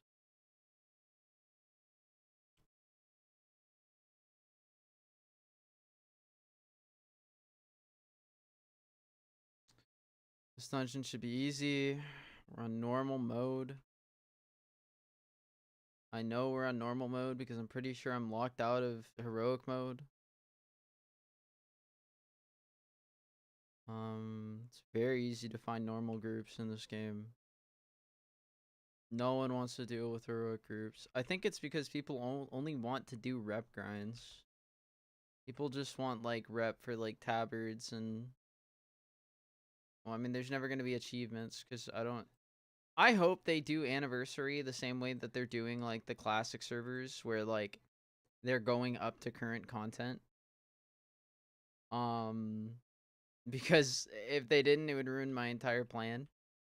But we'll have to see. It's kind of funny playing the game like this because everyone knows what's going to be valuable in the future.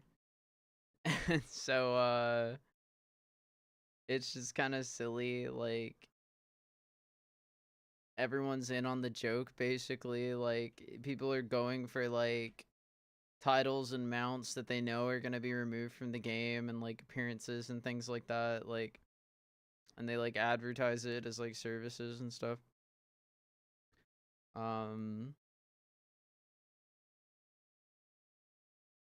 Feeling like a 1 on my eyes. And I'm having like trouble breathing. At least like exhaling. A little hot breath coming out of my nose there.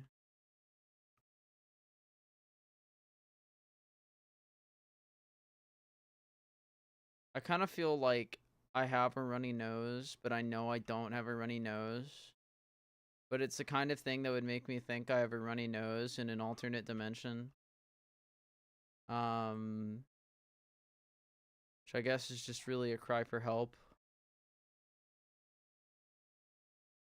While I do that though, I gotta crush this dungeon though.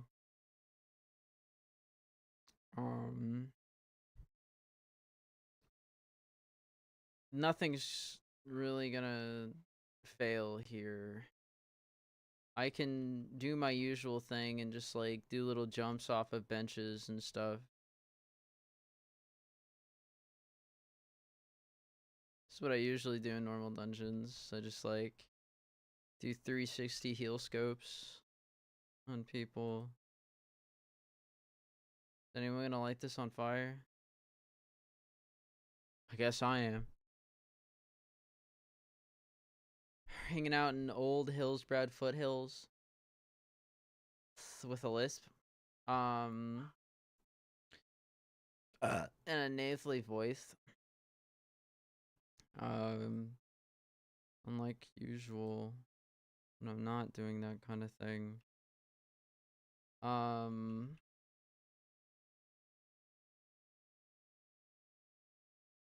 want to see something cool?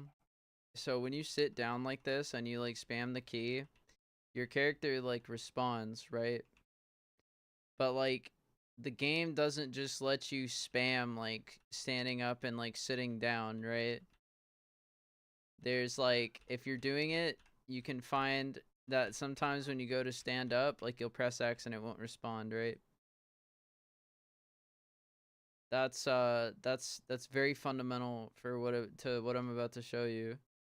So if you have a very sensitive keyboard, like a mechanical keyboard, you can press the strafe keys. So I can press Q to strafe this way, I can press E to strafe this way. That's why I have it bound, right? 2 opposite directions of lateral motion. Okay.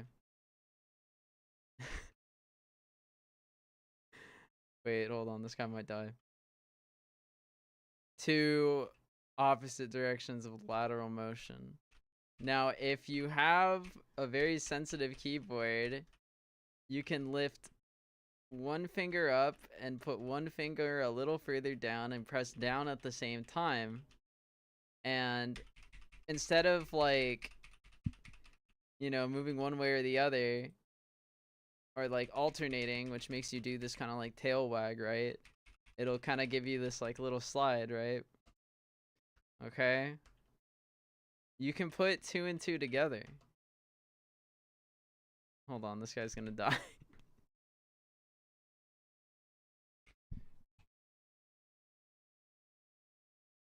Let's see. You can combine these moves to do something quite amazing. It'll make you look very sagacious, okay? So let's see if I can get it going. I kind of have a headache. I actually just started having a headache as I said that. As I said that I was gonna show you, or, you know, as I implied that I was gonna show you, I don't really remember.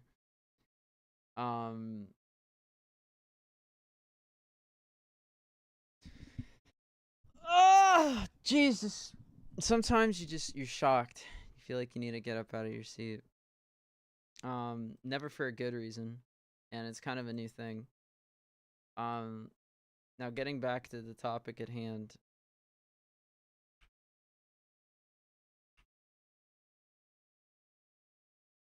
Okay, let me see if I can just, hold on. Hold on. Wait, oh, Wait, almost had it there. Wait. Wait, hold on. My friend's older brother, he's really good at this. Okay, wait. Wait, hold on, hold on. I almost said it. No, but Jesus, my mouth. All right. That was like a tightness, I want to say, like up here in my sinuses. But what I found inspecting that, it kind of starts here, like here on my chin. Definitely like contributes to like me grinding my teeth at night and stuff. Bruntalism or whatever it's called. Okay, so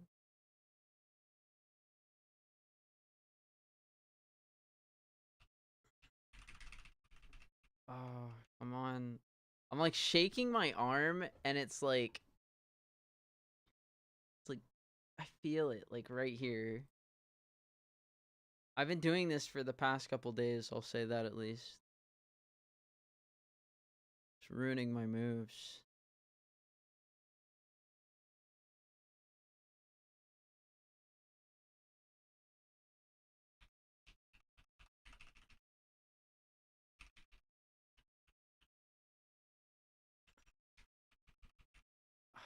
There's like a way to do it. I can't. Jesus Christ.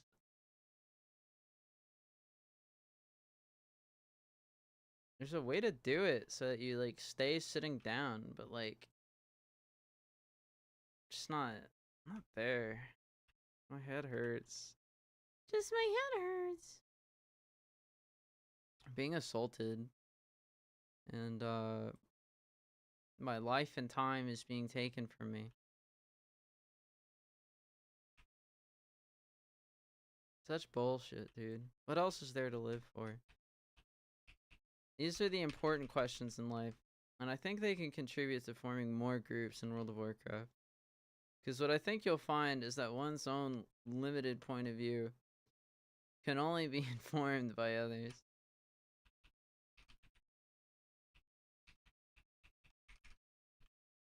Oh my god. No, come on. Look, she goes like up and down. You could slide around like a little genie. It's not fair. Ah.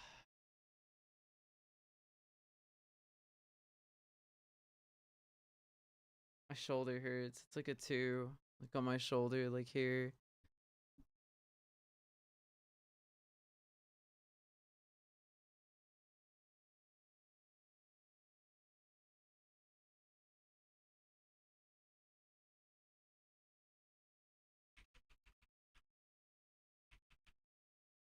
I don't think I'm like, I think my fingers are at like the wrong angle.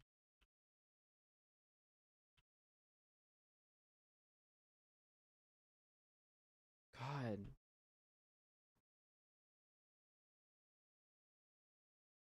Feels like numb almost. Oh. Oh. Oh.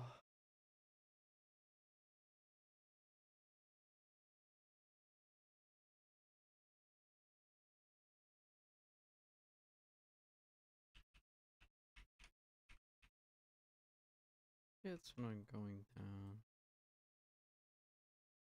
Could be. My jaw is hurting me. Oh boy. What an orchestration of follies. Sheesh. It's like I don't have any free will anymore.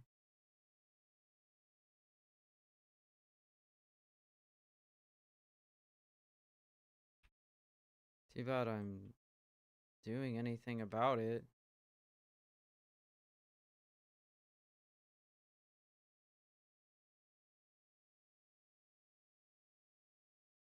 What? What are these? I don't care. They can kick me out. I want those so bad, dude. I don't give a fuck. Give me the weird boots. Give me that shit. He doesn't know. He doesn't need to know. Kick me out, bitch, I swear. Never seen such a thing.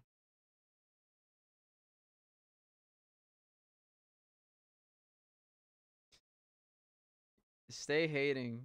Fuck you. Priest gonna steal them. Should have needed. Hit him with the sorry V.V. Oh.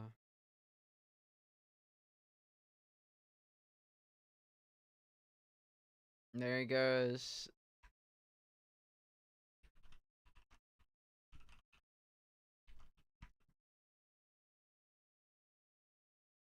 At least they I really don't care. Alright, let's just join another group.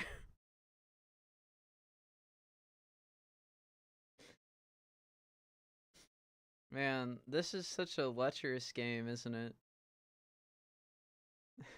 Why I leave?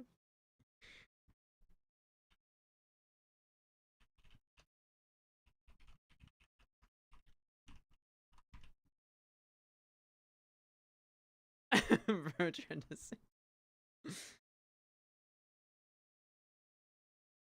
Equip. I'm using them? That's what they all say. I'm trolling, dude. I am literally trolling.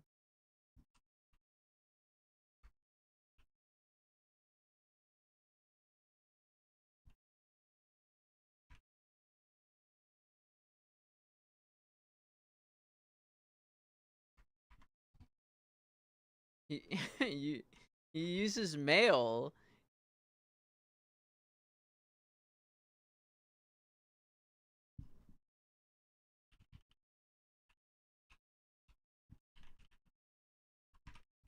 Alright, let's get more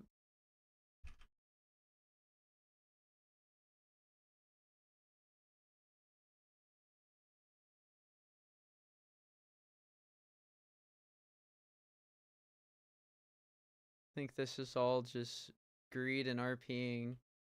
There's nothing worth it here.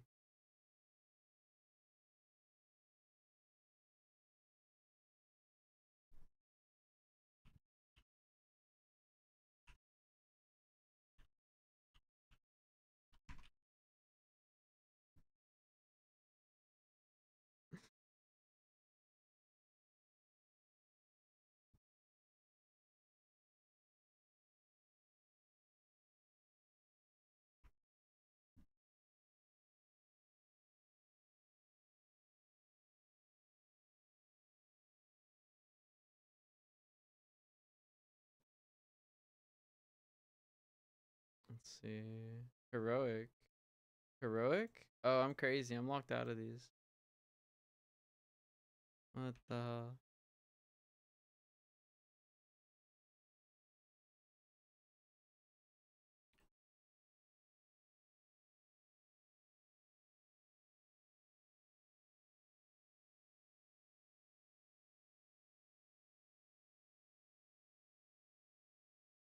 Bro, he doesn't even talk about it.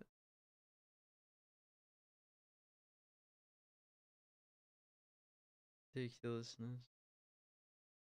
Oh, my chin, dude.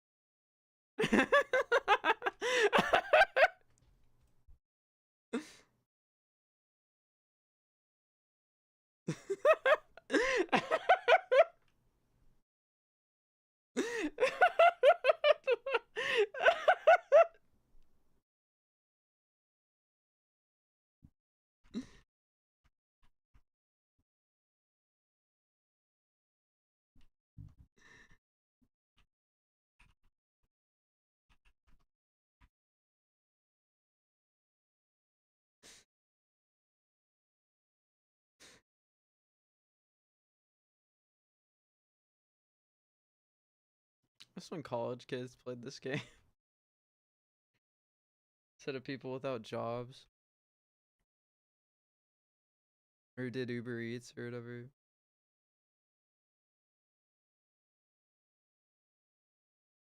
Oh, my boy.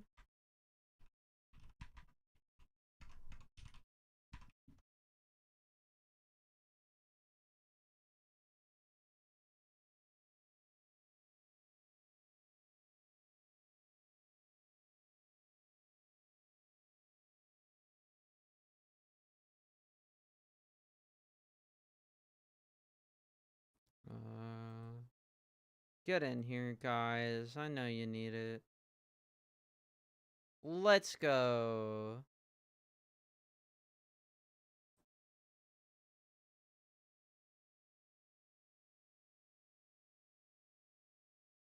Geared War. Doing OHB right now, I'm sorry. Deus. Wolf tits. Come on in. Let's go.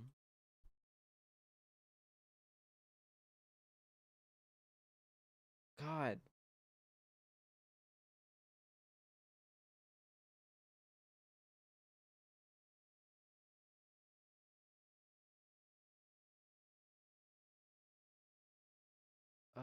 It's like a tightness, like here. It's like making me want to talk like this. It's pretty tough.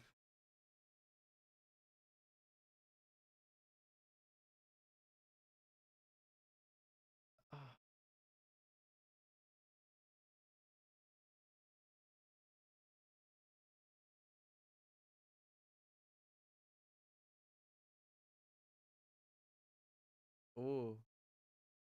Tightness is like here now.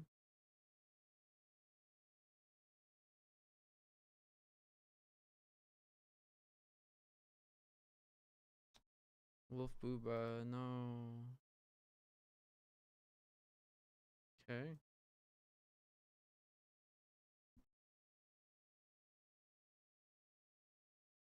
Alright.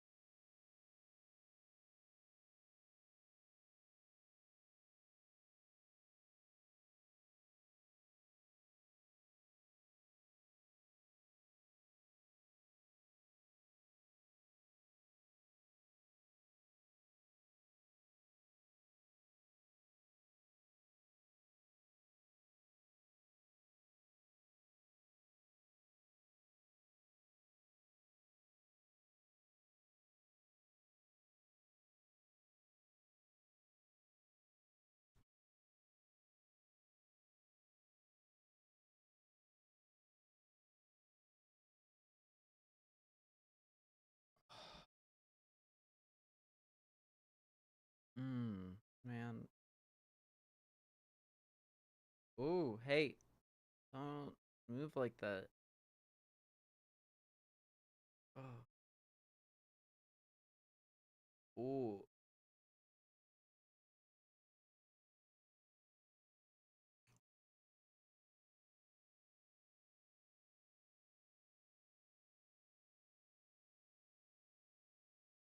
Tongue is like bending backwards so I can stretch the muscle there. Ridiculousness. Should I buy another snake? I don't even carry my regular snake.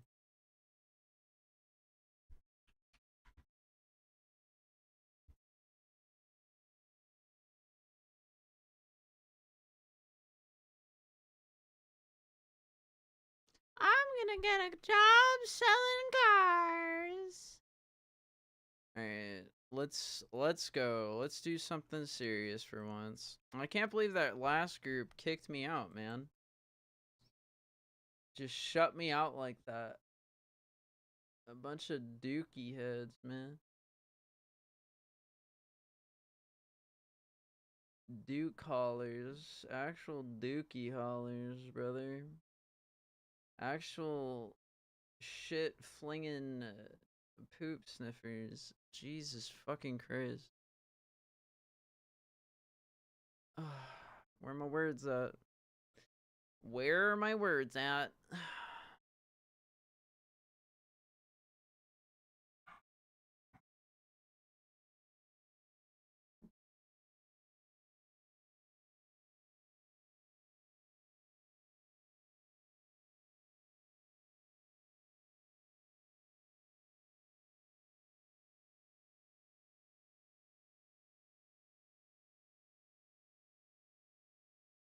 Those guys were almost certainly Nazis. Those guys are just, they're like far-right Twitter users that want to work at a fucking car dealership that doesn't exist.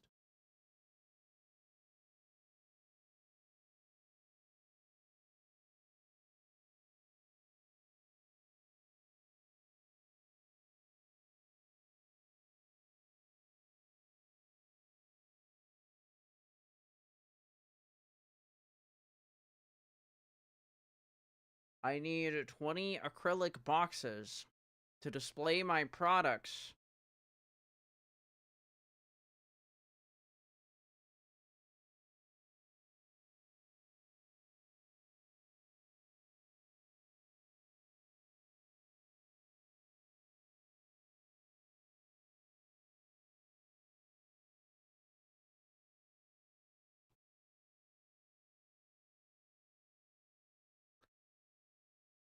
At least my school bullies are starving to death.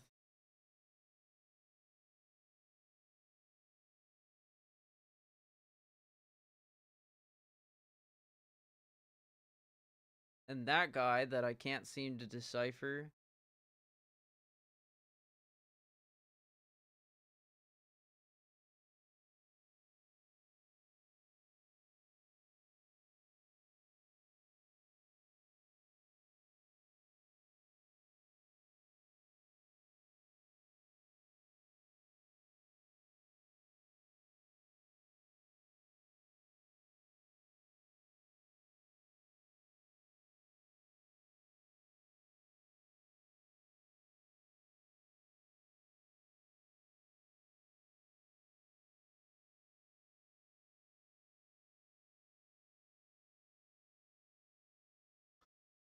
Oh, hurts.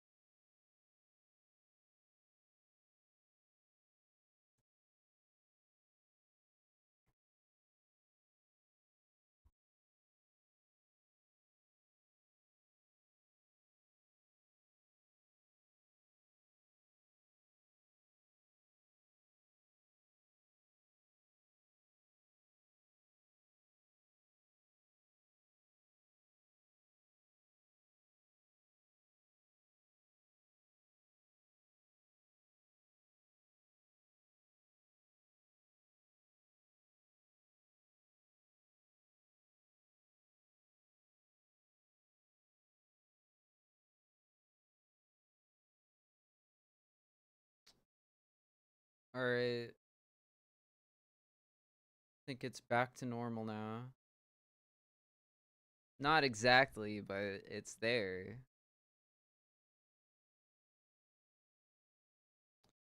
Neck is doing all kinds of crazy things. Definitely twitching, and I'm still having trouble speaking normally. What? I thought I... Let's go!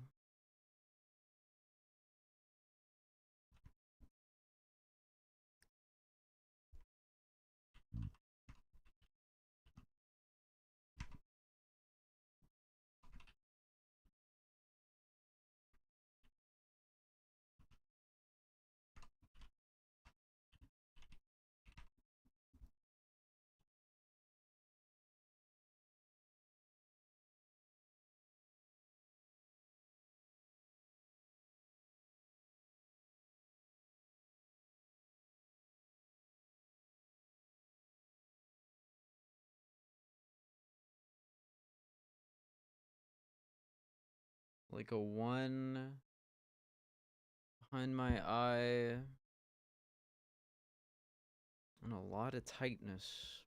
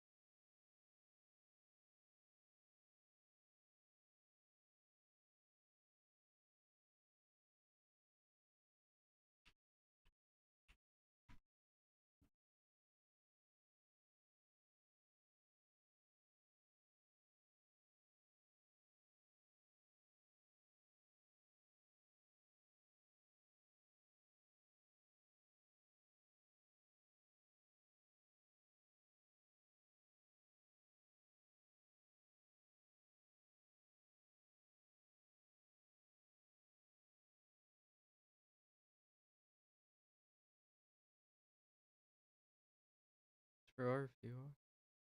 Hing. He walking.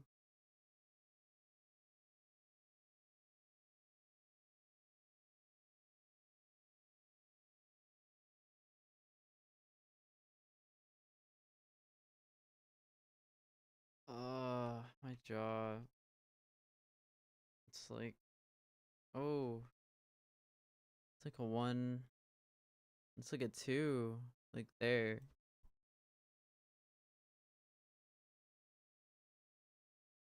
Slightly delirious. It's like a 1. Like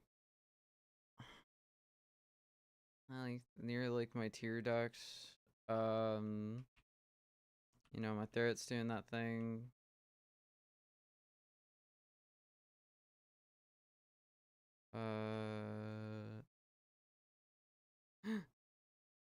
Almost jumped off that bridge.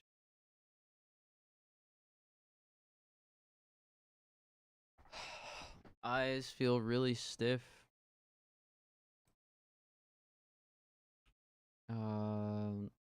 Not really seeing things. I'm just kind of looking at them. Let's see. My elbows are starting to ache. Maybe like a 1, and then that stopped, and now my forehead is like kind of like a 1 between my eyes. But below my hairline, maybe, oh, what is that? Like, call that like an inch below my hairline.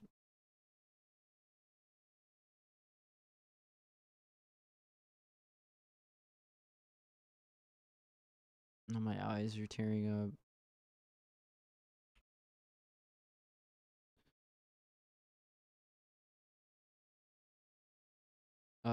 Eyes are twitching. Like, my back is like doing a thing. Oh, like really gassy.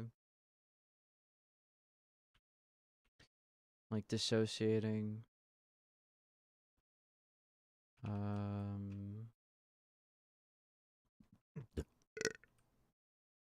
Definitely just like a lot of gas.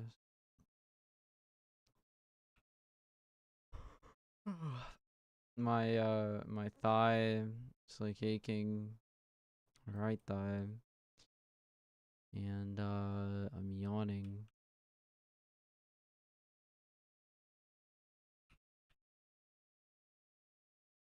My eyes are like stiffening again. Eyebrow is like raising, like like my muscles are like tightening and contracting.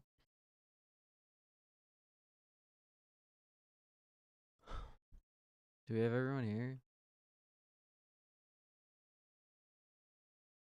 Where's your boy at? I definitely no. The portrait is still troll. Let's see. Oh, he's saying shit that I'm sure means stupid shit.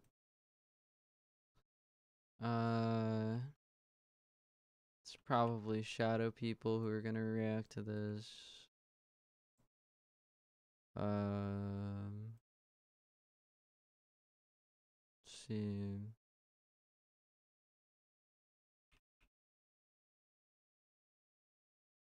Oh, my finger just like fucking spasmed and contracted. Like having trouble breathing through my sinuses and like, oh, my upper back, it's like rolling forward my like shoulders and it's making me like face down.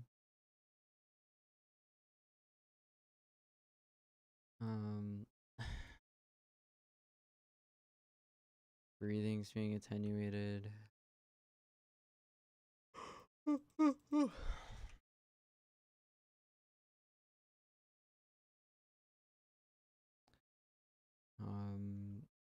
My stomach hurts. It's like, I don't know, like a one.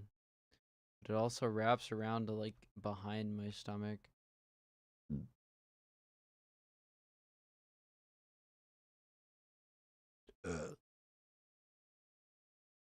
And I have gas.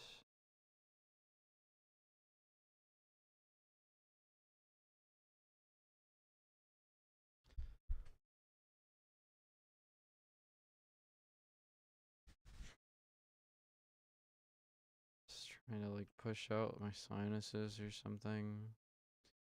Team's pulling over here. Let's go help them out. Let's go help out the team.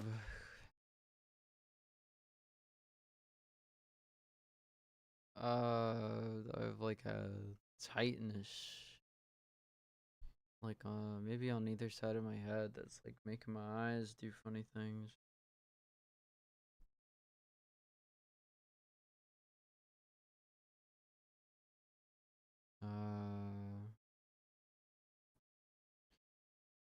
Upper arms are hurting. Oh fuck! Trying to cast fade, not casting fade.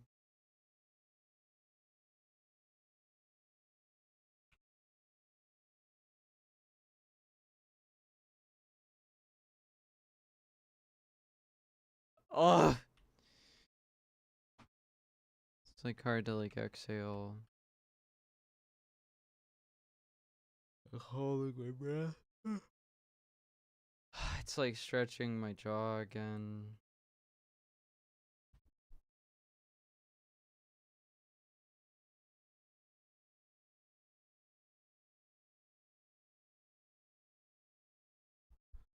I pressed into my chin and I felt it like on and behind my right ear. It was the right side of my chin here. And I felt that like back here.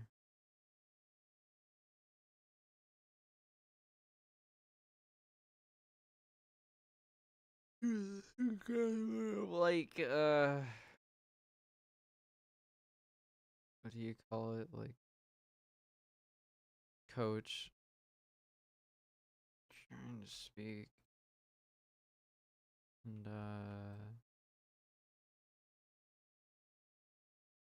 anyways, feel very sluggish. My eyes are not staying open. They want to close really badly. No. Oh, this is blurring. I'm yawning again. Kind of like when I used to do the coding stuff at home. Let's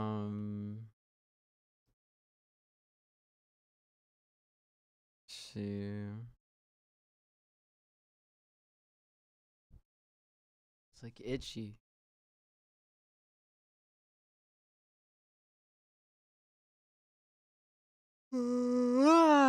Jesus Christ. Now my hand is doing something. Doing really doing something.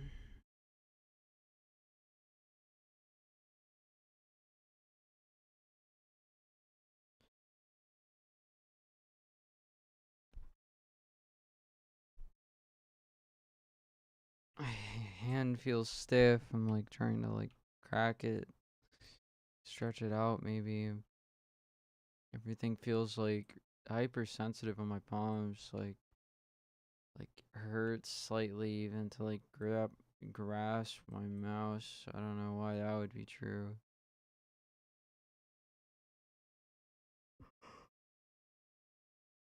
And now I'm yawning and stretching those muscles that were hurting earlier. Now I'm over here again. I just have the urge to push my feet against my desk. Oh, my eyes, they ache. And I'm yawning again, and I'm doing this awful thing where, like, I'm, like, stretching, like, the wrong parts of my body so that it, like, fucks with, like, my muscles and, like, makes things, like, cramp and, like, contract, like, severely. Jesus Christ.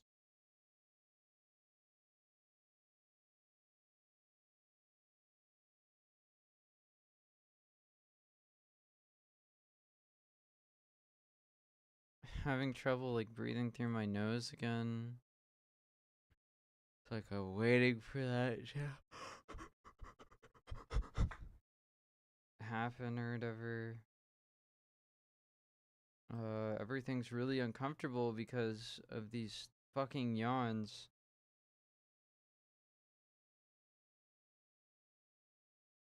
My eye is like a 1 right now, like behind the eye.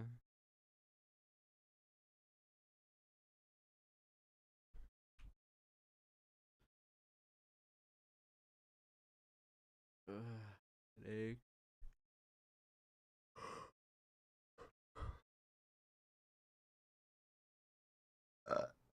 I'm like,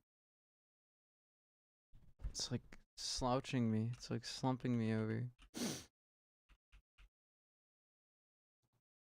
It's really complicated interplay of various muscle groups contracting and relaxing, along with conditioned conditioned responses to emotional stimuli, obviously evoked forcefully by irritating my eyes in a pattern that causes me to re-experience trauma.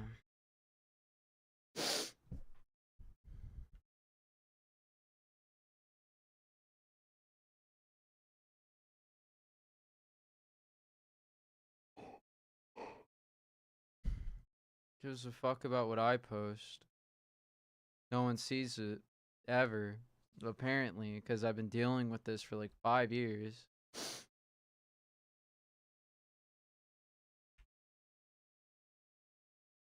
I've only been posting about this like almost every day for the past 3 years.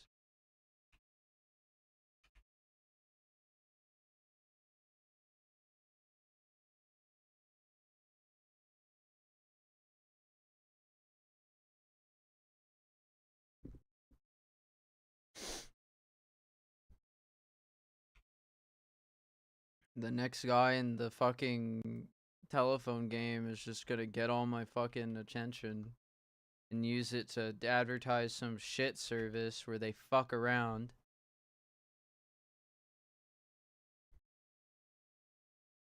And no one's gonna die in this dungeon because it's easy as fucking piss. Which should be easy, right? Let me tell you, it gets really hard when you have someone assaulting you like this every day.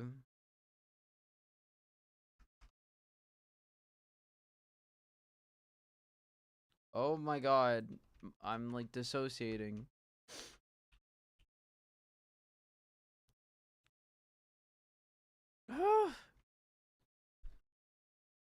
Like trying to breathe. Jesus Christ, I'm going like slack-jawed for some reason. Like licking my teeth obsessively. Oh, it hurts. Everything feels tight and cramped and like it's about to spasm. Oh my god, everything on my jaw and like my fucking chin, on my head.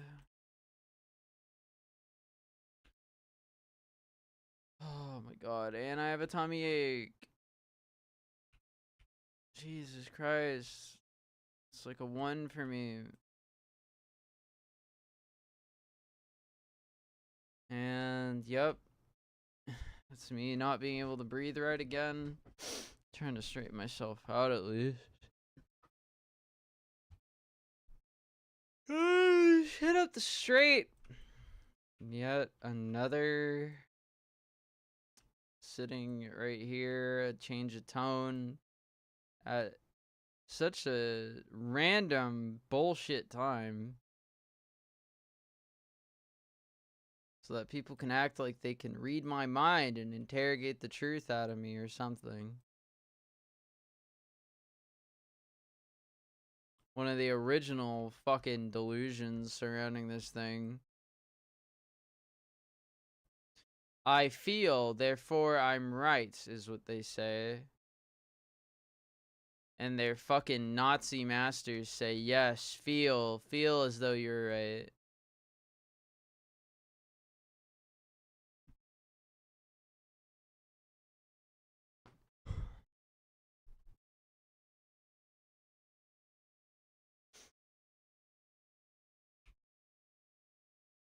At least that's what Roger Griffin says. But I've only been paying attention for the last 3 years.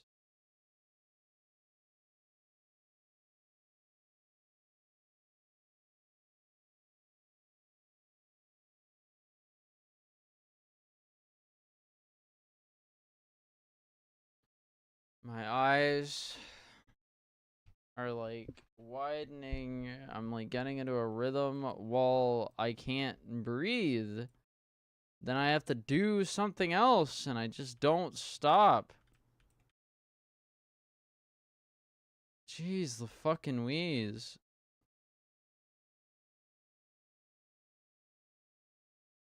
I'm hearing disturbing things from the TV. This is nothing like the last channel. This is nothing like the last program. I've switched programs and it's gotten worse.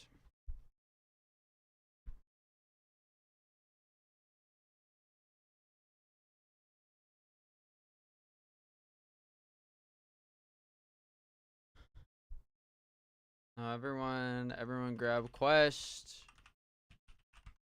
Don't start.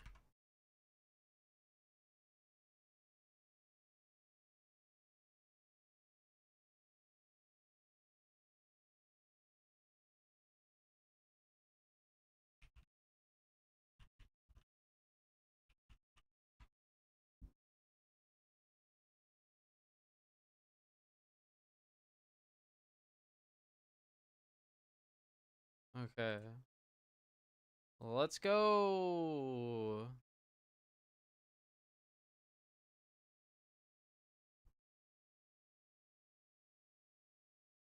I really hope this guy didn't need the quest.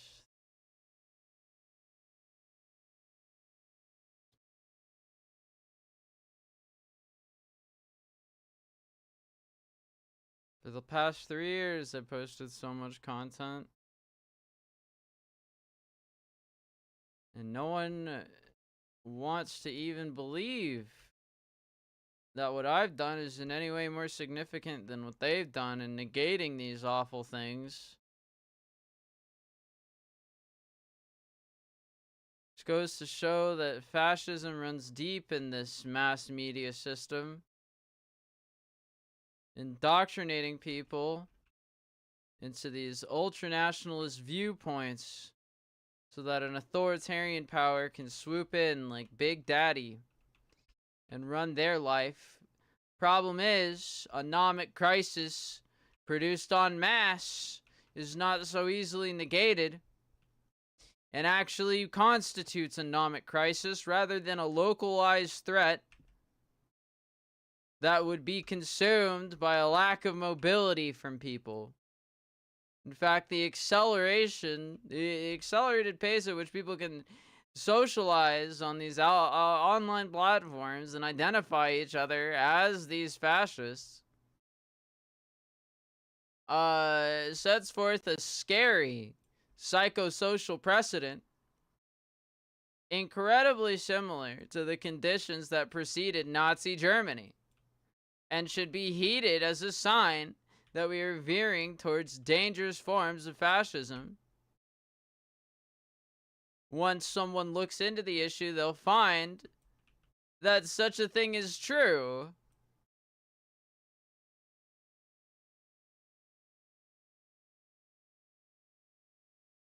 So I don't appreciate when people who don't give a shit or fuck around ask me to give them any sort of concession or any sort of compromise when it comes to replicating genocides of entire people.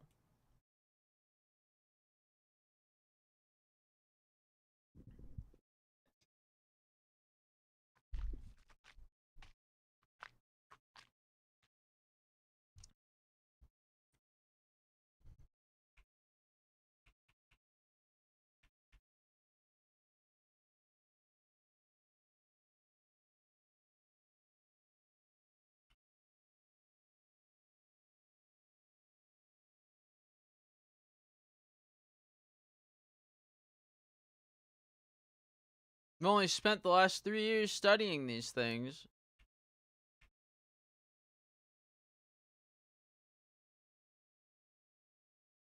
Instead of 3 fucking months.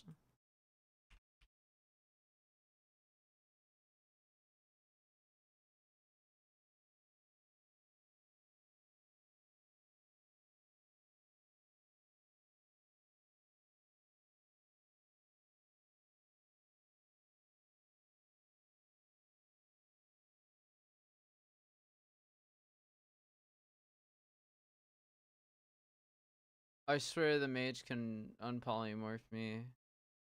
Why would a mage not have negate magic? Am I crazy?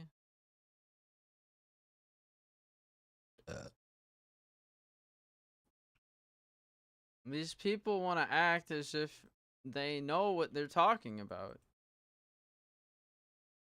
So they want you to experience the same emotionally unstable diaspora of emotions that leads them to be rampant consumers of this fascist culture.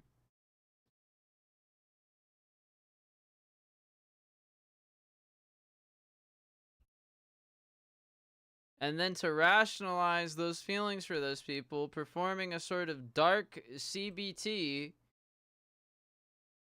to create more fascists.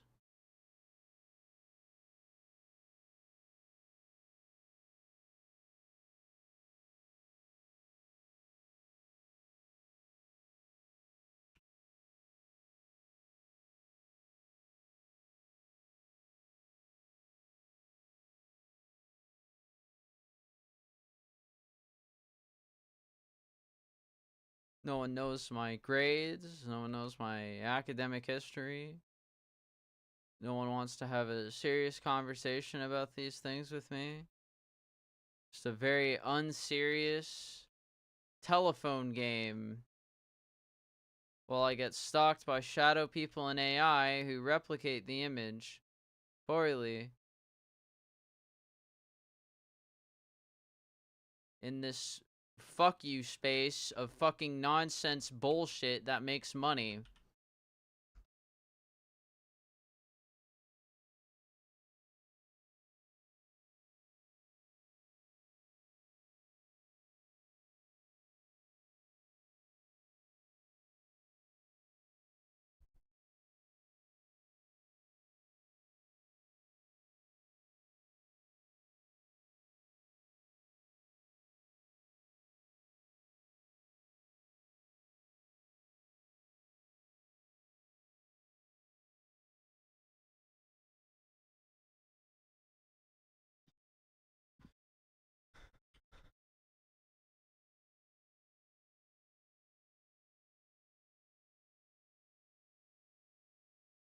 I love him.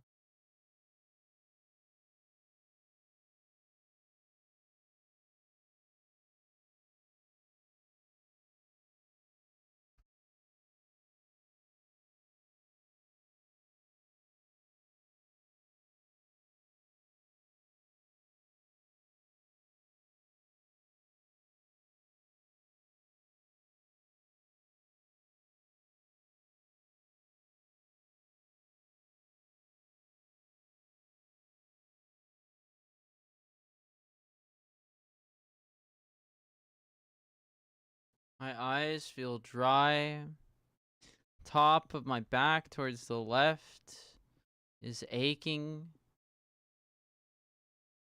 I have sort of like, I feel like a little bloated. Maybe even like gas is building up in my lower abdomen. Ooh. Feel like a stabbing one right above my diaphragm. Maybe right below my, right at the, I think, like maybe in the middle of my abdomen. Closer to my stomach.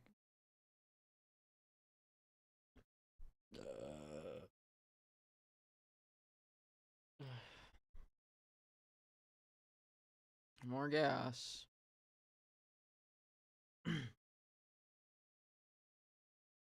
Oh man, I feel like I'm fucking sweating. I feel like I'm having a cold sweat. My fingers, these fingers are aching. More gas. Like a one here, like on the bridge of my nose.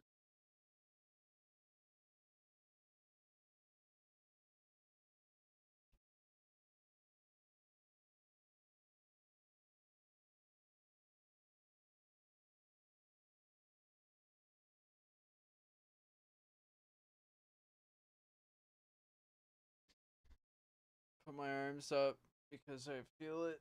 Oh, in my top middle back. Oh.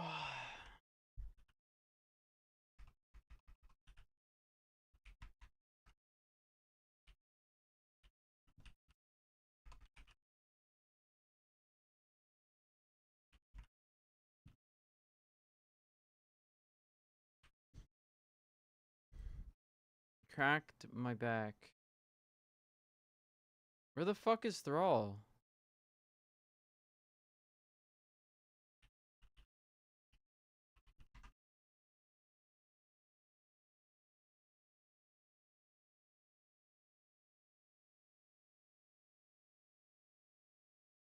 Okay.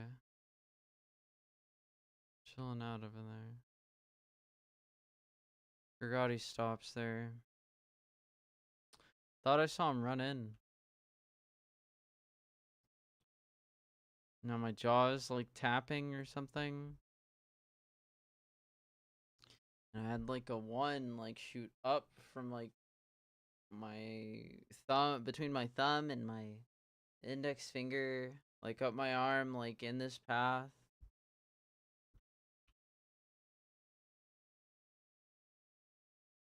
Oh, it's like a tiny 3, like here, like to here.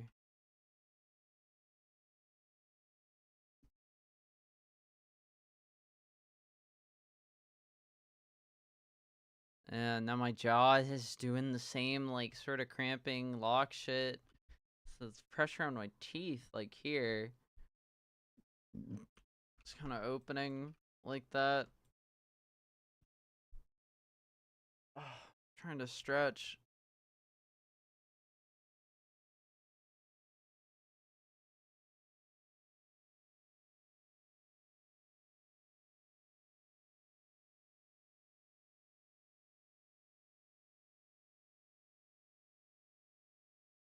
Feel like a tightness, like a 1 building on like my forehead and my bridge of my nose, and my bridge of my nose, like in my sinuses, and that's like a 1 on like my back left, like shoulder blade.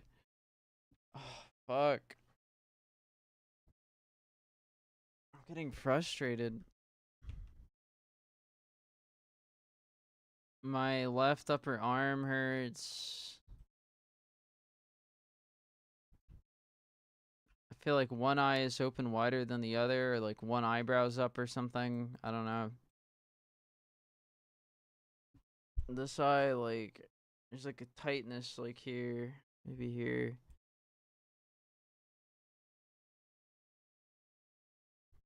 I have like, feel it in my throat again. It's like messing with my sinuses again. I have like a 1 like here on like the back of my head.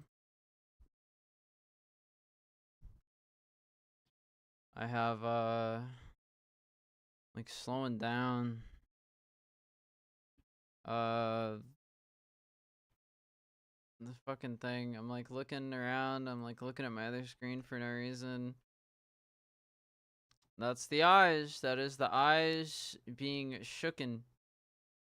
I swear it, dude. I swear it. If I could measure it, it would be true.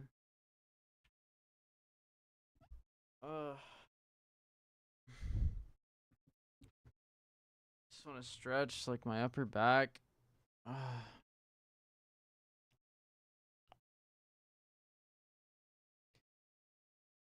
City Warlock's killing himself. I wish they'd stop. It's like a 1, like here, like I'm pressing my thumb into it. Like back there. Oh, you escaped.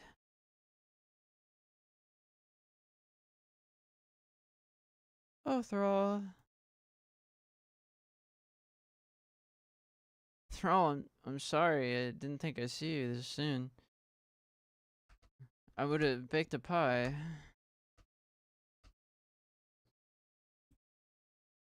Oh my god.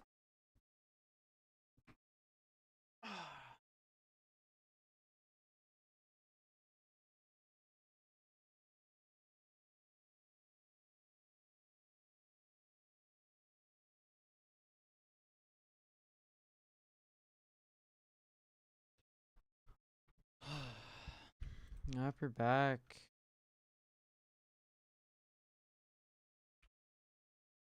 God, my gas. Oh my god.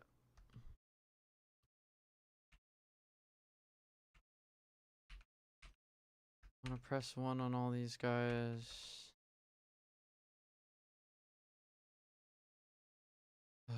Oh man, it's 1's faster than I can talk about them. So there's one on my chin, there's one on my upper left arm, and then there was one on my like elbow, like right above my elbow on the outside of my arm, like facing the back wall right now, like where my body is oriented now. That part of my like arm right above my elbow, like was like a 1, and it still is a 1. Still talking about it. My eyes moved and experienced the 1. A lot of 1s right now. Very achy. You know, usually I'd be like, oh, it's time to stop. but I'm kind of doing something new. It's becoming very hard to talk. So hard to speak. Oh, Long Johnson. I gotta heal my guy here. Maybe like a 1 by my eyes. Oh, my eyes are so dry. So very dry.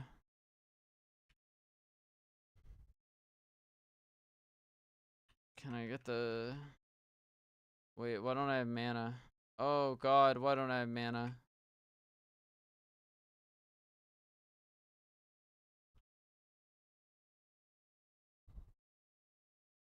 See, I need to eat food. I need to piss after this. Man, I want to stand up. I want to stand up and rest. Really hope they don't start fighting the boss is what I was gonna say. They don't think Thrall can take. Thrall's stronger than you, buddy. Look at that guy go. Jesus. Chris Metzen? You got nothing on Chris Metzen, buddy.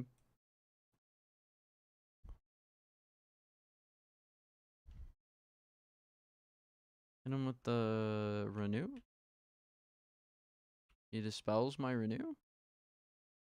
Did he dispel my renew? I need mana, like, fucking badly.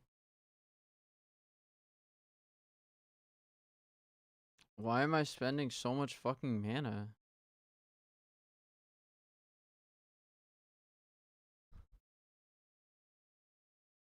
People just, like, taking a lot of damage.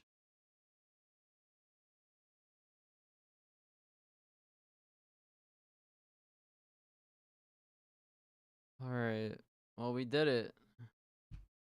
Say a little GG to my BBs. To my B. I was gonna say to my team. To my B team. That's definitely what I was gonna say. But instead, I said something that could have been incredibly regrettable in another context. So fuck my life. You can't say BBs. You have to say to my BBs. It just doesn't have the same impact. To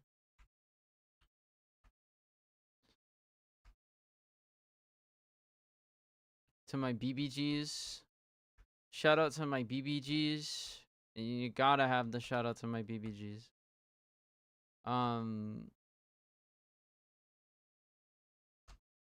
Cap. P-Quiz. What it?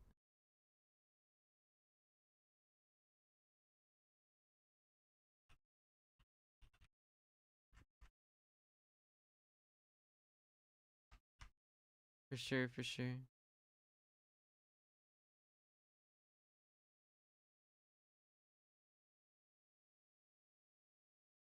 Alright.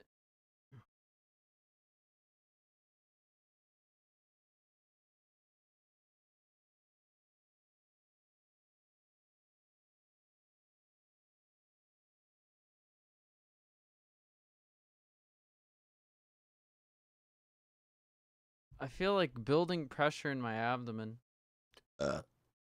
Jesus.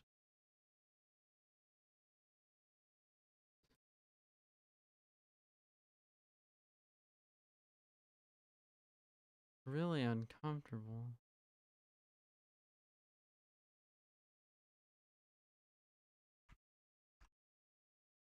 I keep saying X. Everyone say X. Raise your tiny fists and scream.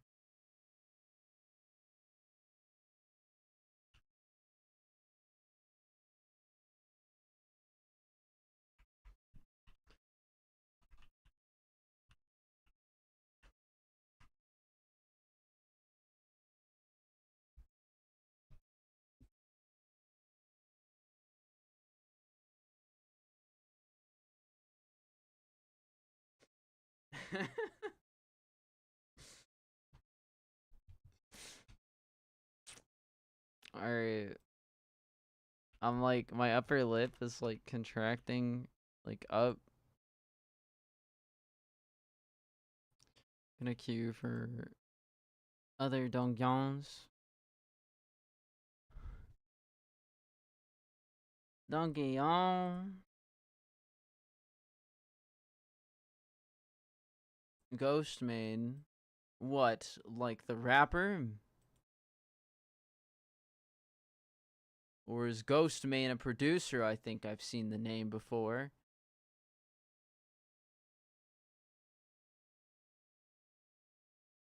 Jesus, I can't speak. Hello.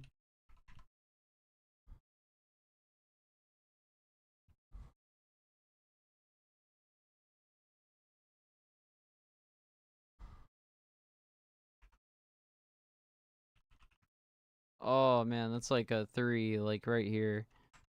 Like on my eye.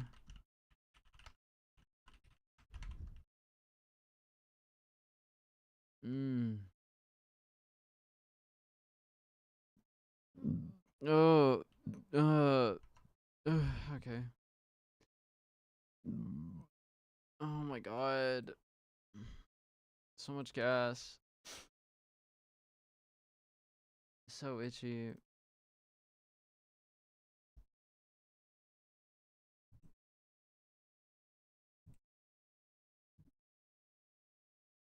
I sit in this house. I'm gonna bring my plate somewhere else and try to do some stretching. Oh god.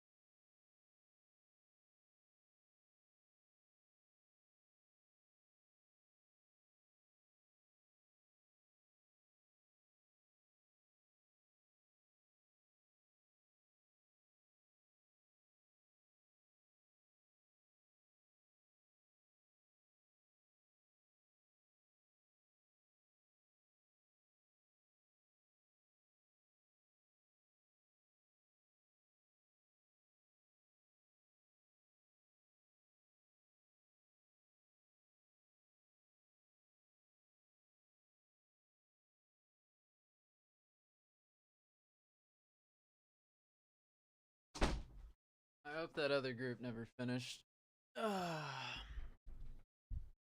Fuck these idiots. Fucking fascists. All they want to do is crank their hog to the new online god. I'm gonna go to the fucking nation of fucking Reddit. Fucking sucking major cock.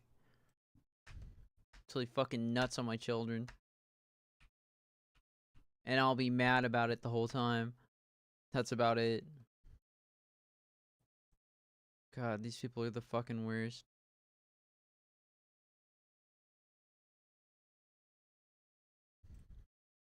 For real, the least they can do is hate on the fucking hunter for needing it. They're like, no, it's fine. There's a false flag operation. I'll just be on the side of whoever's cooler last. So fucking neat. Let's just move people around too. Fucking neolibs, dude. I mean, I'm neutral with the scales of the sand. I thought I was revered with the fucking keepers of time. I had that quest before.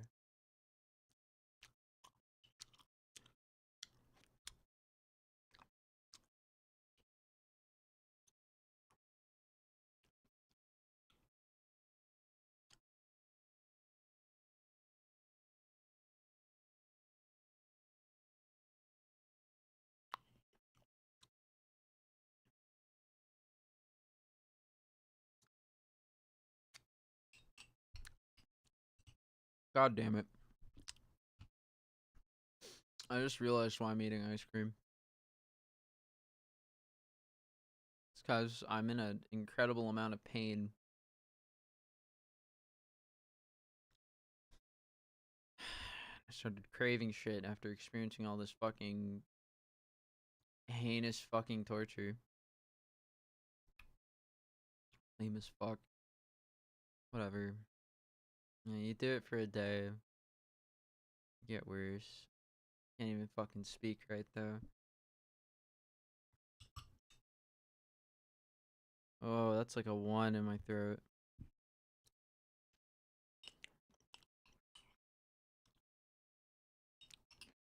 If I had to describe it, it'd be like maybe the top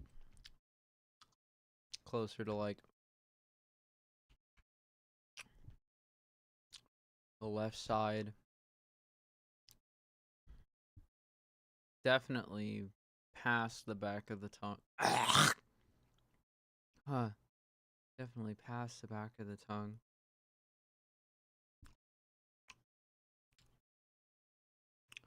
Probably have to learn all the names of the muscle groups. So I can do some fucking 7-fold ninja punch or some bullshit.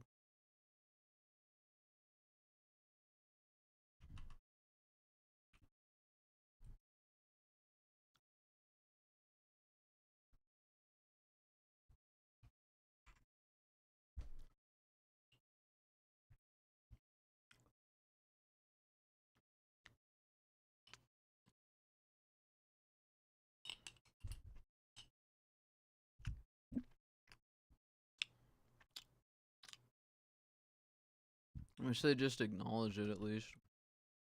People start thinking about what the fuck to do about it.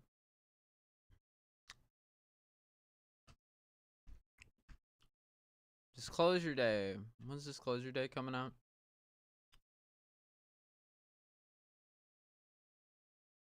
Nodding off. Not in like the colloquial sense, but I just won't. Nodding on. I'm nodding on. I looked up disclosuring, spelt in the worst way. Where's my party member? Disclosure Day. When does it come out? Remember your Disclosure Day. Dude, when does it come out?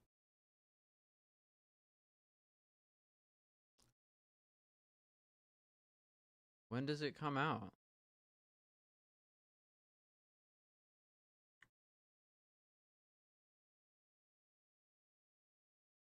Disclosure Day. Out June 12th. There we go. Coming to theaters June 12th. Disclosure Day. Coming to theaters June 12th.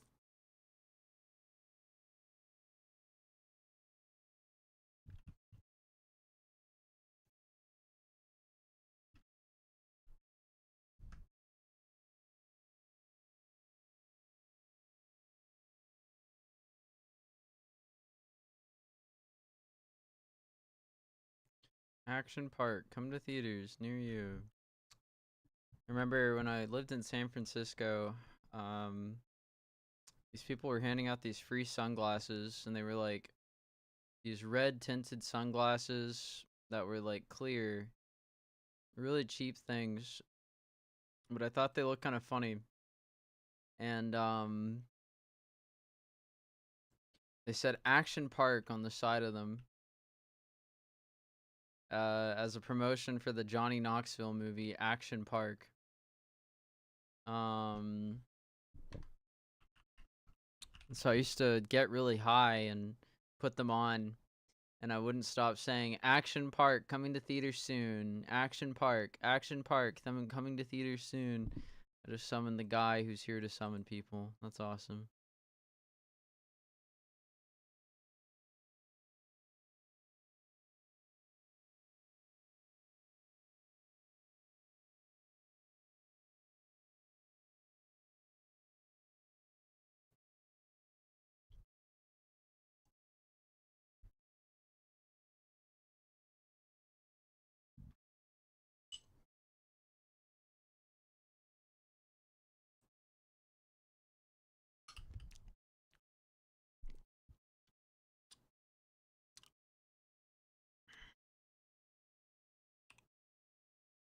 And now. And now. And now.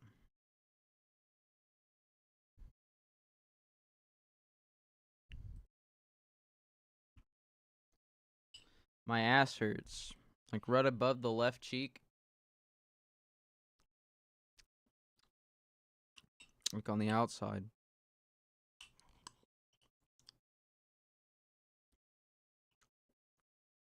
Maybe like a 1.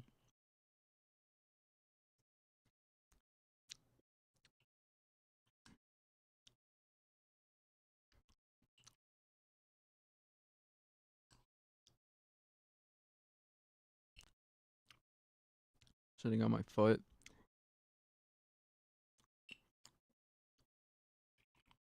Having trouble swallowing.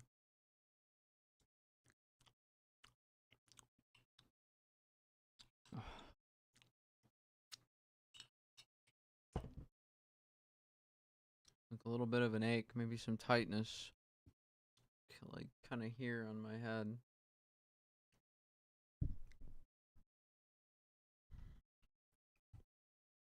I'm starting to feel a little nauseous.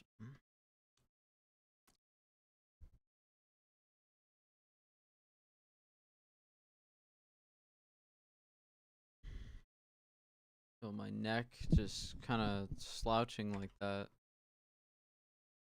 Ugh.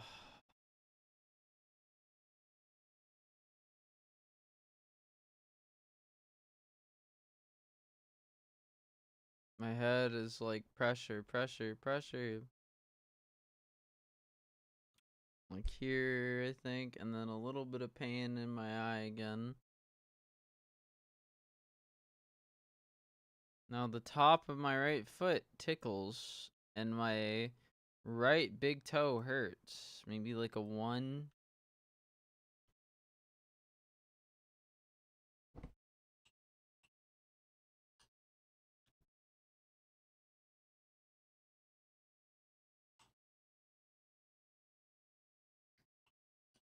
You just want to act like you're the authority on it.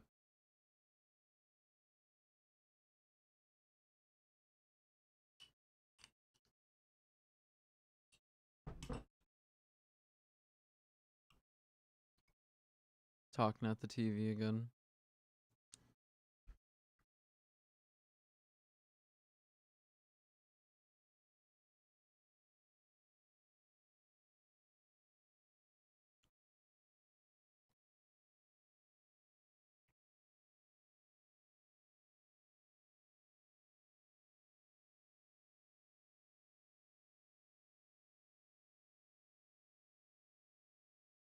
Oh, look at him kick.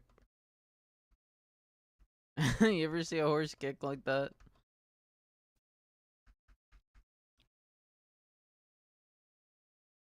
Look at the back legs. Looks very silly. I like how my horse has like a dank hoodie. Very baggy core.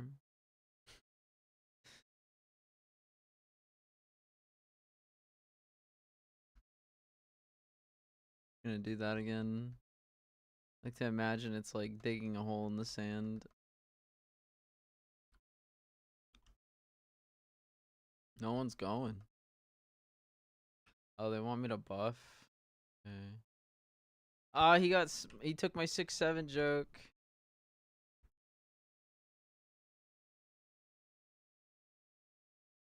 Do 13.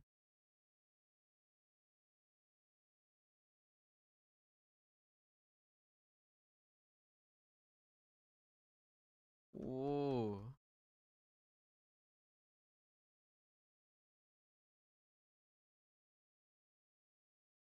Like a dog. Like, you know when like a dog like gets on 2 feet, dances for a treat.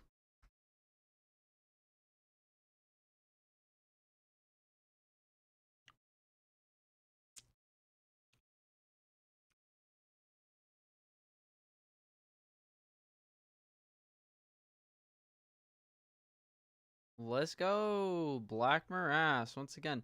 I don't know how I've been playing so long and have like completed so few dungeons. It's like actually painful. Like how little progress I've made today. I feel like if I had a coordinated group, this would be full by now. We'd just be running them back to back.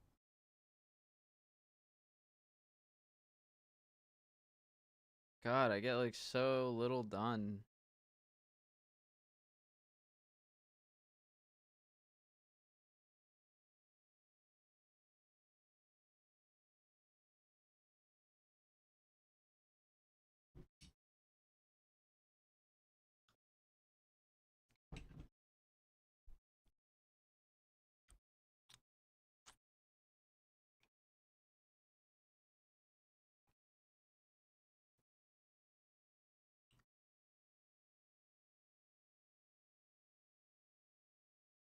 Oh, nice. The air bubble thing's happening. So the air pocket, not bubble, pocket. Very important difference because we're talking about Havana syndrome now. No, we're talking about air pockets, right? So air pockets will form in my throat, make it difficult for me to breathe and articulate myself. And will push out my Adam's apple. Make it very difficult to speak in an ambiguous voice, which never helps because internet transgender people will be really annoying about it as a whole. Let's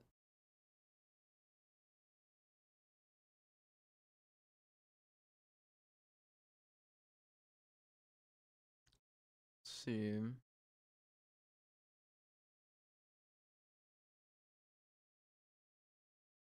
just gonna let this guy go. Oh, pull, man.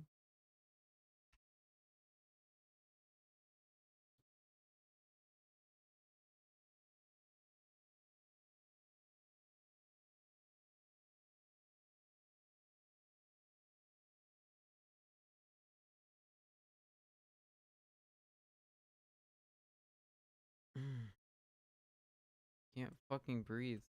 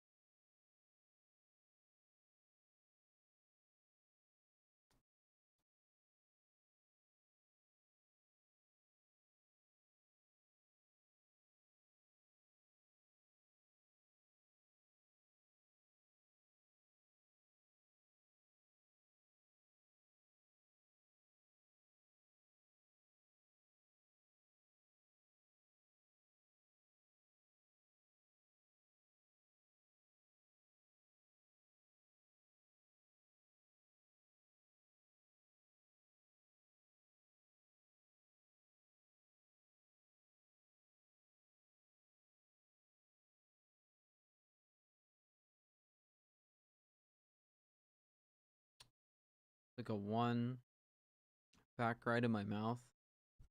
Probably like here. Like kind of on my gums. Like not my gums, but like, you know, like the inside, like behind your gums. Like it's definitely like closer to this. Ooh. Rubbing it does something to my ear on that side.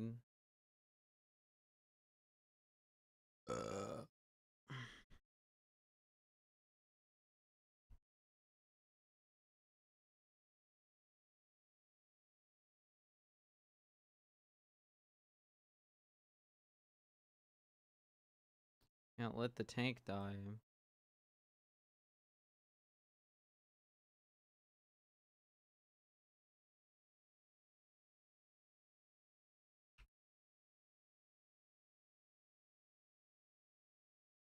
Oh, and they're ignoring the ad. That way it can kill a DPS.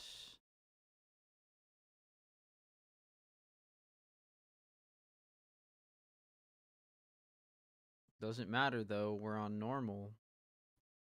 Doesn't really matter at all. Why care, in fact?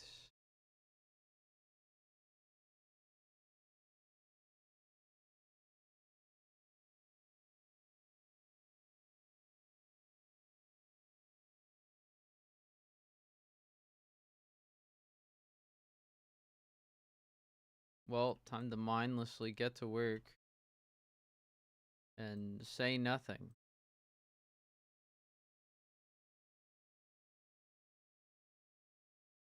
A lot of people tell me to stop playing this game because I could be doing so much more with my life. And they'd be right if I didn't know what I was doing right now.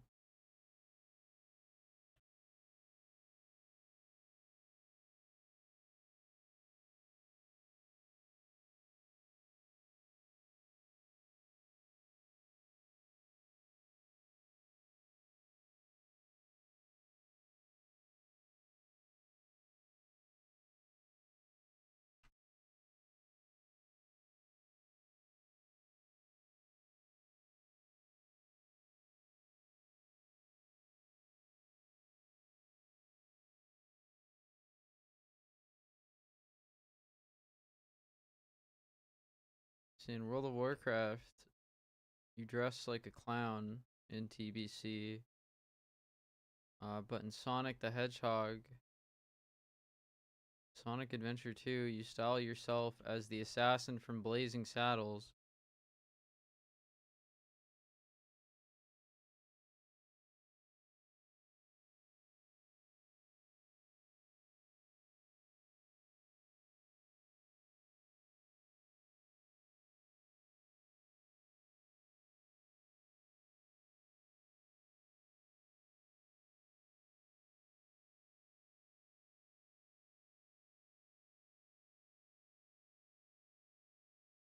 Just glad I'm the superior healer here. As we all know, no group can move forward without a healer. Which is why I chose the healer class, knowing that I would be solo for most of my playtime, or otherwise essentially solo, since I have no friends who play World of Warcraft.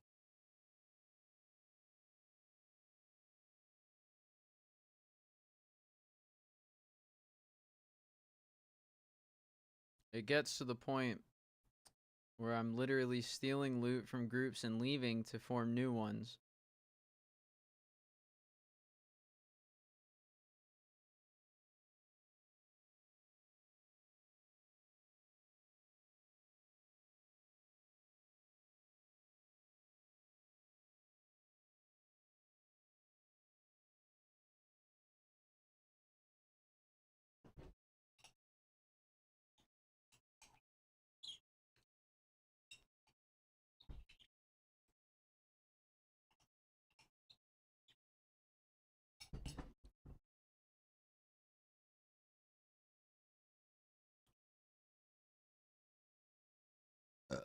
I have gas.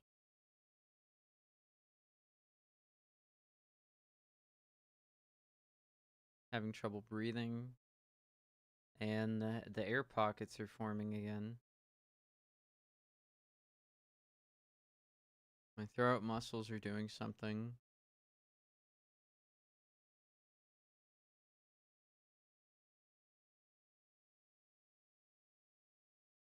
Sometimes I think, oh, I must be the worst part of all of my groups for all this terrible behavior. But then I think, no, I'm the healer in World of Warcraft.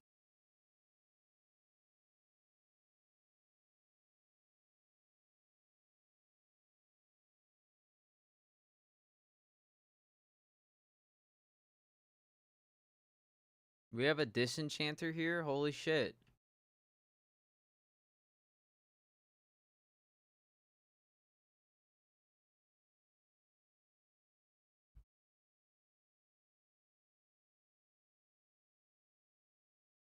What's the TV doing? Oh, they're playing Destiny 2. Oh, it's Cleo Channel, Phase Connect playing Destiny 2 with a purple cat. Not quite a pink cat. But you just can't be picky.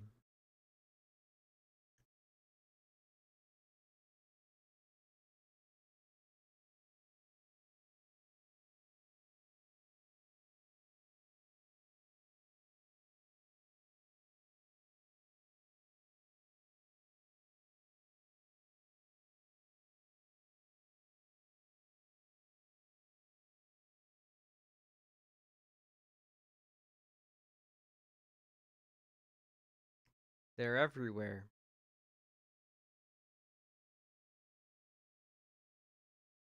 Absolutely invaded. Incurred.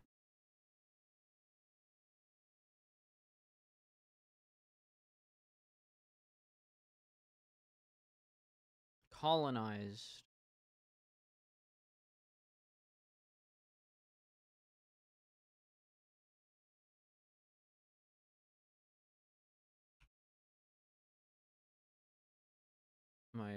My muscles are doing something terrible. Hard to breathe and now I'm talking funny.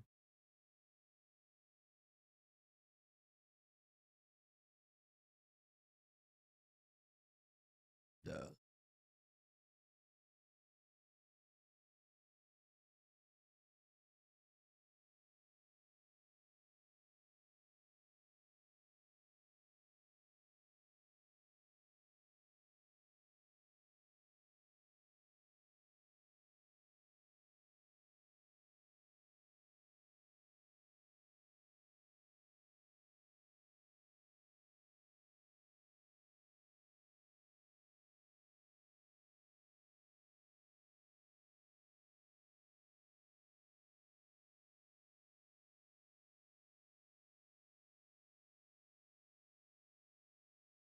Let's know nothing.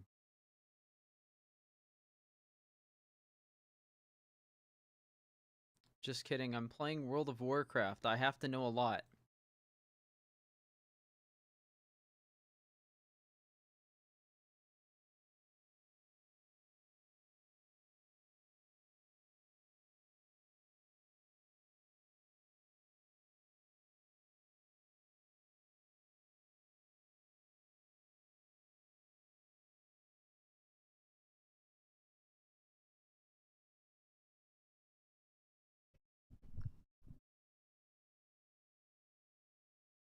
You know what the worst part about modern WoW is you can't socialize your way into a group anymore.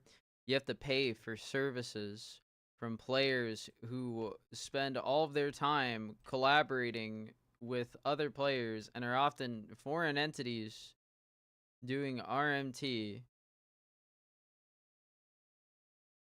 Or a guy who got a job at some point.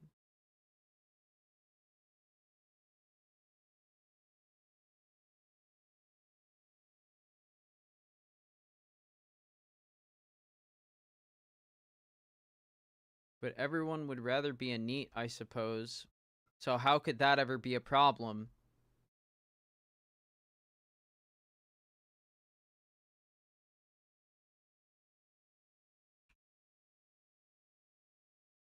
I sure love living life on the edge of it all. Because I can at least say I'm not a fucking biter.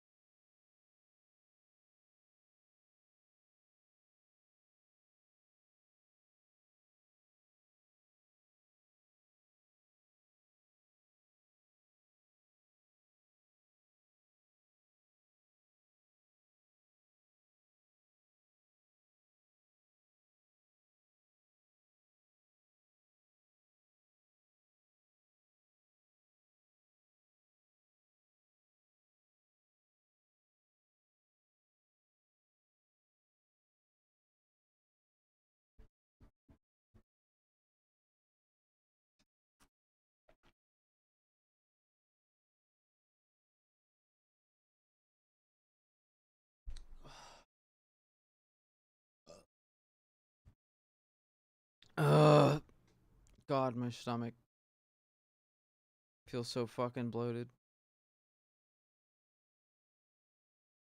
I'm gonna go into the portal. One sec, guys. Thank you.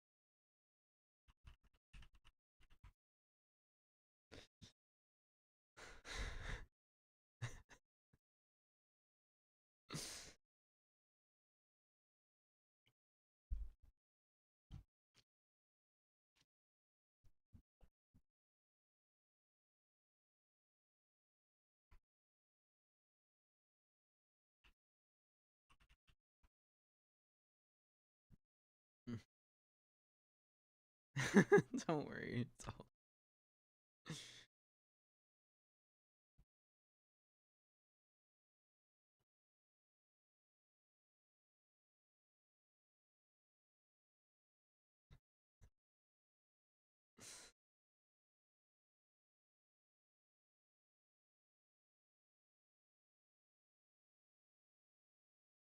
Oh, my thing.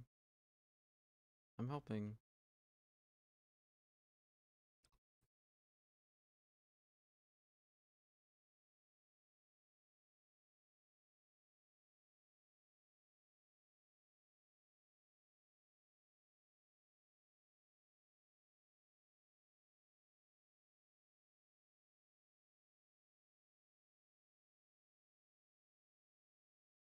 Cause I'm shallow, okay? I want them to like me. Just like Malcolm in the Middle, oh my god.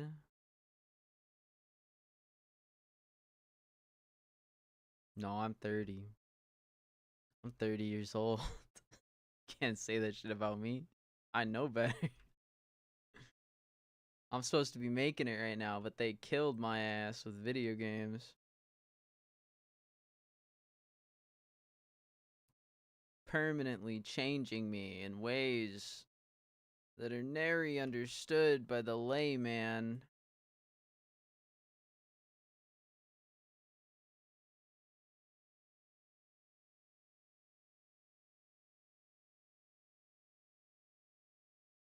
Undetectable in the bloodstream. Impossible to justify because of the likability. It was the perfect plan to wipe out another generation of would-be doers, or of good doers, by some ne'er-do-wells.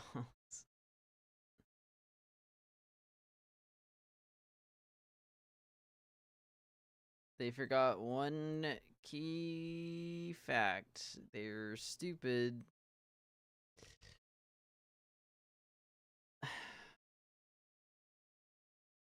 So the fascist nucleus must latch on to a new cadre of altruists to supplant what cannot be known.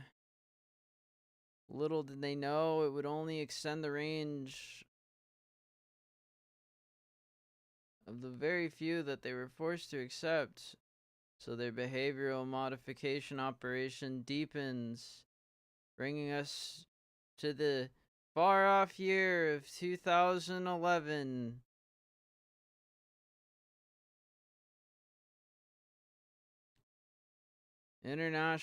International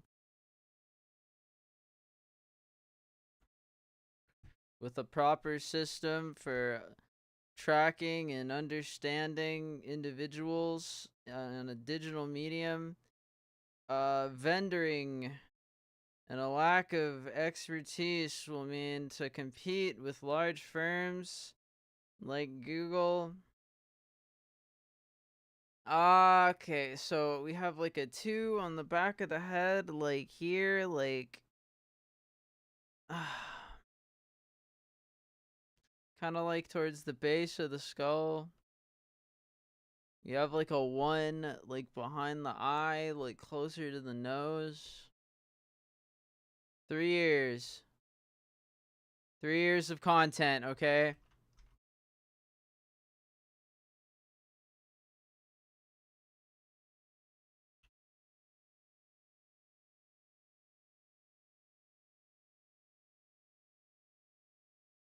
Google files a patent that would allow them to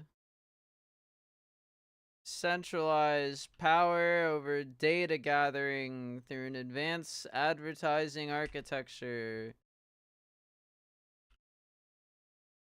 And it wouldn't be until the year 2014 that these things would be approved by the copyright market. But not before data-driven decision making would become ubiquitous for pluralities globally, nudging politics ever so slightly to accept their digital agenda.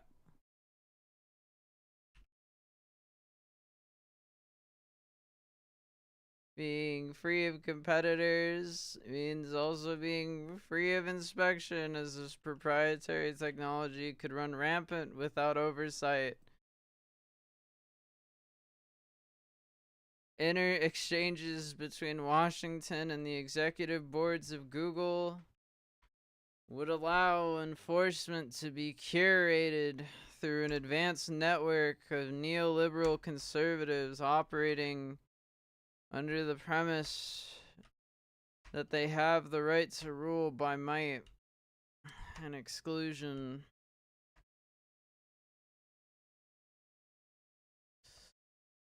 Bringing us even closer to today.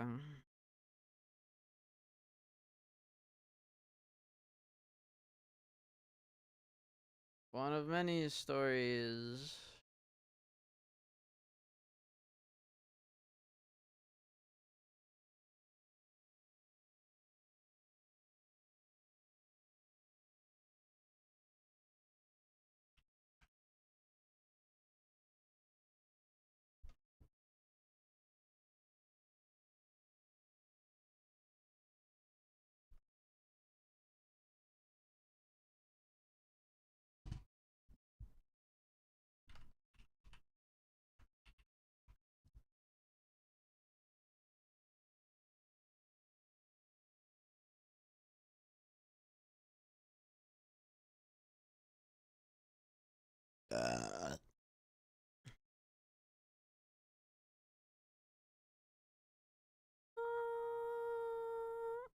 Seems as if assembly started and end. But with a leader like that, gun in hand. Gun in hand. With a leader like that, gun in hand, no one can third, no one can third.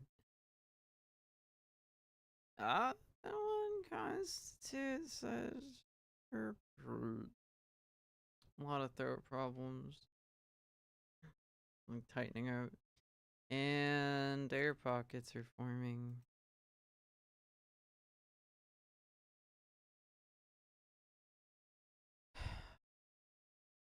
Really? Why is that? Why is that? Really? You sell weapons in a cave of time? Why is that?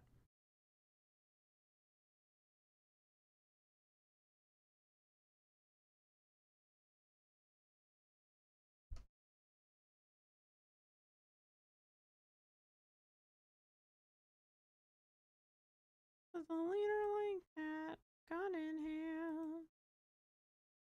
Gun in hand. A leader like that, gun in hand. Gun. Alright, that's like a 1, like right there. On my neck. Like Like there.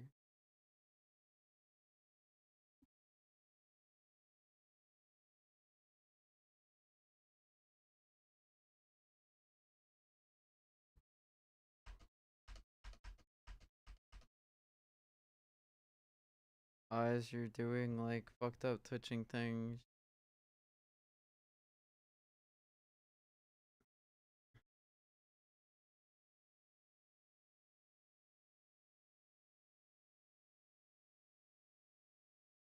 Just gonna lie. Cheat and steal. I don't need to, but others might.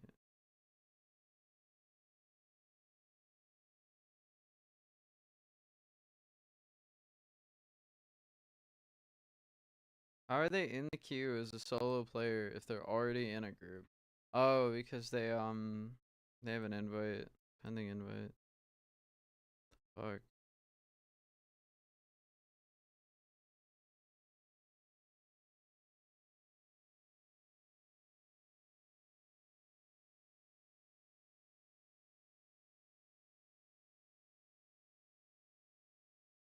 Oh my god. How is it so hard to find fucking groups for these dungeons?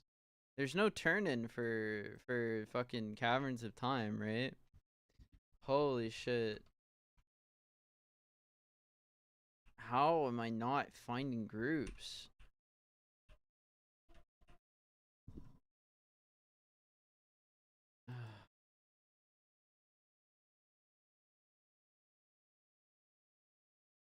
Ow, dude.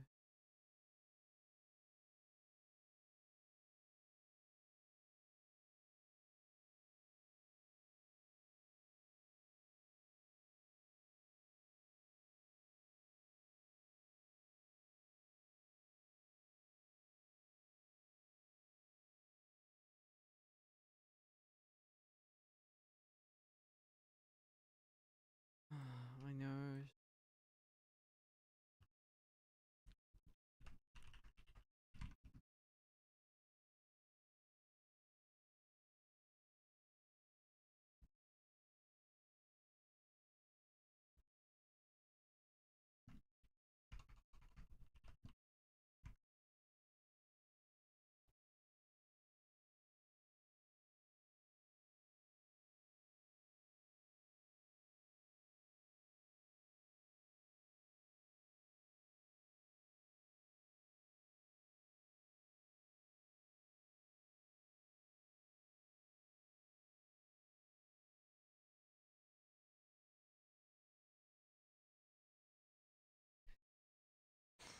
Can't breathe right. Can't speak right.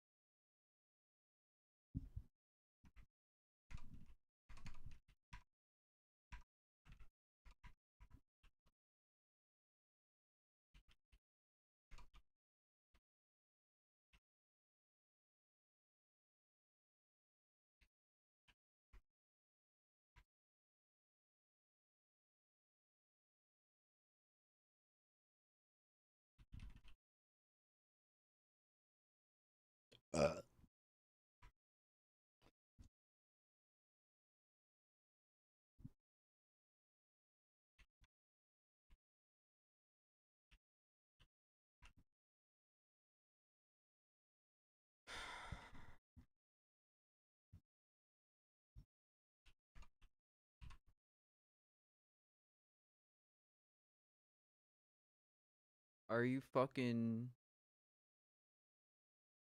Okay.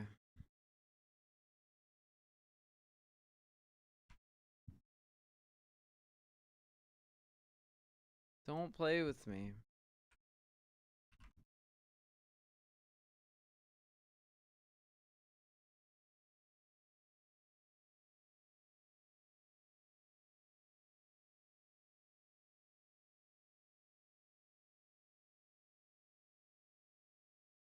Okay, Black Morass is shorter.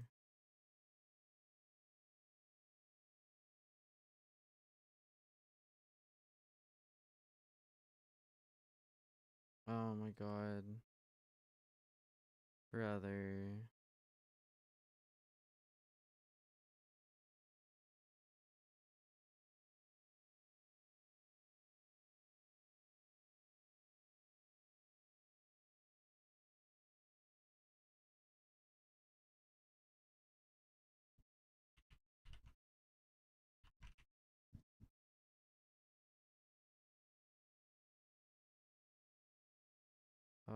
Who's like the best single target?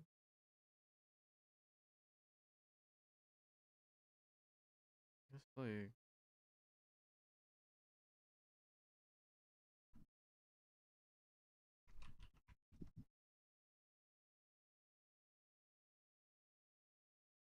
just need the bow. BM question mark? BM he says. Okay.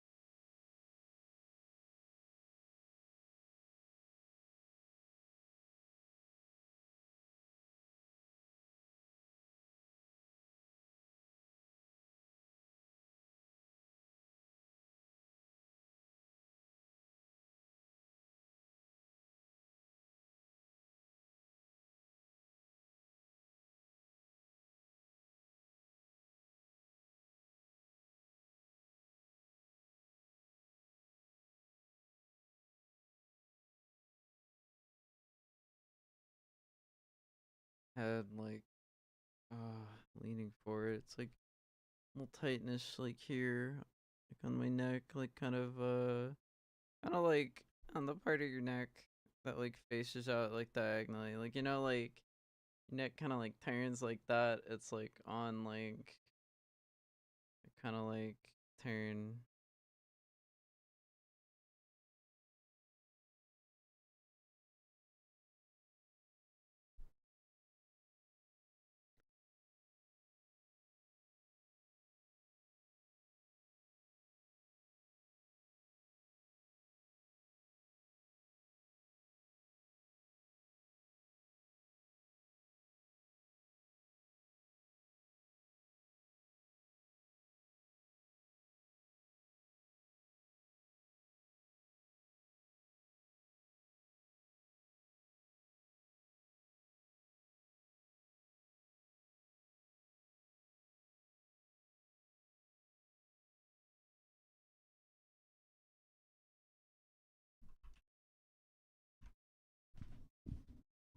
I'm gonna piss.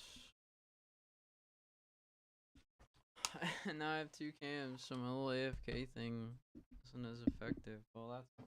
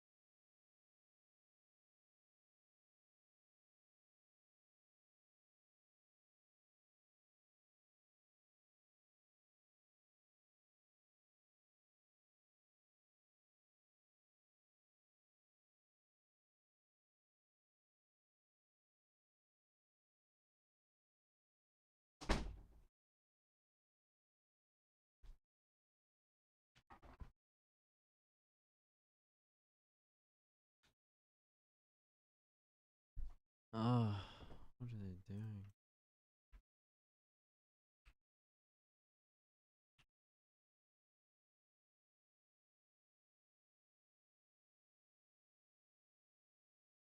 All right.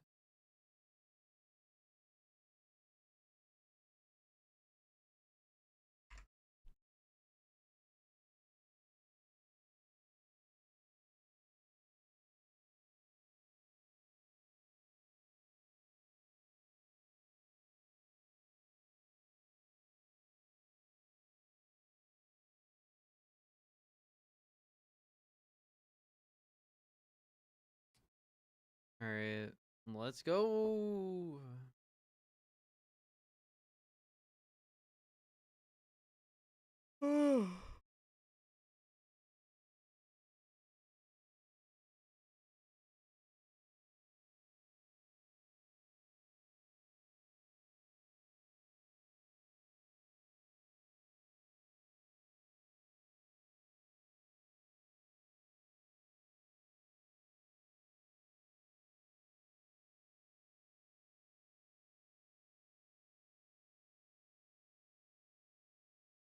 Where's the other guy?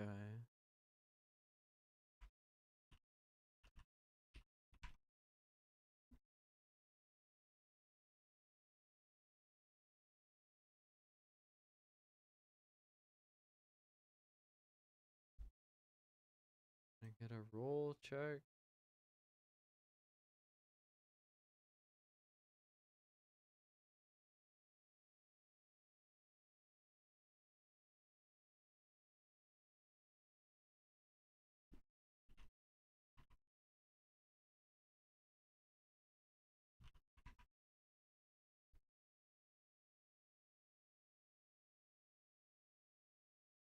What do you mean? Oh.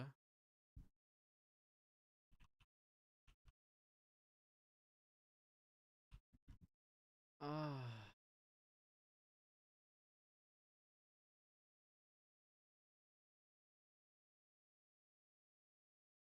Why does it even let him queue up?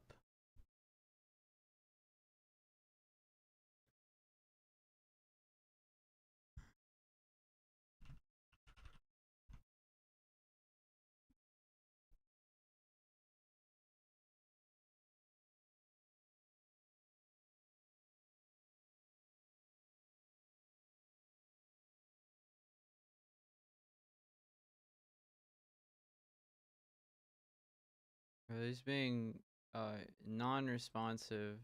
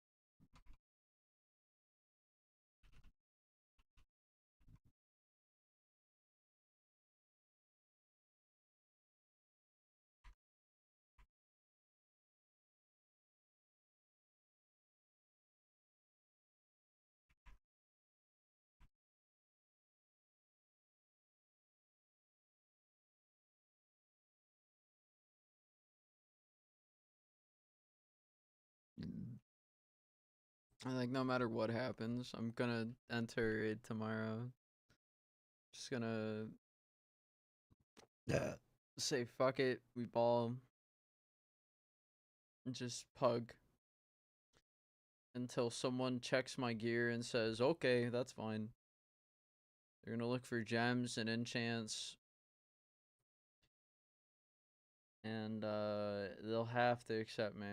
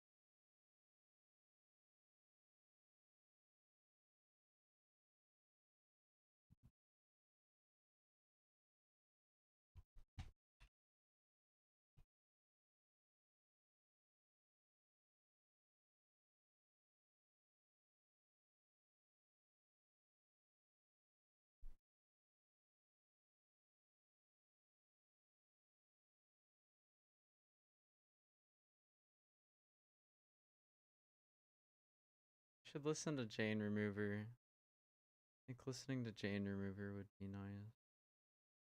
Maybe Sophie or 100 Gex or like maybe like any of these other stalker descendants.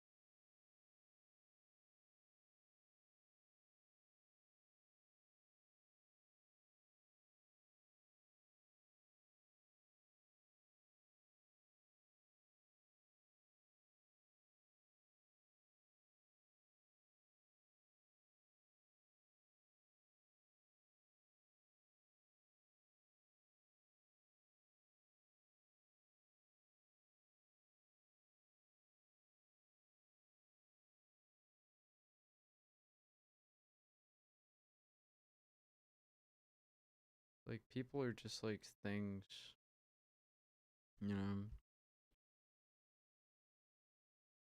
The substance of a person's observations is a nothing though, because anyone can just look, right? Abstract art's dumb because anyone can do that.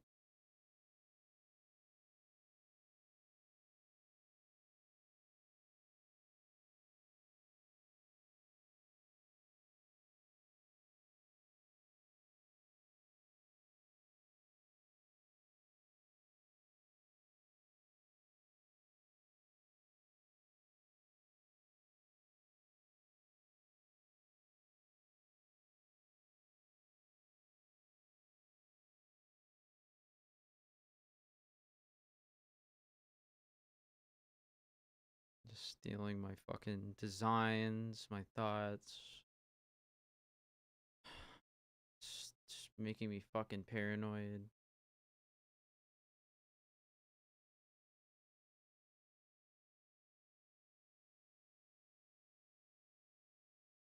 That's just a part of 3 years of content, dog.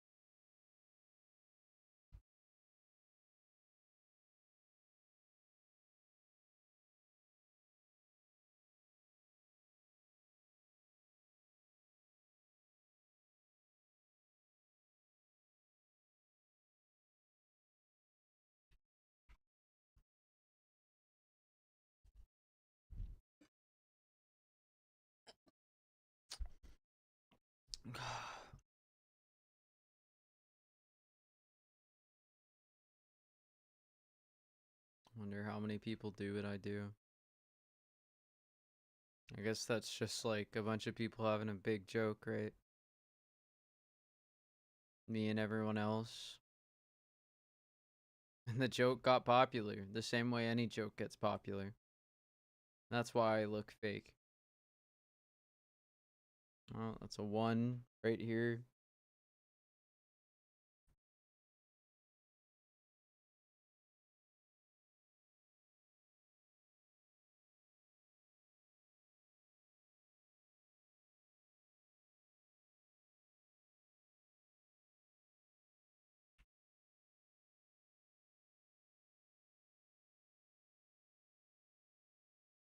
It's not like I tag anything. It's not like I have an entire page in my blog of tags.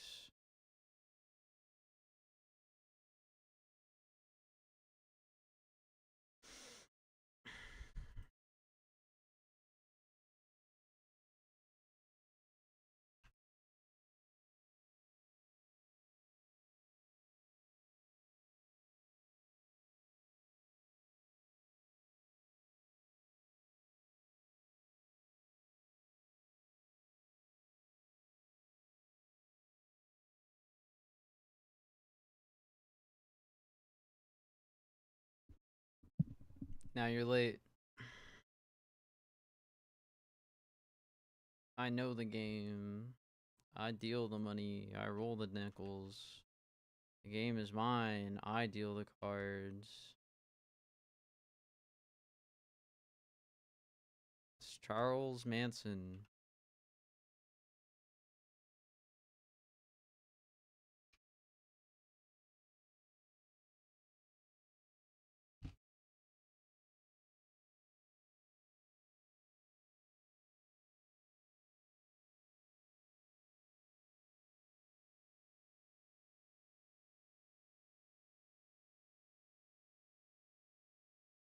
No. Don't die. Please. It's like a 1. Like here. Oh. It's like pain like here.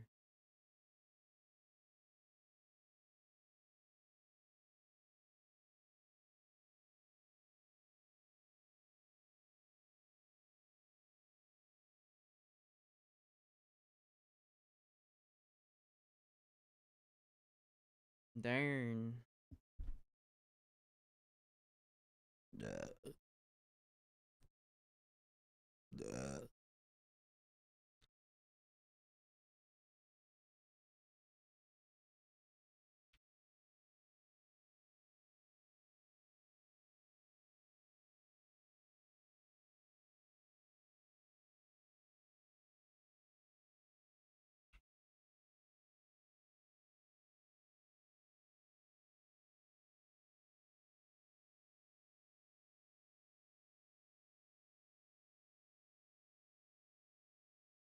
Sometimes I wonder if people hear themselves.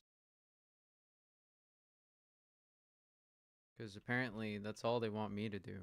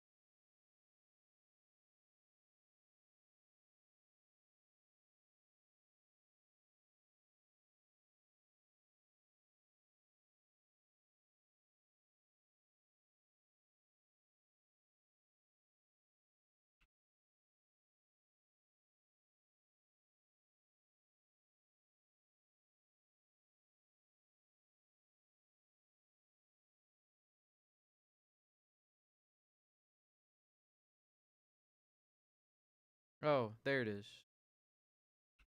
They don't know. They don't know I'm healing them right now. They don't know.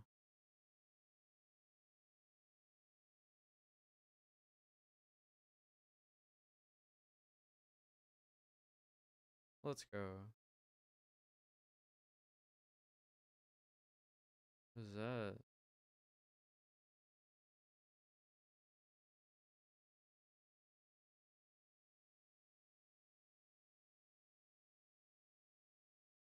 Why can't I drink? Why are we in combat?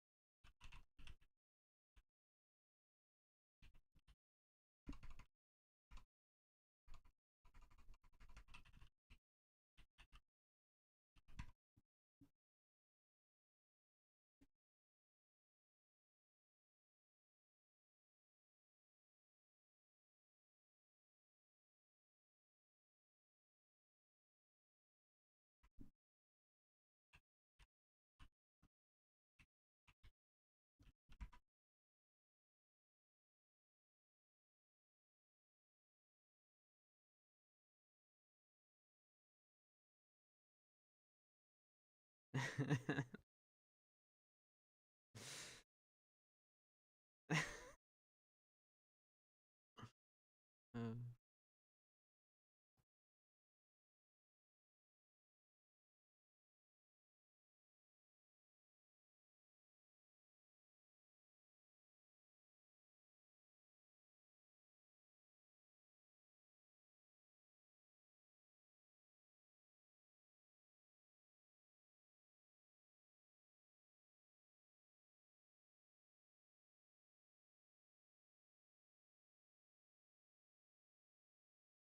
telephone game.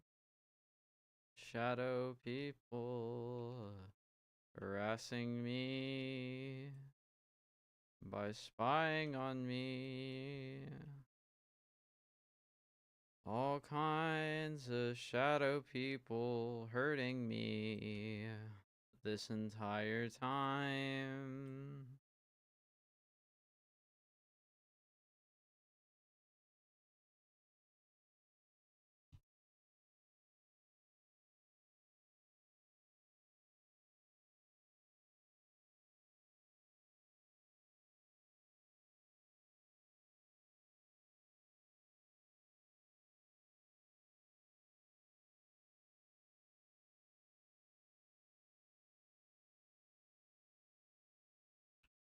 Shadow people stalking me, taking phone calls for no one at all.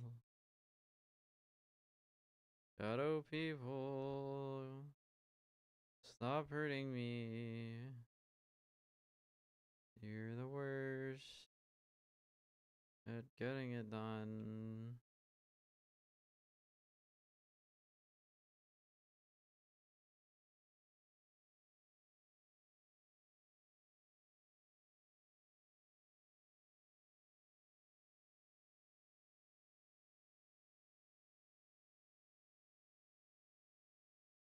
Can't wait for some Gen B insano to walk into my office.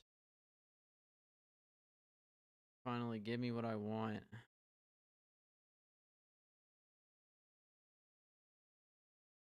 Some fucking straight talk.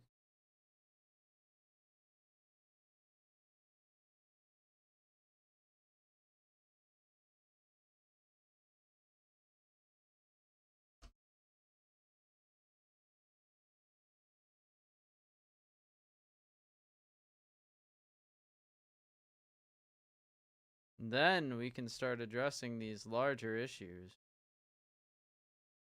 Be a huge headache Gone for me.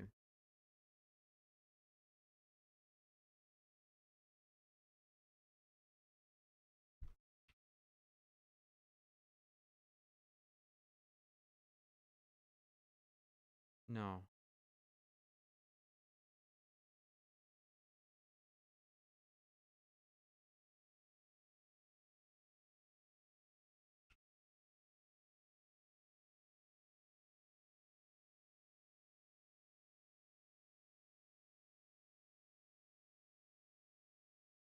Shadow people intervening in my life, filling it with strife, calling me what I'm not, calling me when I'm not ready, taking what I say, cutting it up and putting it on the ground, spending all the time they don't work, wondering about a joke from dinner, shadow people assailing me for years and years.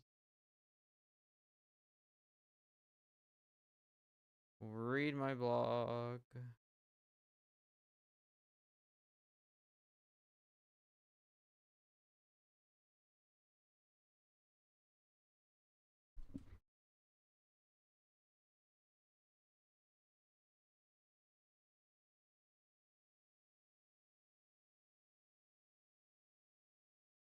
And if you're listening to this, you know what I'm thinking.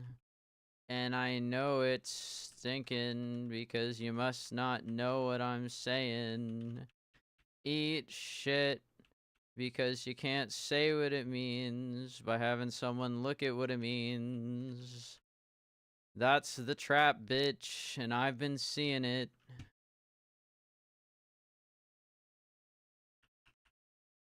Probably, most likely, this won't stop until brain surgery can be done on aliens.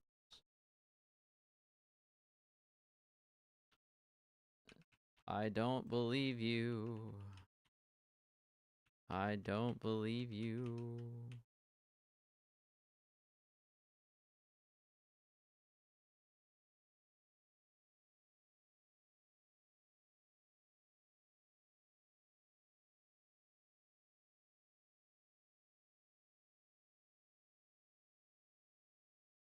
Do I need this? It's just worse than what I'm using right now, right?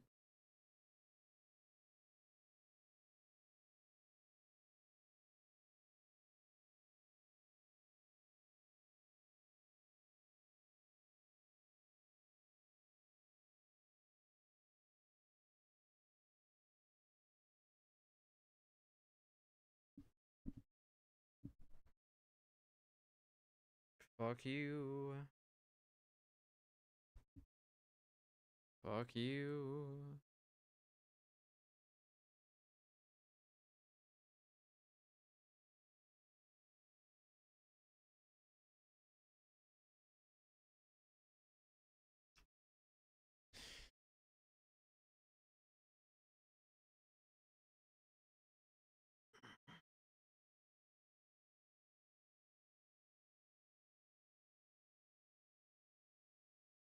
And that's why no one gets Jax from the Amazing Digital Circus. They make a person who hates Jax.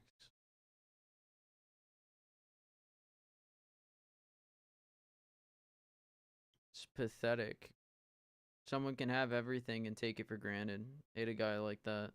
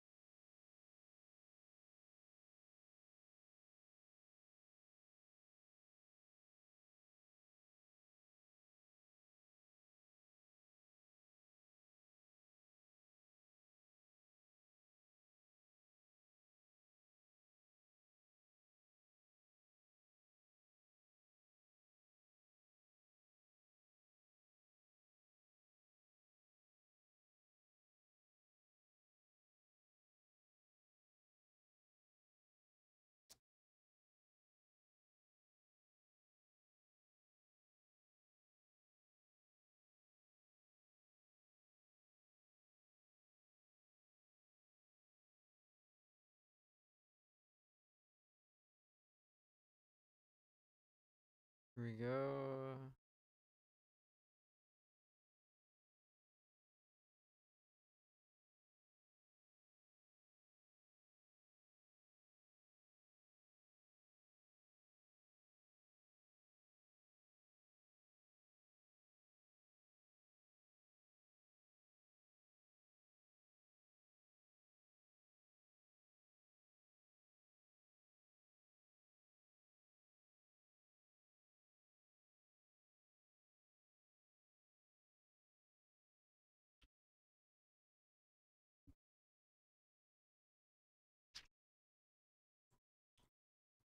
So the operator, shove it up your ass.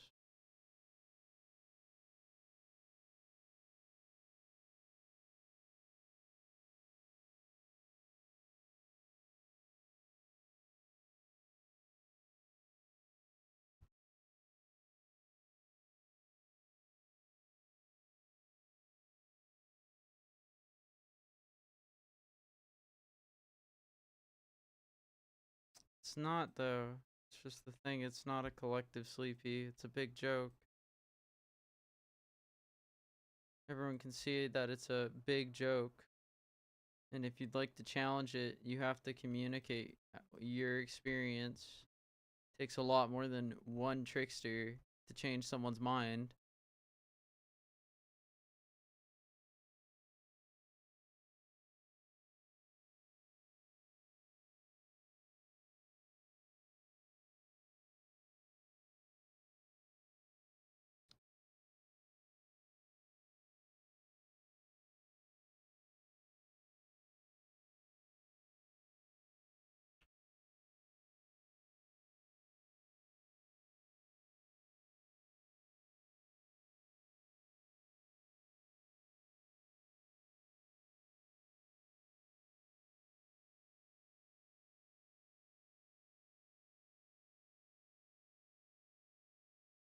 Six, seven.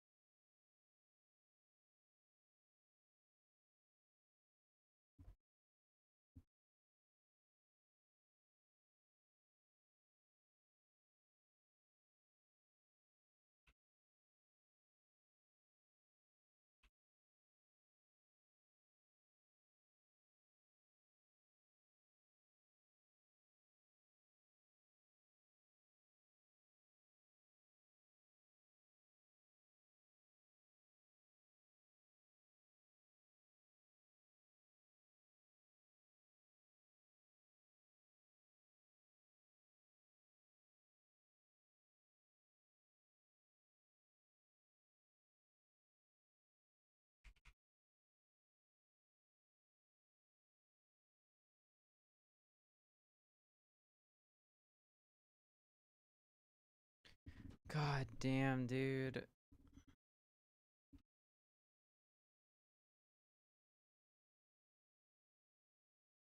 What is that? Is that good? Is it a helmet with a meta socket?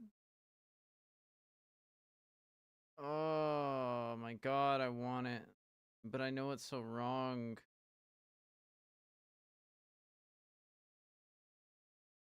Oh, it's so wrong.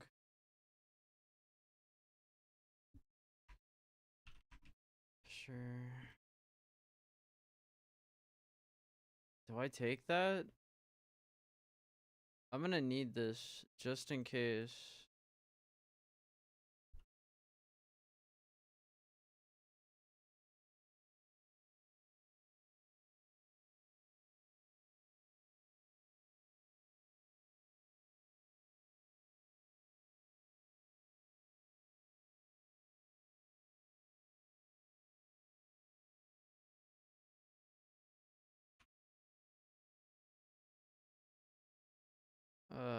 Man, that's so bad.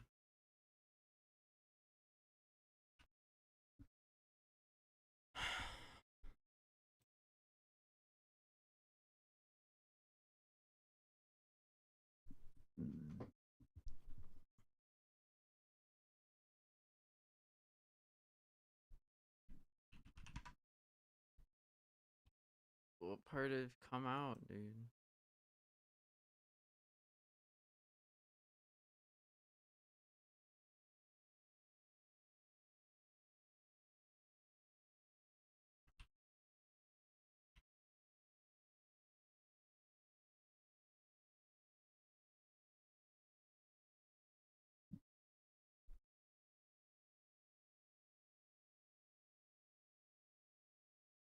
Alright, bro says he's in new. I don't know how he knows that. He's standing at the entrance like this. So I was the one who got the fucking message about it not being new.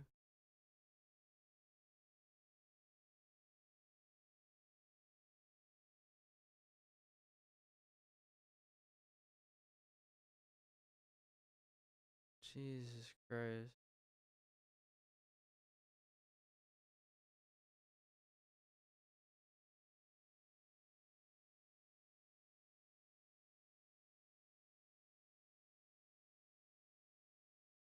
I can reset them inside. What is bro talking about?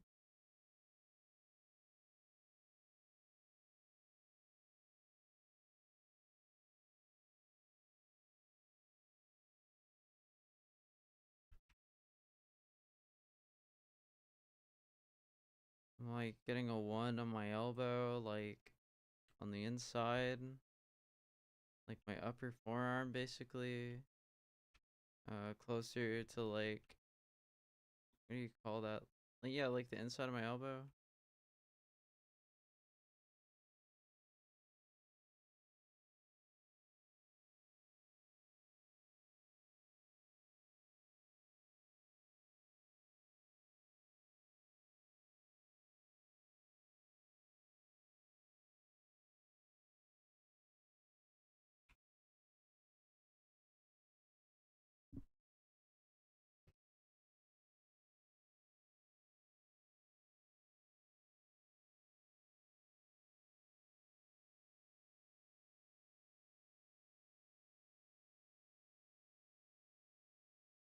It's like a 1 in my throat. Who is whispering me? Oh.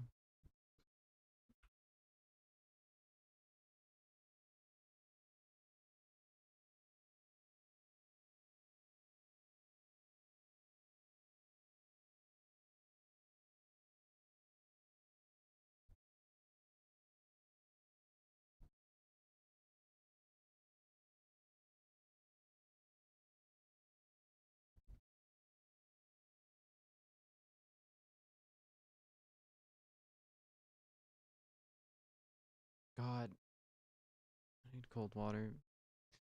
I need the bar to be full. At 1100 per. So in 4, I'll be at 19, and then I'll just need 2 more. So I just need to run this 6 times. Let's fucking go. We done with this rep tonight, and then I can just farm that helmet. Worst case scenario, if the helmet doesn't drop after like by like 5 p.m. or whatever, I can just like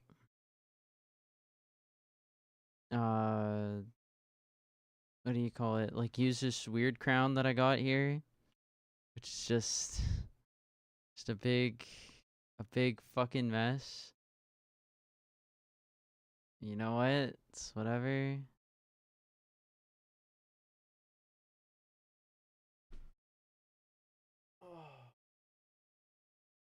Oh.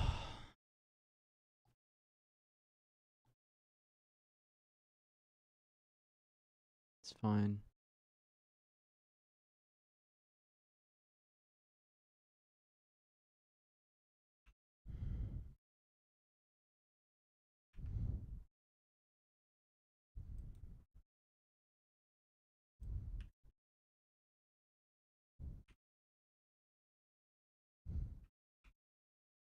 Damn, that looks tough. I'm gonna take a pic.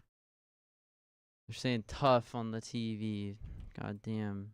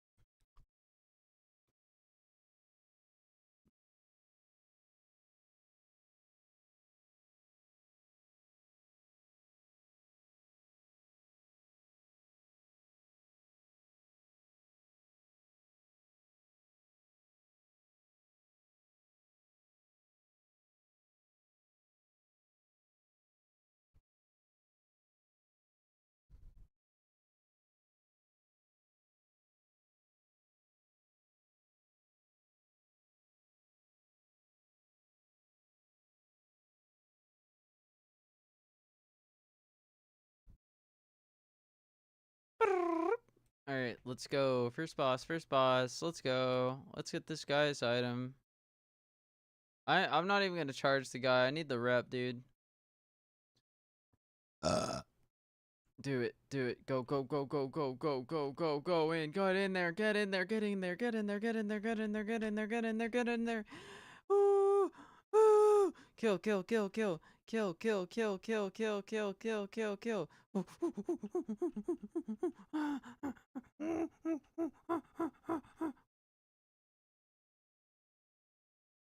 Go, go, go, go, go, go, go. Monkey. My brain is like disconnected from my actions. I'm just moving without thinking. I feel like my brain is like asleep while I move. This must be what a Redditor feels like when they have a hole in their head. Holy shit.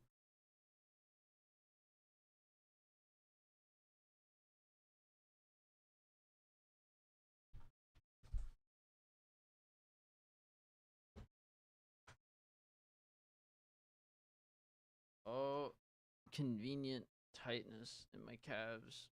Notorious dungeon.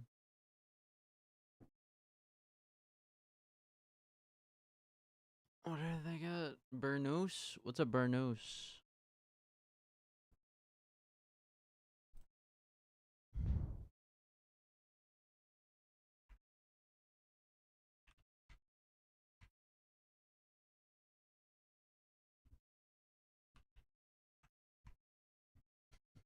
Let's just swag on him. Say 6'7".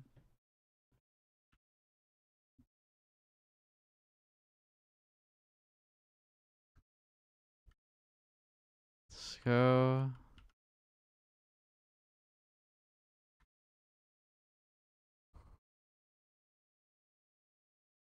First attempt. Hourglass.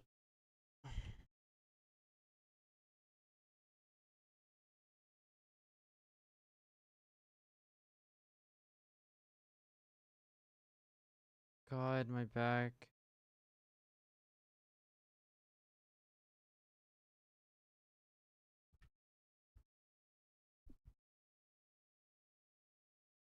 We're so close. We're gonna get there. This is happening tonight.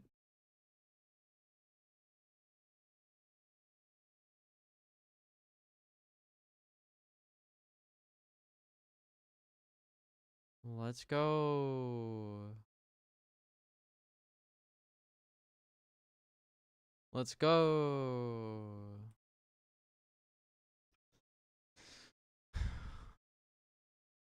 They'll call you Shirley. Let's go.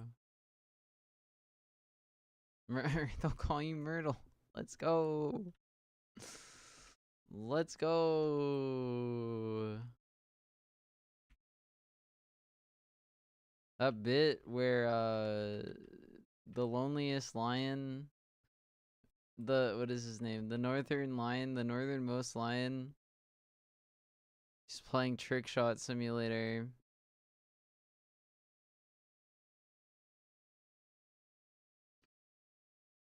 He's playing Trick Shot Simulator, and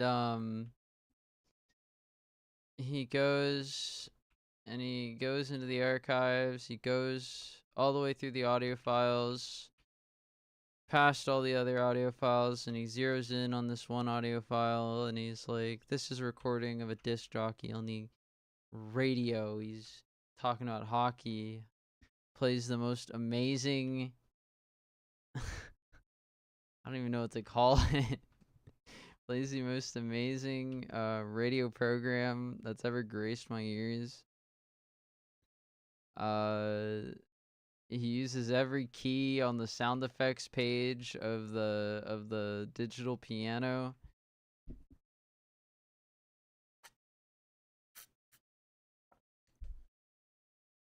It's quite amazing. He just rattles off all these puns. That was a 1 at the back of my throat. I feel like I just had a cold.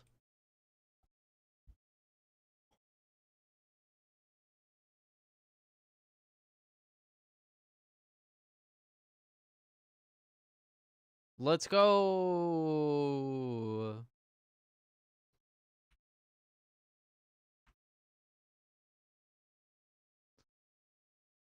Okay, I want to hear it.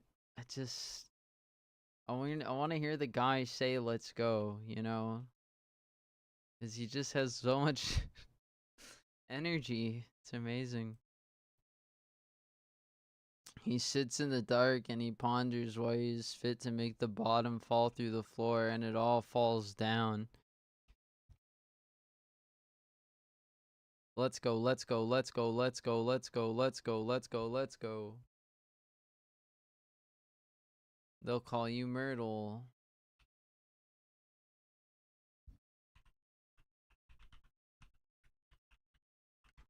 I need to hear this, man. He hit a nerve. That's how you know he's right, too. No. Comedians need to tell uncomfortable truths, motherfuckers, when the truth... No. The game doesn't matter. Here we go. Is this before or after he puts his headphones? It makes you... This, plus it being the summer between 11th grade and 12th grade, plus your best friend is there, and the girl you used to have a crush on in middle school is there too. This would be such a fucking vibe, dude. This would be such a fucking... you'd be having the deepest fucking conversations when they bust out the 3 bottle caps and the table. I'm gonna crawl up on your There's no doubt about that. Get through it. Apollo! Oh, yeah. Time chat messages I get to have the word bald in them. That was fucking clean, man. Oh yeah, we did the badminton into the cup one. Don't even worry about that. Honestly, that was easy.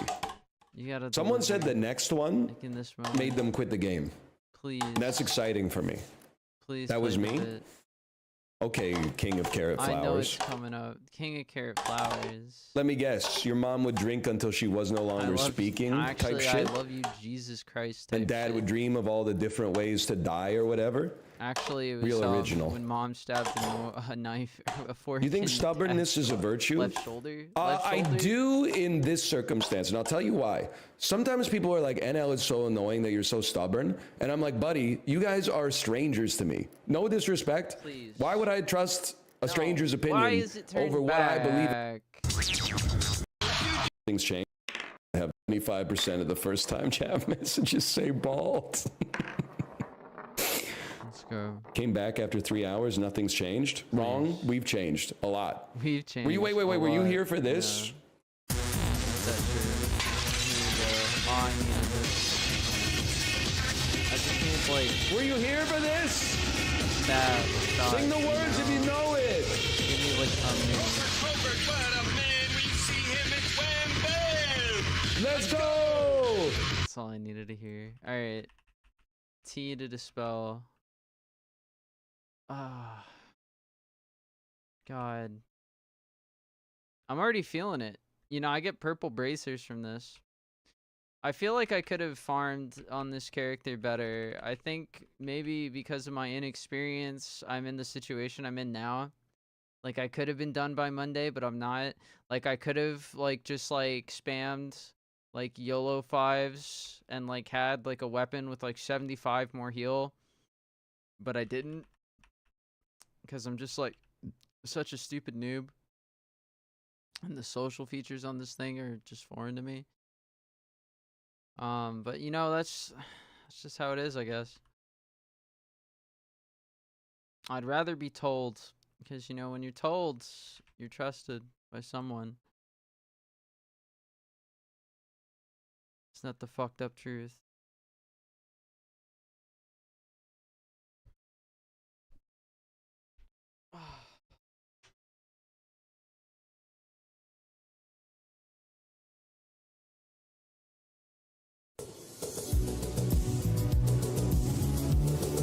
Hey, I know Pride Month was in June, but you're gay every single day of the year. Good for him. Good for him. Let's see. Can I get videos? Is there a good video? Is there a good video? Is there a good video? No more bad videos. I want a good video.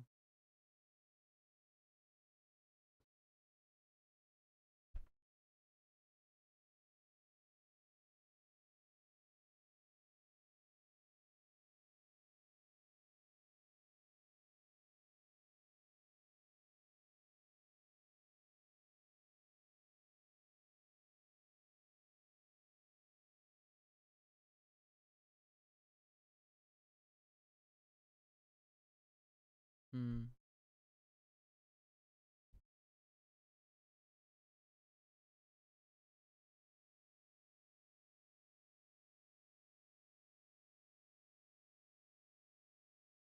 Am I being assaulted?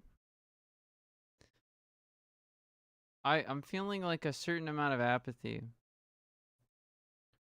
And having racing thoughts that are incredibly negative right now.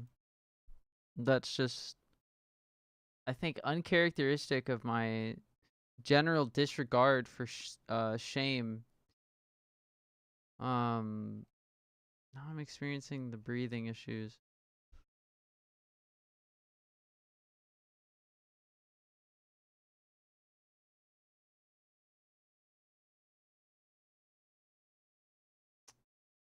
Just I need something that's like how would I put this? Like penetrable. I guess that's the first thought in my mind. There's nothing to suggest that any of this is impenetrable, but there's so many like memories at the front of my mind of the good times when I could actually have a dialogue with someone about what they're saying.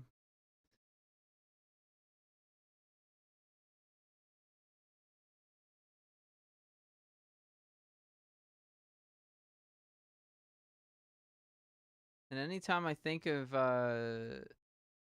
whether or not I think I can approach to something, there's a tightness at the top of my mouth. And a certain inability to breathe.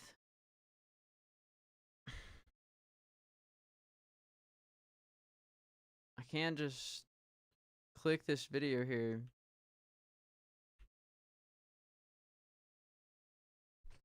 My arms hurt.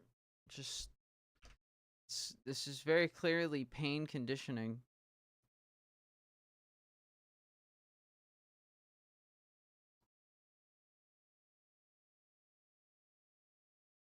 Feel like I need to be very oppositional right now. I don't know why I can't agree. So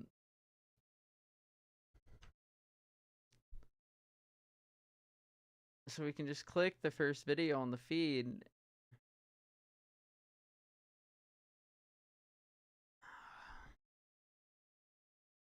But I'm having like a tightness in my chest and throat and a pain in my wrist that for some reason I'm associating with some kind of nighttime feeling, and the little vibrations I do to shake myself out of it, or for whatever reason associated with errant sayings and racing lines of thought, which is just very odd. It's just very odd for a person like me.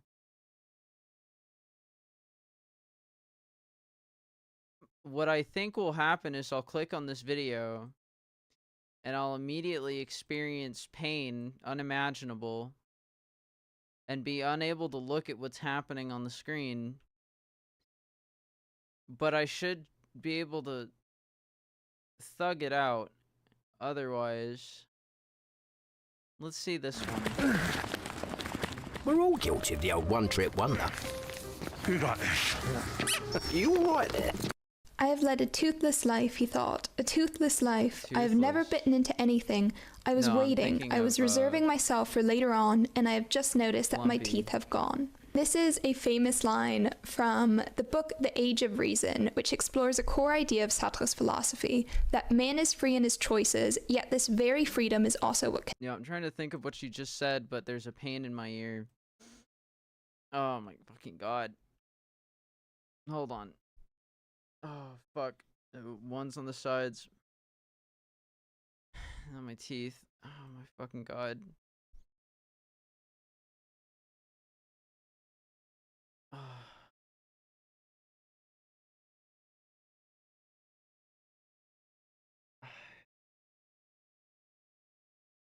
That happened today. People dropped out of my group when I had a fucking full party for fucking Arcatraz or whatever, Botanica Heroic.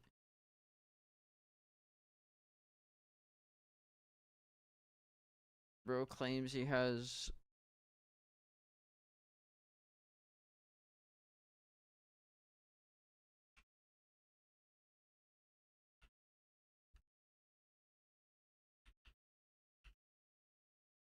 Oh my fucking god, how does the brother die, dude?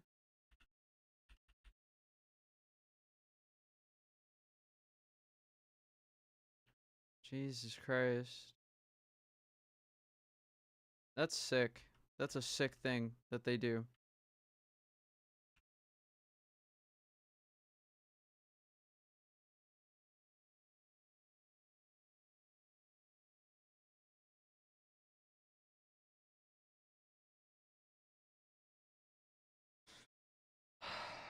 Alright, one's on the side. Whoever's playing telephone game with these people to tell them what I'm streaming because they're like watching it off a restreamer or something is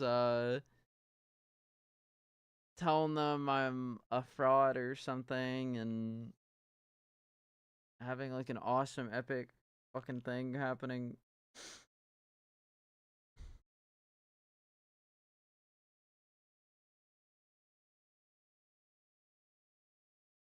Oh my god, it's like a really just fucking pulsating 3.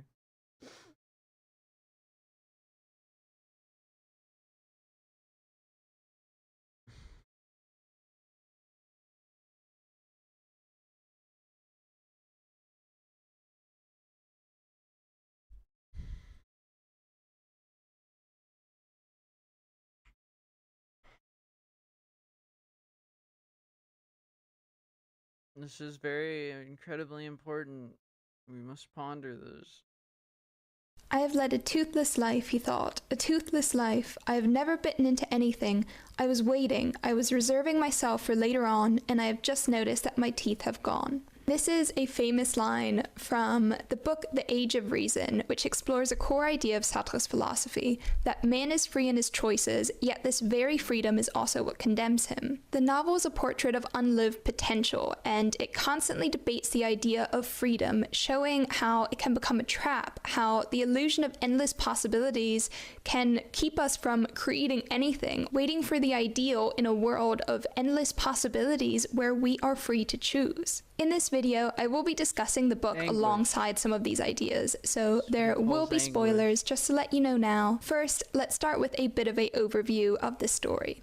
We meet Mathieu, a philosophy professor living in Paris, when he discovers that his reclusive lover Marcel has become pregnant. Seeking money for an abortion, whilst also fighting his own indecision and insecurities, the novel plunges us into 3 days of Mathieu's life, which is a life that not only brings him deep dissatisfaction, but he is also very quickly losing control. In these 3 days, he hardly sleeps, he drinks way too much, asks everyone he knows for money, and even changes his mind about the marriage or abortion about a dozen times to ultimately do nothing at all. The story begins as he stands on the threshold of what he ironically calls the Age of Reason, and this is a theme that is mirrored at the open and close of the novel, and everything that happens in between is simply an explanation for his crossing of this threshold. Throughout the story, we see that his life is so full of possibilities, but he always refuses, he never takes any of these unless he feels that his heart is 100% in it. He prides himself on having no commitments, no obligations that could in any way restrict or trap him, but this comes at the cost of the very things that he actually desires. His idealism is what blinds him and makes him think that he can have a life that is perfect and flawless. So he avoids anything that doesn't live up to this ideal that he waits for, but it's a trap. This idea of freedom that is depicted in the story is him refusing to make choices. He is constantly refusing different life paths before him out of fear of being restricted, but this is a freedom of, not a freedom to. There are all sorts of different understandings of what freedom actually means, and one of these very simply is that there is freedom from doing things, and this is the freedom from experiences that we don't want to go through, but then there is also on the other side the freedom to do and experience the things that we want. And this is exactly what we see with Mathieu. He cannot do the things he wants because he refuses to commit to the very things that would give him more freedom in the long run. Ultimately, his freedom is nothing. It's empty. This contradiction is exactly what leads to the core pain of the story. In refusing to commit to anything to preserve his freedom, Mathieu realizes that his life has come to nothing. In the final pages of the book, Mathieu states, "All I do for nothing. It might be said that I am robbed of the consequences of my acts. Everything happens as though I could always play my strokes again. I don't know what I would give to do something irrevocable." And what's interesting is that he says this right at the end when he decides to do nothing at all. So why does he act right at the end when he of my acts? Everything happens as though I could always play my strokes again. I don't know what I would give to do something irrevocable. And what's interesting is that he says this right at the end when he decides to do nothing at all. So why does he act so contrary to his proclaimed desire? His actions confuse us throughout the entire novel. He can't confess his love to Marcel, yet he will make her go get an abortion. Both of these things are choices that have different consequences, yet what he fears the most is responsibility. And perhaps this is why he runs to Ivich, who is disinterested in him and not a real candidate for a relationship or marriage anyways, as soon as he's confronted with his very real attachment to Marcel, who loves him and now also needs him. In the past, his relationship with Marcel was non-committal. He benefited from it without any any real responsibilities towards her, and this is the only thing that has actually changed in the story through her falling pregnant. It's this glimmer of a potential responsibility that sends him running, refusing the task and resigning himself to a life of nothing at all. He calls this the age of reason, yet it's a mask for something entirely unreasonable, the fear of life. While Mathieu believes missing every fucking operant word in these fucking statements. Responsibilities towards her, and this is the only thing that has actually changed in the story through her falling pregnant. Non-committal. He benefited from it without any real responsibilities towards her, and this is the only thing that has actually changed in the story through her falling pregnant. It's this glimmer of a potential responsibility that sends him running, refusing the task and resigning himself to a life of nothing at all. Yeah. He calls this the age of reason, yet it's a mask for something entirely unreasonable, the fear of life. While Mathieu believes that commitment of any kind is a loss of his freedom, at the same time, by refusing to make any real choices, he is also refusing to live his life. It's obvious that there is so much potential in him that is never realized. There is so much inside of him that is never brought into life because he refuses to commit to any one path. He avoids making any choice until he can find this ideal, but in doing so, he basically lets his whole life waste away. However, commitment is necessary for true freedom. Without it, we have nothing. We are free to choose in life, but that freedom can only be realized by actually making choices, by intentionally choosing how we shape our life. Why? This is what shows us that maybe we need to look at commitments as roots rather than chains. It's just I'm kind of bored. It's just kind of preachy. The next section. Committing to something. Mathieu has so much talent and potential, yet it's all wasted, and perhaps that's what makes the ending of the book so bitter. It's a failed life. We can see through the series of all of his little choices that it didn't have to be that way. He calls it reaching the age of reason, but it's ironic because his behavior is anything but reasonable. Reason would mean to live honestly, according to one's true character. Reason would encourage Mathieu to marry Marcel, to raise their child together, to accept his brother's offer for a better and higher paying job. We hate narratives.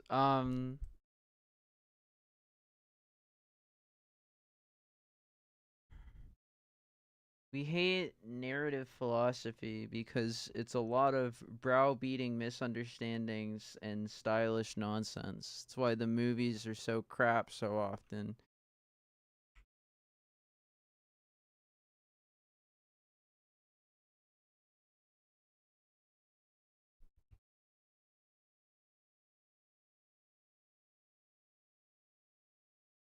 So how do VPNs work? They encrypt your traffic, send it to a trusted server, and sends it to other web servers, routing it back to you.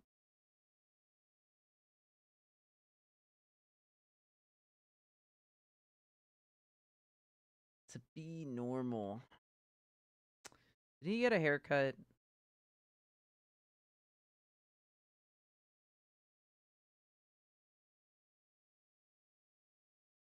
Why is YouTube just like the worst fucking website, bro?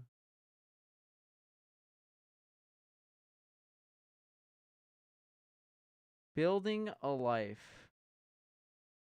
I like it when a guy like this has something to say about building a life. Let's see what he's gonna tell us. I'm Howard Stevenson. It's a pleasure to be with you. I mean that sincerely, since I died once out here. And he died. As I say, we're going to talk about building a life. I was telling Howard I failed once at retirement, 3 times at dying, and 71 times at being on the Forbes list. So I'm used to failure, and now we'll go forward from here. What I'm going to talk about is, as I aged out of fundraising, which is, you know, picking pockets and rolling drunks. Damn. I started to ask a question. My wife and I, between us, have 7 kids and 12 grandchildren. And we're both married to jerks, so one year I got to pay tuition at Columbia, Yale, Harvard, Williams, and Bowdoin. I'm bragging and complaining. But sat down and said, you know, why is it that people say it's so hard for successful people to have successful children? And that's true across almost every culture. It's rice paddies to rice paddies, clogs to clogs, bogs to bogs, all of these things. So I set out with a friend, Laura Nash, to figure out the answer to that question. You come to the first question is, what do you mean by success? So I want to talk about that. The second thing I want to talk about is, at the end, is a little book that just came out in October. When I died, one of the young people that had worked with me said, you make so many no, excuse me. I didn't listen to all the advice you gave me. Can I interview you? And I thought that'd be nice. My kids or grandkids would, I literally did die. And I suffered unattended cardiac arrest out here on the lawn out here. And that's about 1% chance of survival. And, but I was extremely lucky. Get at it. Get at it. And so we wrote this book that came out as Howard's Gift. And I want to tell you a little bit about sort of the lessons I've tried to pass on to the kids. So, you know, the first question, though, is you get into is, what is success? Because when we tried to write the book, that's obviously the first question. What do you mean by it? And that's been a dilemma that goes back to Aristotle, Herodotus. Herodotus said it best, count no man successful till he dies. I tried that and it didn't work. It's a state of being, because as soon as you say I'm successful, you probably start to fail, because that's a constant process. You know, there's some unique activities. If I asked the people in this room, are you successful? I think almost everybody would raise your hand, yet there's no one profile that would fit it.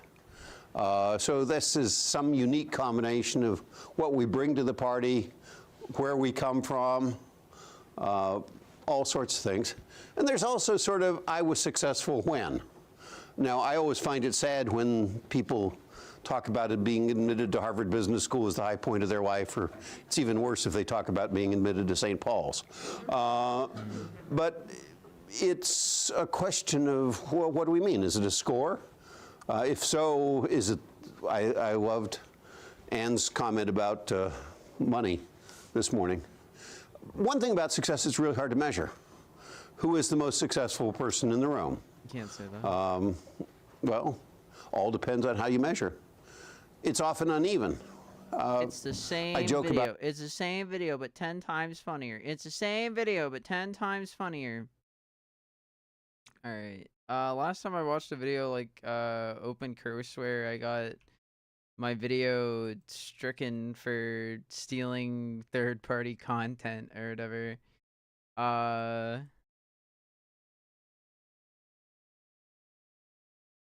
What? Okay, I'm like, how to create a frequency. Thought they were saying how to create a magnetic frequency, and I was like, oh shit, they're gonna tell me something I don't know. Like, what the fuck? Self-compassion, an antidote to shame. This could be interesting. Hey Meta, suggest a hotel nearby for tonight. Hotel Julian is known for great beds. This is the 1,400 hours a year you waste on your phone. With Purdue Global, you can turn that time into— Shut the hell up.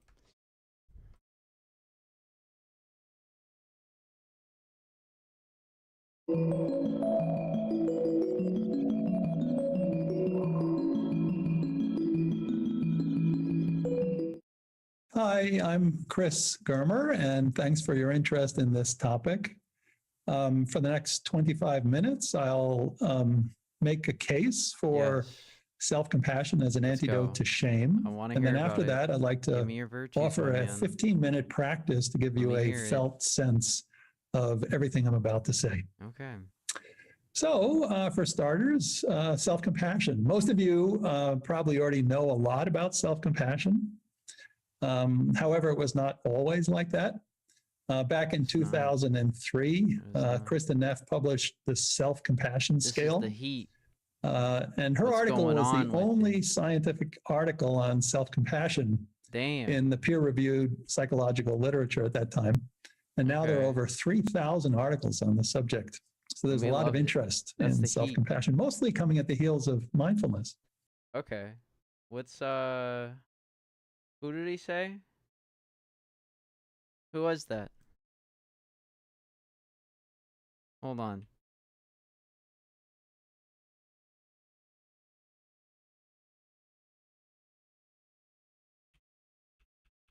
Hold on. I'm gonna log into JS Tor. You said something. Wait.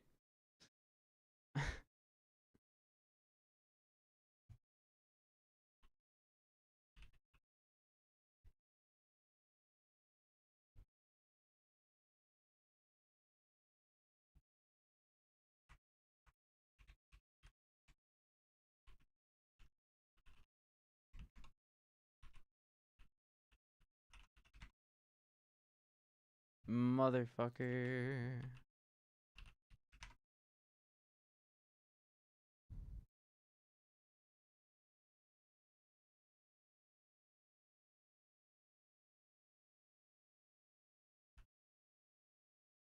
Let the DPS do the work while you do something else.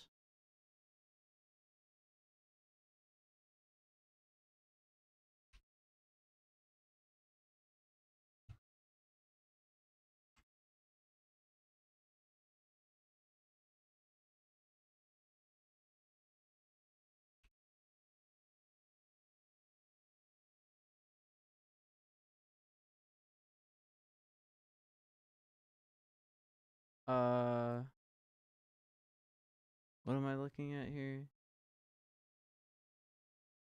What? Bro, what? What the fuck is this?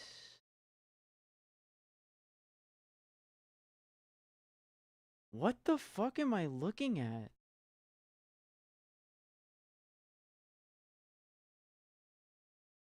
What? Bro, what did you just do? I just tried to log into JSTOR and it showed me the most disturbing thing ever.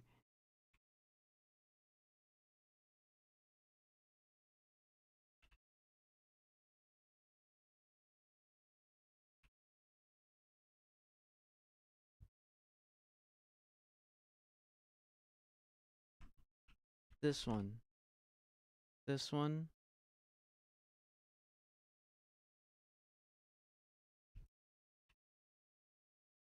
Shabba-doobie, shabba-doobie. Come on, come on.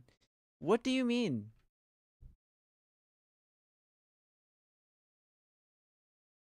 What are you talking about?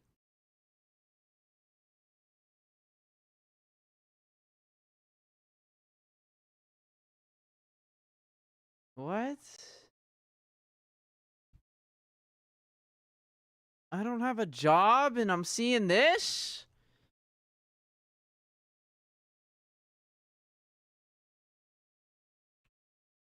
Jesus fucking Christ.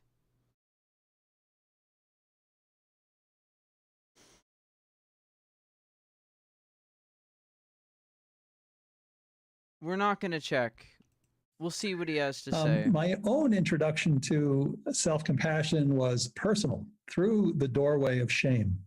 Through the doorway I'm a clinical of shame. psychologist with a specialization in anxiety disorders. And, I couldn't log into JSTOR I suffered for 20 the years authorization server is incorrectly from public configured. speaking anxiety, and nothing in my clinical toolbox could fix it. I tried everything. Mindfulness meditation and exposure and beta blockers and cognitive restructuring, nothing helped. Until I learned loving kindness meditation for myself. In other words, just repeating phrases like, may I be safe, may I be peaceful, may I be healthy, may I live with ease. So prior to that, I'd actually been meditating for at least 30 years, but never explicitly and repeatedly do strong damage, offering kindness to myself. And then after I started doing that, 4 months later, I attended a big conference at Harvard Medical School. And when I got up on stage to speak, for the first time in my adult life, the anxiety just disappeared. And this was an amazing experience for me and also a revelation. So I learned a bunch of things. One important thing that I discovered at the time was that my anxiety disorder was actually not an anxiety disorder at all. It was a shame disorder. So all my efforts to manage or to accept anxiety really didn't work because anxiety wasn't the problem. Her formal Europe river cruising, 13 days, 20. He's not saying anything. He's not being forthcoming, and he's not saying anything.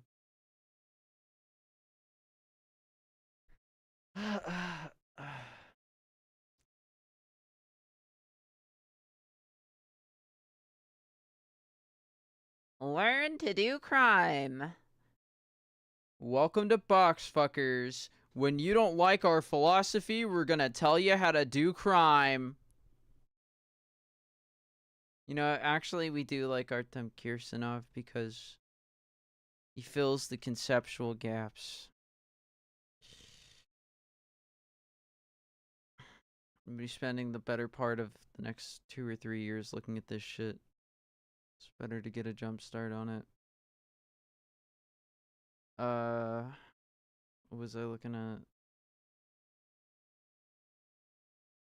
I know this. Like, on some level, I understand this.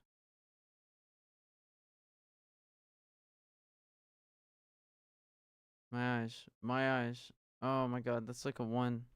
It's like a 1 to the 2. Like over here. Like on the, like in the same fucking inside my eye spot. Oh my god, I'm like stressed. I'm like stressed and I'm looking at the fucking screen. My throat muscles are stressed. Keeps me talking. Jesus Christ. I'm like scrolling and stopping and fixating on the screen. It's disrupting my focus.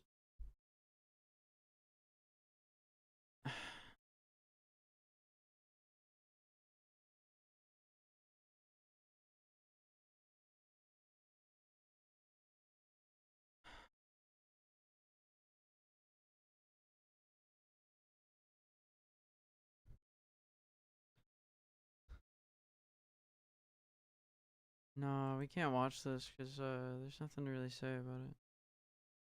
Well, I shouldn't say that, right? Because there are some novel explanations. There are some little bits of information. Oh, my arm. Oh my god. It's like a 1. I feel like a 2 here.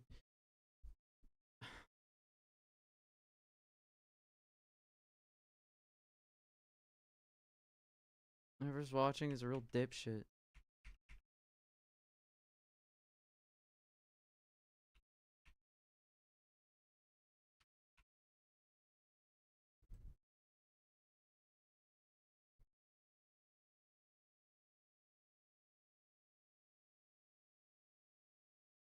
God.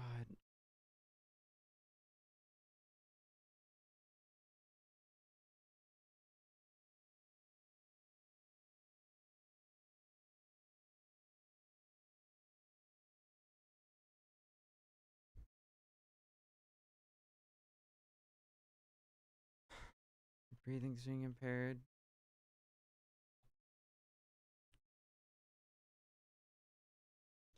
Here we go. Imagine being able to build an app with your name on it, just by thinking about it. Meet Base 44. What do nearly all machine learning systems have in common? From GPT and Midjourney to AlphaFold and various models of the brain.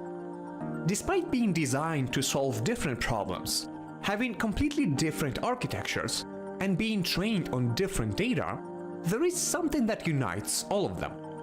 A single algorithm that runs under the hood of the training procedures in all of those cases. This algorithm, called backpropagation, is the foundation of the entire field of machine learning, although its details are often overlooked. Surprisingly, what enables artificial networks to learn is also what makes them fundamentally different from the brain and incompatible with biology. This video is the first in a two-part series. Today, we will explore the concept of backpropagation in artificial systems and develop an intuitive understanding of what it is, why it works, and how you could have developed it from scratch yourself. In the next video, we will focus on synaptic plasticity, enabling learning in biological brains, and discuss whether backpropagation is biologically relevant, and if not, what kind of algorithms the brain may be using instead. If you're interested, stay tuned.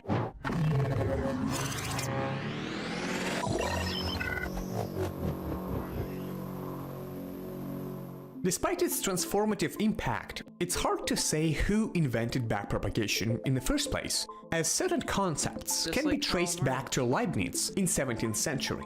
However, it is believed that the first modern formulation of the algorithm, still in use today, was published by Seppo Linnanmaa in his master's thesis in 1970, although he did not reference any neural networks explicitly. Another significant milestone occurred in 1986 when David Rumelhart, Geoffrey Hinton, and Ronald Williams published a paper titled Learning Representations by Backpropagating Errors. They applied the backpropagation algorithm to multilayer perceptrons, a type of a neural network, and demonstrated for the first time that training with backpropagation enables the network to successfully solve problems and develop meaningful representations at the hidden neuron level, capturing important regularities in the task. As the field progressed, researchers scaled up these models significantly and introduced various architectures, but the fundamental principles of training remained largely unchanged. To gain a comprehensive understanding of what exactly it means to train a network, let's try to build the concept of backpropagation from the ground up. Consider the following problem. Suppose you have collected a set of points xy on the plane, and you want to describe their relationship. To achieve this, you need to fit a curve y of x that best represents the data. Since there are infinitely many possible functions, we need to make some assumptions. For instance, let's assume we want to find a smooth approximation of the data using a polynomial of degree 5. That means that the resulting curve we're looking for will be a combination of a constant term, a polynomial of degree 0, a straight line, a parabola, and so on up to a power of 5, each weighted by specific coefficients. In other words, the equation for the curve is as follows, where each k is some arbitrary real number. Our job then becomes finding the configuration of k0 through k5, which leads to the best fitting curve. To make the problem totally unambiguous, we need to agree on what the best curve even means. While you can just visually inspect the data points and estimate whether a given curve captures the pattern or not, this approach is highly subjective and impractical when dealing with large datasets. Instead, we need an objective measurement, a numerical value that quantifies the quality of a fit. One popular method is to measure the square distance between data points and the fitted curve. A high value suggests that the data points are significantly far from the curve, indicating a poor approximation. Conversely, low values indicate a better fit, as the curve closely aligns with the data points. This measurement is commonly referred to as a loss, and the objective is to minimize it. Now notice that for fixed data, this distance, the value of the loss, depends only on the defining characteristics of the curve, in our case the coefficients from k0 through k5. This means that it is effectively a function of parameters, so people usually refer to it as a loss function. It's important not to confuse two different functions we are implicitly dealing with here. The first one is the function y of x, which has one input number and one output number, and defines the curve itself. It has this polynomial form, given by k's. There are infinitely many such functions, and we would like to find the best one. To achieve this, we introduce a loss function, which instead has 6 inputs, numbers k0 through k5. And for each configuration, it constructs the corresponding curve y, calculates the distance between observed data points and the curve, and outputs a single number, the particular value of the loss. Yeah, I'm sure. Our job then becomes finding the configuration of k's that yields a minimum loss, or minimizing the loss function with respect to the coefficients. Then, plugging these optimal k's into the general equation for the curve will give us the best curve describing the data. Alright, great, but how do we find this magic configuration of k's that minimizes the loss? Well, we might need some help. Let's build a machine called CurveFitter 6000, designed to simplify manual calculations. It is equipped with 6 adjustable knobs for K0 through K5, which we can freely turn. To begin, we initialize the machine with our data points, and then, for each setting of the knobs, it will evaluate the curve y of x, compute the distance from it to the data points, and print out the value of the loss function. Now we can begin twisting the knobs in order to find the minimum loss. For example, let's start with some initial setting and slightly nudge knob number 1 to the right. The resultant curve changed as well, and we can see that the value of the loss function slightly decreased. Great, it means we are on the right track. Let's turn knob number 1 in the same direction once again. Uh-oh, this time the fit gets worse and the loss function increases. Apparently that last nudge was a bit too much, so let's revert the knob to the previous position and try knob 2. And we can keep doing this iteratively many times, nudging each individual knob one at a time to see whether the resultant curve is a better fit. This is a so-called random perturbation method, since we are essentially wandering in the dark, not knowing in advance how each adjustment will affect the loss function. This would certainly... Turning it off. I literally, I can't speak like this. I can't, dude. This is like annoying, and YouTube's gonna strike me for not meaningfully contributing to the video as a transformative work.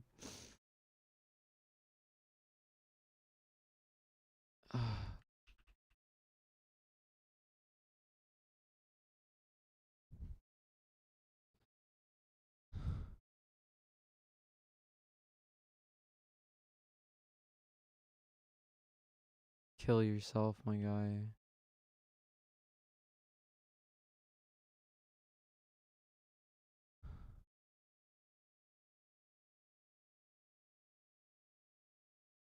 Holy shit. I hate these terrorists, dude. I hate the extremists are maybe 5% less bad when it comes down to it.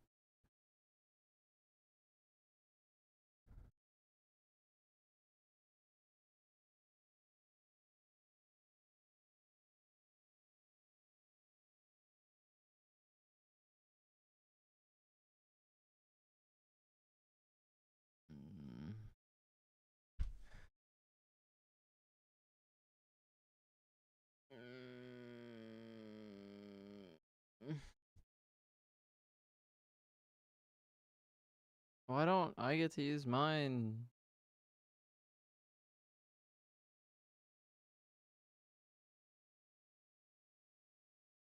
They take my 6th, 7th spot.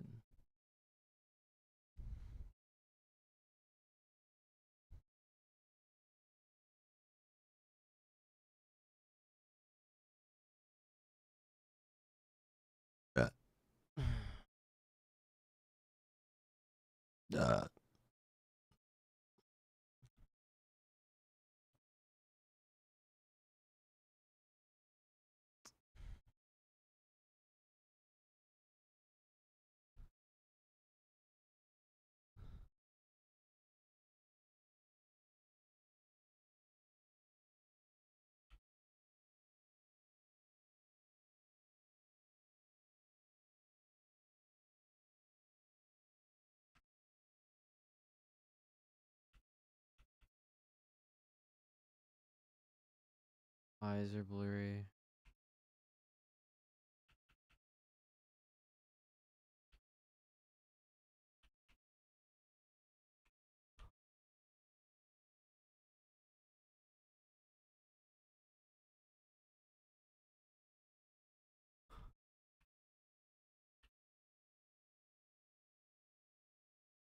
God, my throat.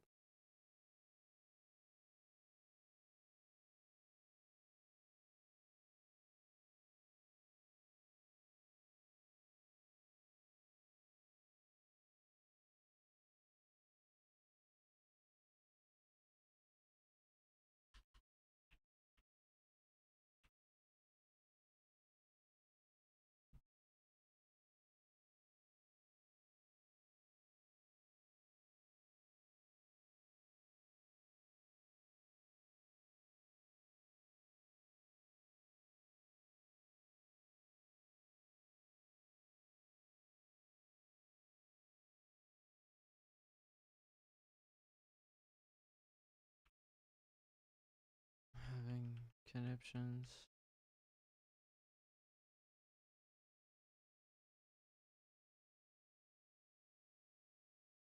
It's like 2 hours or 40.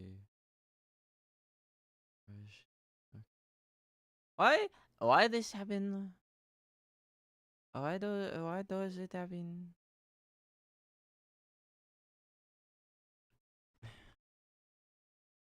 Why does it happen?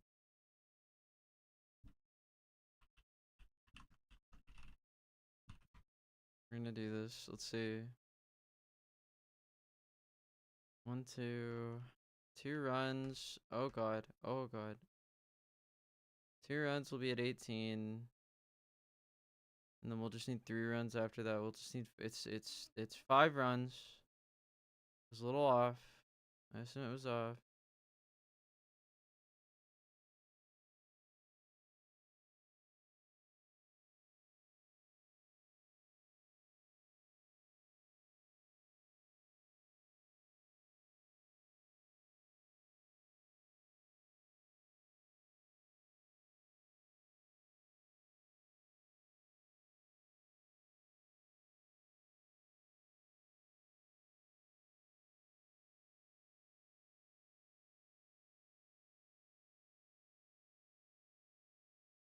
Alright. Go, brother. Get it here.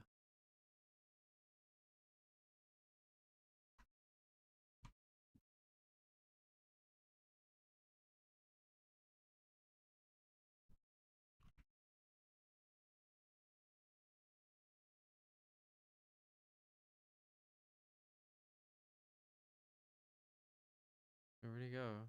You mean he died in front of the portal? Let's see his body. What? Yeah, I don't see it.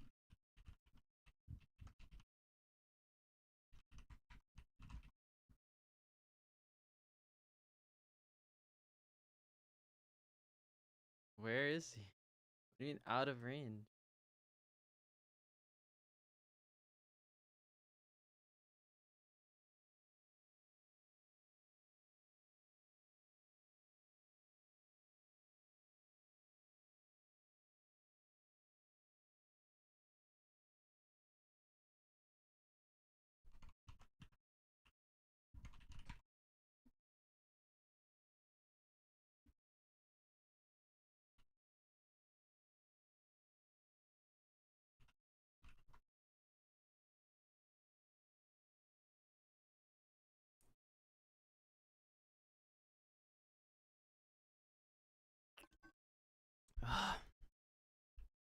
I'm a joy to have in class.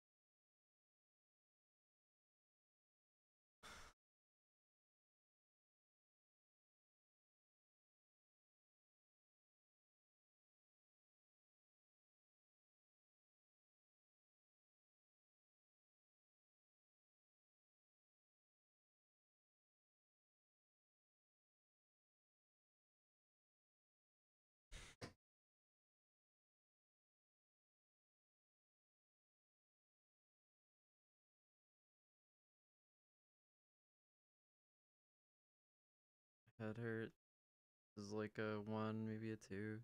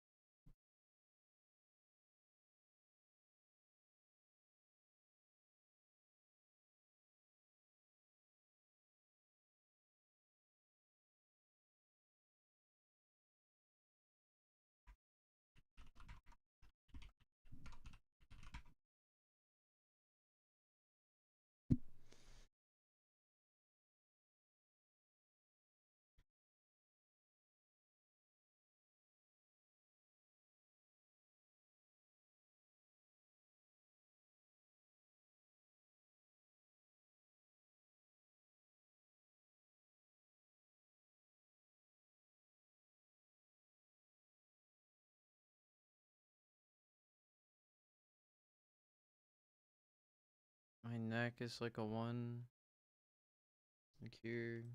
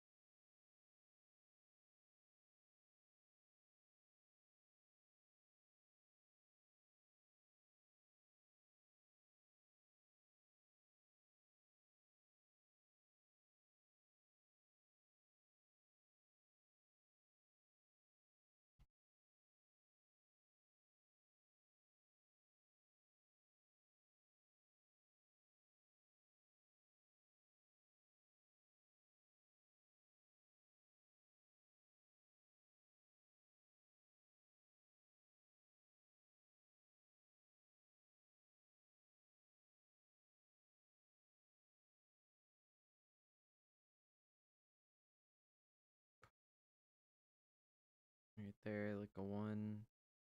1.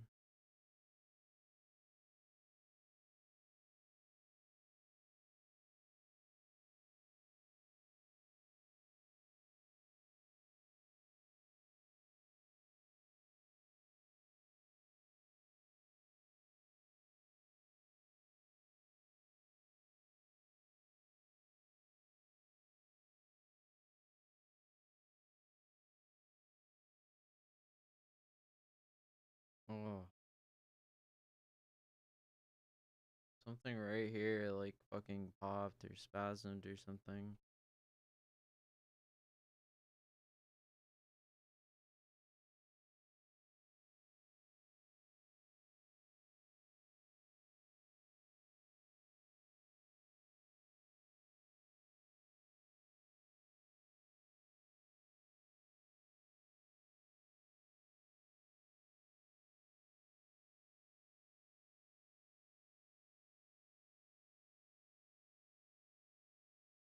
Like a 1 on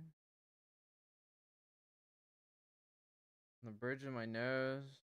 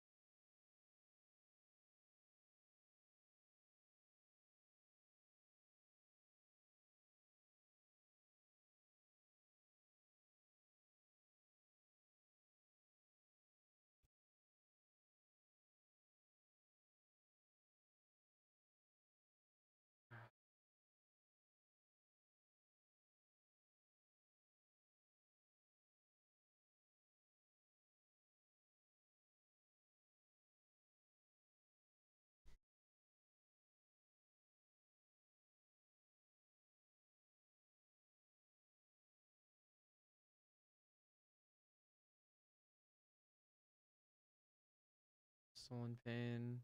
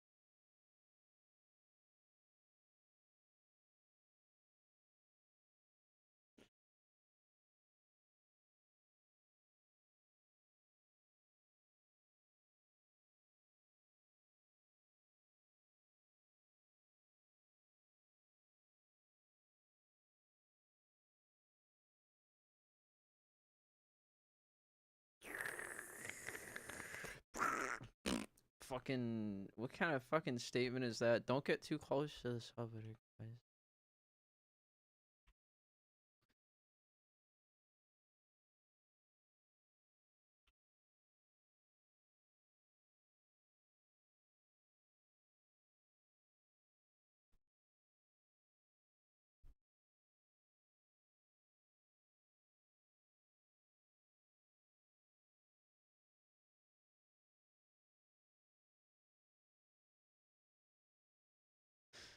Oh, it's like a 1 right here.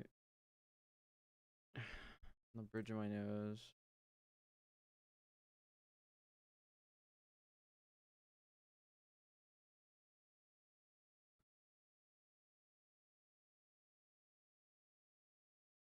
You ever hear that guy who, like, this is like just a random thought, but you ever hear about that guy who was like, he thought that he could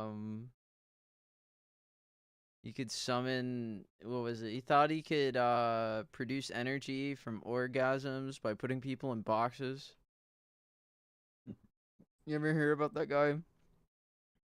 Here, hold on, let me see if I can find a video. This is really interesting.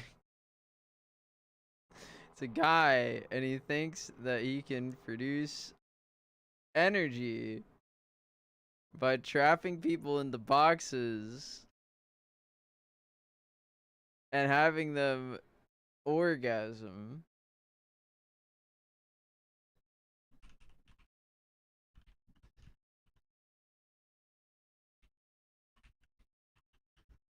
Where is it? Here's the no. No.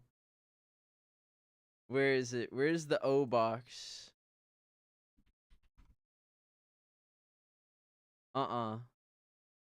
Who is this guy? Scientist. Who is the scientist known for thinking energy could be harnessed from orgasms? Who is the guy? Is that him? The O boxes. Where's the box? Where is the box?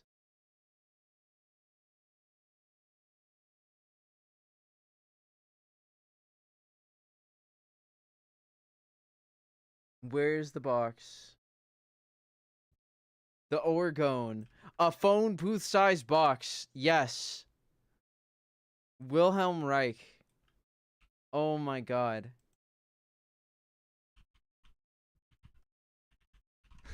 Yes. Cloudbuster? No. The boxes. The boxes. Orgone accumulator. Don't play with me. No, shut the fuck up. Please, bro. There it is. Cool any room in 90 seconds with this NASA-engineered affordable device. It's smaller than a toaster. Minnesota pulling through. Oh my god. Hi, I'm Lori Fink. I'm Chair of Science here at the Science Museum of Minnesota. Welcome to Specimen Spotlight. Today I'm here to talk about the Orgone Accumulator Box. Oh yeah. The Orgone Accumulator Box is part of the Weighing the Evidence exhibition, which I love.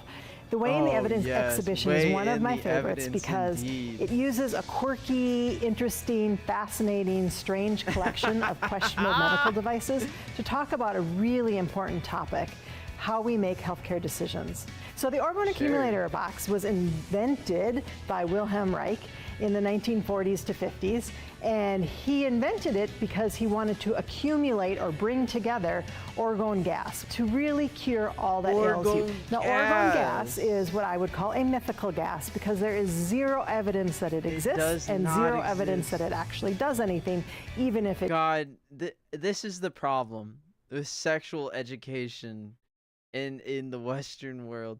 In the Western world, especially France, in America. Let's just say it, in America. And probably England. I wouldn't be surprised. Like, fucking dudes can get away with making up any kind of myth about sex and the female body, and it'll just propagate because of this control over the fucking media and like science and like all these ways of controlling fucking the image of the nature of man. In fact, as women have started to occupy more and more positions of authority in the sciences, I think what we're seeing is like a deeper apathy towards learning expressed in media, and a greater propensity towards the rejection of all sort of scientific inspection. It's not great. It's not great at all. Seriously, man, like it can start as something so simple and become something so terrible. Like when I was growing up, it was like the biggest question about sex people had was how to not get pregnant.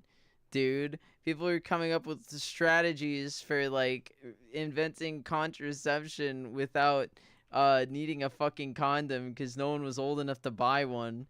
No one's parents are gonna be like, sure, kids, have safe sex, because you're condoning sex at all. Believe me, I fucking tried. Like, oh, like fucking, there was like one where it was like, if you have sex in a hot tub, the hot tub will be so hot that it'll kill the sperm before it fertilizes the egg. You can't get pregnant if you have sex upside down. And you know, a lot of people realized it too, so they decided to have anal sex instead. But no one knew how to have anal sex. No one's conditioning themselves for anal sex. I can almost guarantee you. And so, well, I'm sure it happened. I wasn't hearing about it, because it was just a bunch of kids pulling out. Like literally, like it's so fucking terrible. Do you know the success rate for pulling out over the course of a year is about 35%. It's like 25 to 35% or something, or at least it was like back in the day. Like it is not, that is mythical. That is a mythical form of contraception. It does not work. Like it's ridiculous. That's not contraception. That's not what contraception does. You can't apply that kind of percentage to safe sex and say it's safe sex.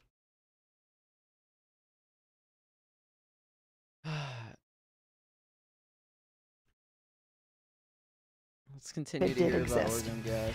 So Dr. Reich really believed that this orgone gas existed, and 100%. He would use it to treat any ailment, whether it mental or physical. And what he would prescribe is that you would sit inside of this box, close the door, and breathe deeply.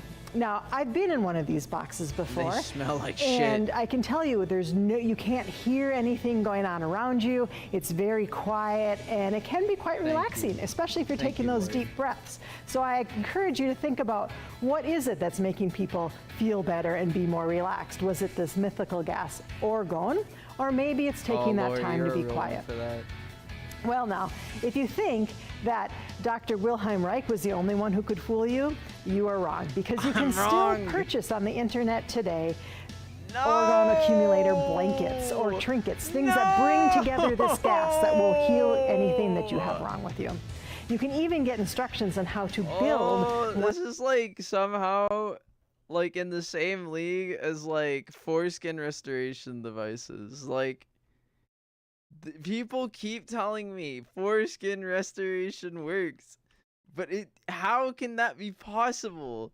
Foreskin restoration cannot be real.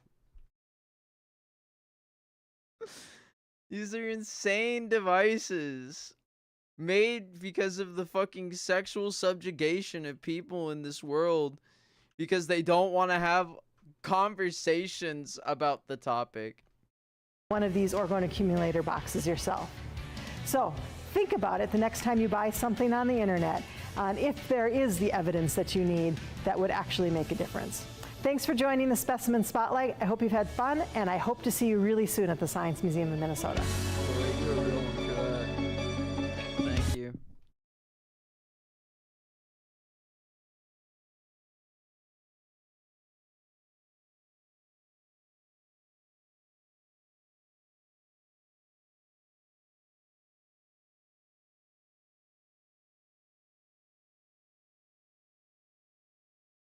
This poor little female's in hard shape. She's got no legs, no antennas, no claws. It's covered in barnacles. Probably what's happened to her is these barnacles are preventing her from moving. She's getting bullied. The other lobsters are picking on her. She's starting to grow a new little claw there.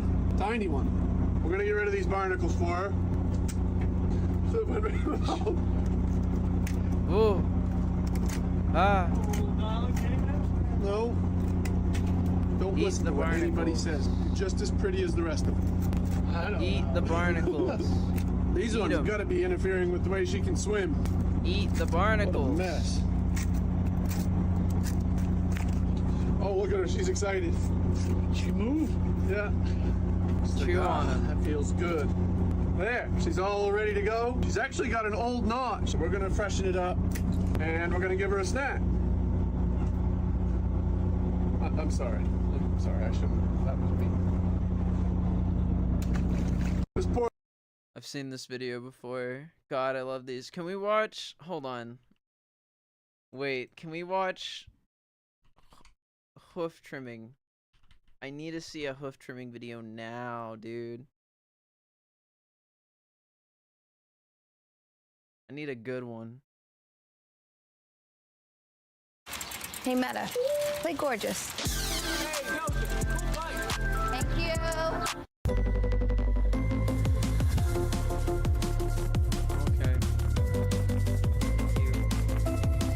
You know, when I was in high school, we have separation in the heel bulb. That is a sure. Hold on.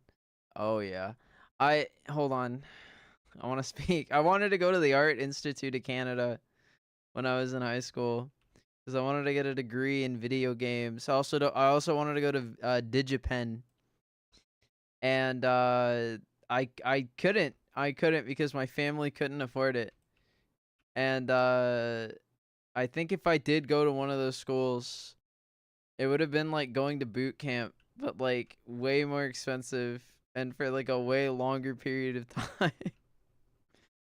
It's like, I think any school can be useful to people. I think if you're going to an institution of learning, you're accessing a certain level of expertise and experience that can guide anyone through life if you're willing to listen.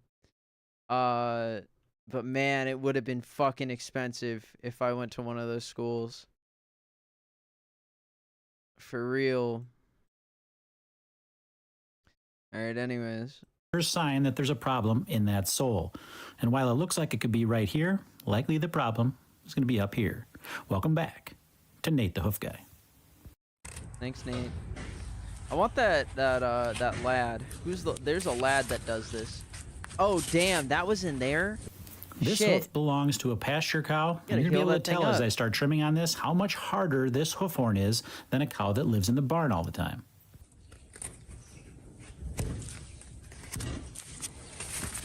Oh, yeah. Give me that. Give me that on my body, bro. Like, for real.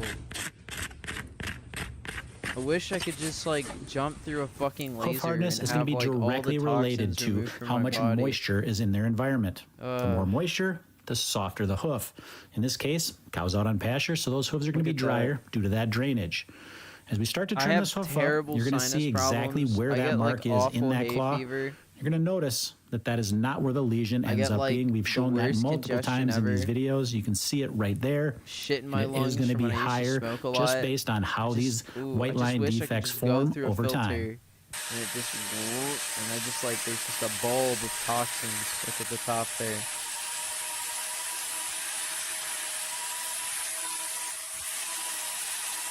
As I begin to thin that hoof horn down, you're going to start to see that shading up near that top where that separation is, telling us that that mark in that white line is going to hook up to that separation up above. Oh. And that's the, you know, the best thing about these hoof trimming videos is it's like, they're not ending the problem. They're just beginning the healing process. You know, that's what sets apart the hoof videos from the ear cleaning videos or whatever, because I feel like that shit is, first of all, way more disgusting. The pimple popping and the shit, that's way more disgusting to me, that right? darker colored hoof horn underneath but this is also that just like, new sole that's formed to replace this like one as it's lifted away. Better that like the healing process has begun. Notice the orientation of this dot right now as I make this next cut. Let me deal You're with going my to see own that that lesion is actually up just above that. I've seen further Dr. illustrating Oz. that point that that mark we see in the sole does not necessarily point exactly to where that lesion is, but is actually a timeline showing how that defect has formed over the course of time and ultimately what has resulted in a lesion. It's disgusting. Because that crack formed at that corium level, as it grew out, it moved down that claw as it grew. And now that lesion that's formed in there is a result of the path of that bacteria as it's traveled up through that crack and affected the corium. Our job here is to trim away any of this loose stuff so we can free that lesion. Free it. Free the lesion. I like it when he removes rocks. Like there's a pebble in the horse in the horse. No, just because there was a defect in this white line that took time to form doesn't mean that that cow could feel that over that time. What that white line is just a junction that kind of glues that sole and that outside wall together. So if there's a defect in there, she's not going to notice that until that defect is exposed to the outdoors and bacteria is able to travel through it and get to that corium. That's when the infection happens, and that's when she can start to feel discomfort. Until then, it's just simply a cosmetic flaw in that white line that isn't really causing any problems. Once it's exposed to the outside and bacteria can travel it, that's when the problems happen. Now with this first trim, it's pretty obvious where that problem was. But in our second trim today, you're going to see that it's not that obvious all the time. Oh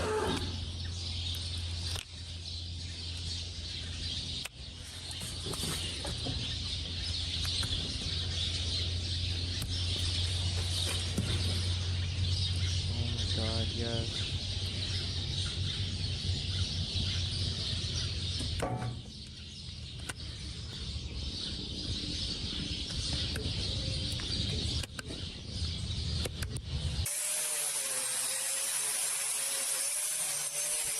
So yes, she is going to need a block with this one. And when it comes to blocks, I have a couple different options that I use. One block that's a little bit larger and one that's a little bit smaller, different thicknesses. I try to size them what's best for that particular claw.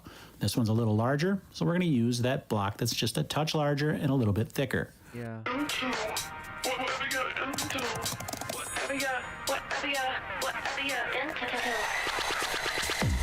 Man, shut the hell Now that we up. got that block on, we can get this all cleaned up and get it its wrap.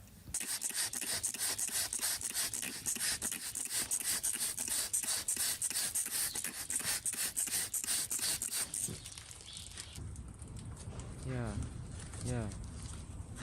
Got a comment recently saying, why don't you leave that claw wet with that chlorhexidine? Wouldn't that allow that salicylic acid to stick better? And it would. However, those two products will create a chemical reaction when they get mixed, and it diminishes their effectiveness, both of them. So I don't want to do that. What I do is I spray with chlorhexidine to get it nice and cleaned off, dab it dry, then apply my salicylic acid. Now with that, 149 is done. Now with this cow, it's clear to see that this claw is overgrown, but the problem is not that obvious from the outside. If I had to guess though, I'd say it's right in here. I wish you would just stand still, you're the tank.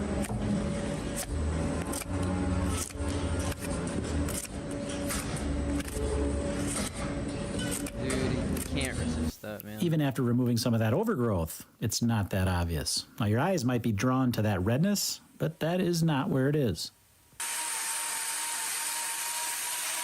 Dude, what the fuck is this? What real damage, my brother?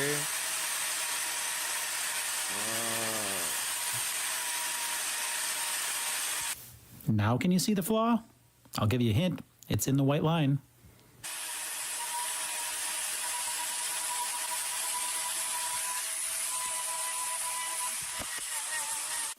Disregard those dark patches toward her toes. That's just natural hoof color there.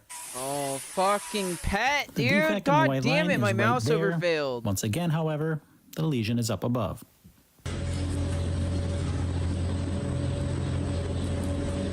Now you might think because we've hit fluid that soon that this sole is not very thick, but you're going to see we can work our way down quite a ways yet. Damn.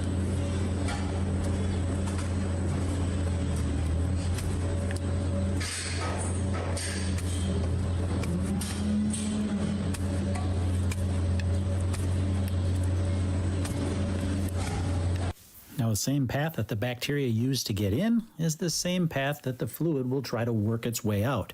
In this case, because I hit it so early, I figured this was going to be a very small area of separation under here, so you can see I'm working right around that area very closely. However, that's not going to be the case. There's much more separation than I think there's going to be.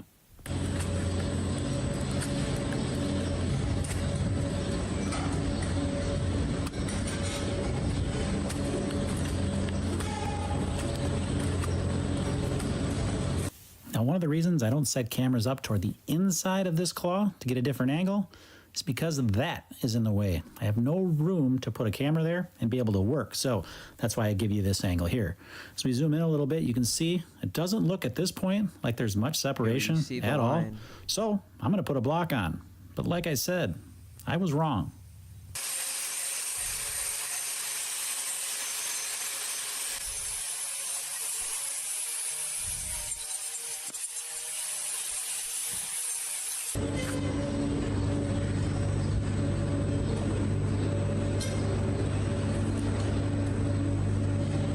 So now, block's in place. I figure I'm just going to work around this edge here and open up this little area, and that'll be it.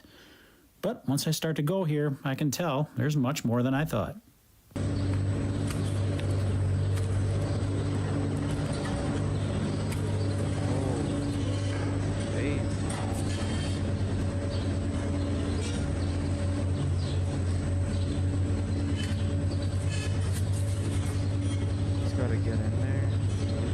So what's the significance of misreading how much separation was going to be there?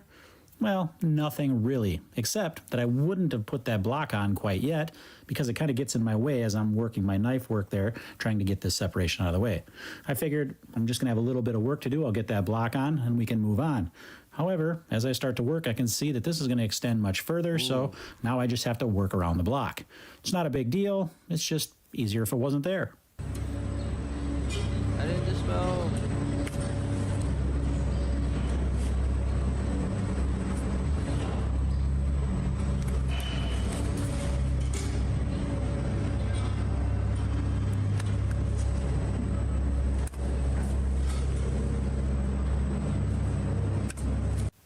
Here you can see the lesion itself. This is not very big, and it's really nice and clean in there, but there is more separation than I thought, so we are going to take that away.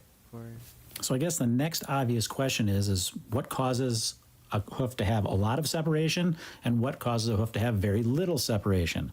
Well, that comes down to how long that lesion's been there, how much fluid was inside there, things like that as far as how much hoof horn could potentially separate. Now in this case, as you noticed when I first started trimming, I hit fluid right away when I started, which tells me that fluid was working its way out toward me, meaning I didn't really think there was going to be that much separation. And this is a very fresh one, so I thought likely it's going to be limited separation, hence why I put that block on when I did. However, that wasn't the case. That extra fluid in there was working its way out. It just hadn't made its way all the way out the top yet. But the separation, well, it nearly does.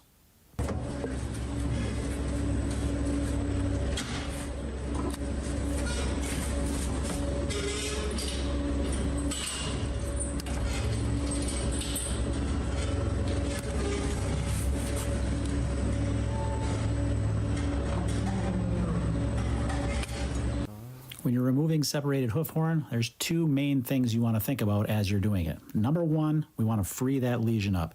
Any loose horn in and around that lesion, we got to get that away. Otherwise, it won't heal the way it's supposed to. Separation away from the lesion itself, we want to remove as much of that as we can safely, meaning if we're going to get into a situation where we're going to affect the underlying tissues, we don't worry about that anymore. We kind of leave it be. We'll deal with that once that underlying sole gets a little bit thicker and is a little bit more resilient. At this point, it's very soft. So if I get to a point where I think that it's no longer safe to remove hoof horn, I'll stop.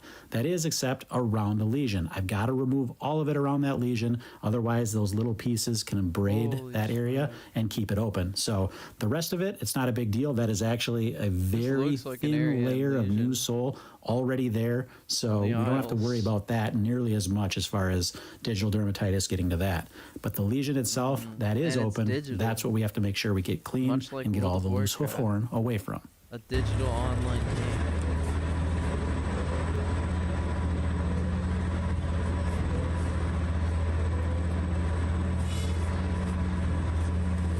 Now, as I mentioned earlier, this hoof was actually really clean on the inside. This is probably one of those instances where I could get away with not using the salicylic acid powder just because that chlorhexidine would have done the job that I needed it to, being as it was as clean as it was. But just in case we're going to get this wrapped up, I don't go to this farm very often, so I don't want to risk it just in case there was some bacteria that got in there that could cause... Those videos are so nice.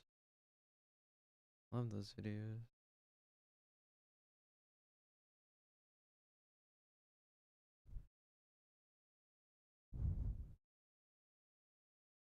And it's all horse and satisfaction. Satisfaction. Satisfaction. Satisfaction. Holy shit, dude.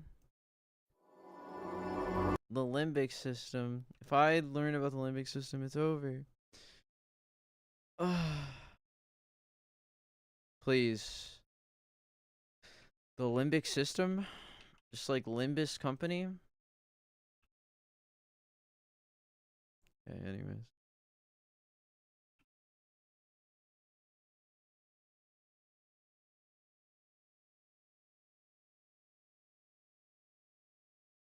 Alright, sip, sip, sip, sip.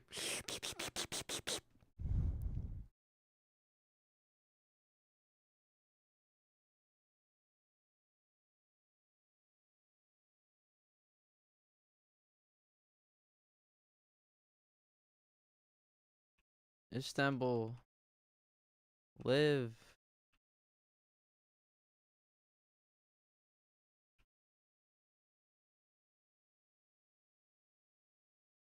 Live. Live.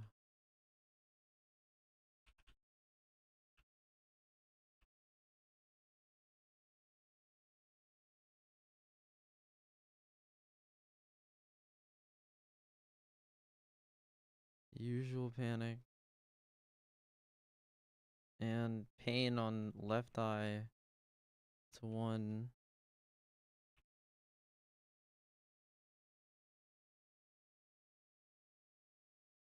Oh my god.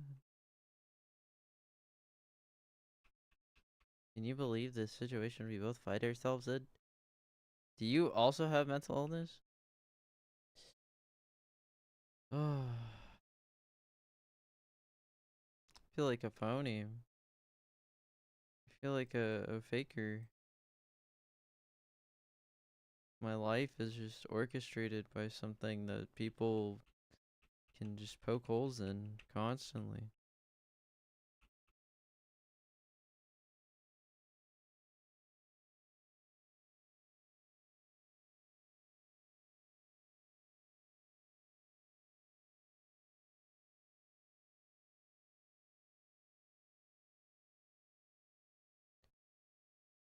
Don't enjoy this new and sensitive generation of people. Another one? Cool. Alright, yep, and then we'll have 18. 4 more runs, baby.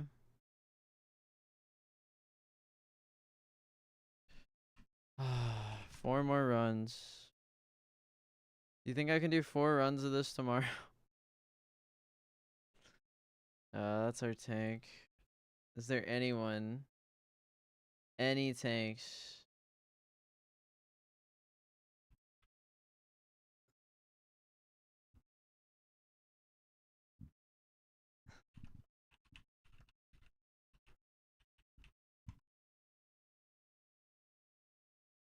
Bowellessness.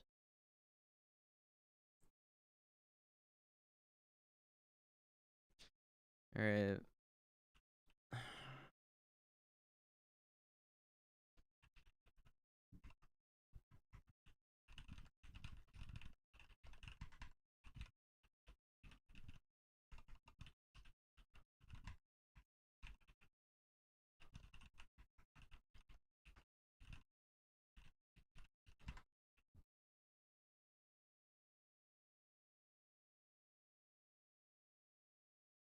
Alright. It's time. Let's see. It's time to attend to Bag Boys. Bag Boys business. You know what it is. Need to collect from the money box. Bagboys.biz. Gotta collect from the money box.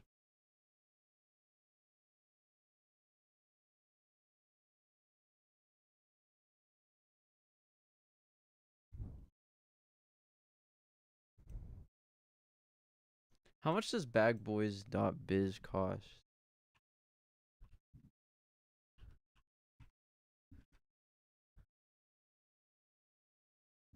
Let's go Google domains.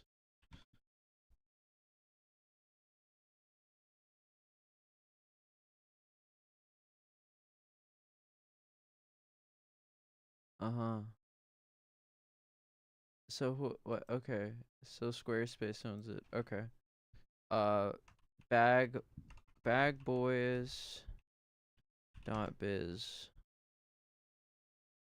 So bagboys.biz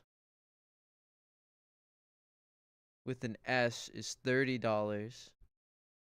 Okay. Now, if we change the Y to an I, also $30. S to a Z. Bagbois. They're all $30. Much to think about. Much to think about. Let's see. It's free money. It's free money. Bagboys.biz. It's free money, baby.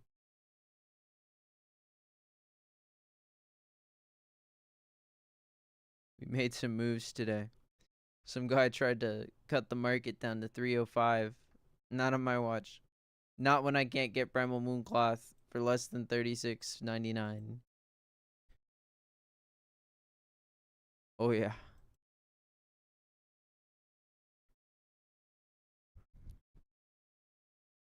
Nah, big cat. Who is that? Huh? Back. What?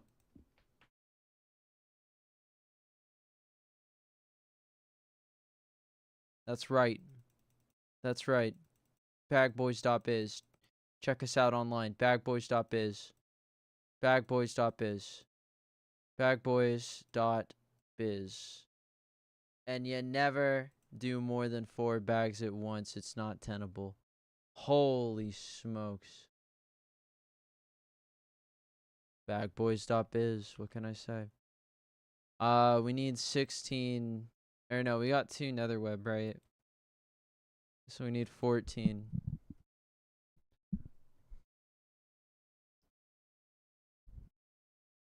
Another web.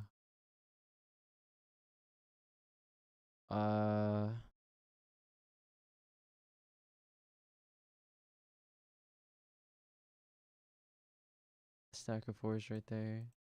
Let's see it. Yeah, boy.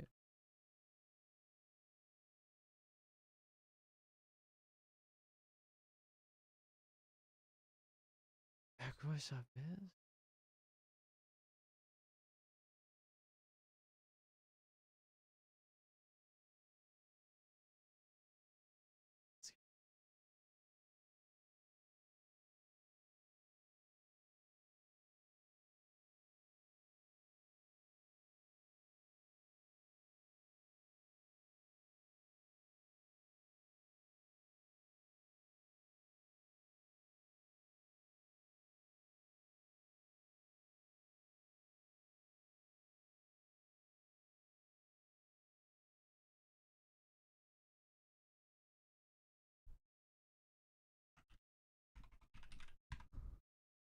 We'll list these overnight, but I doubt they'll sell.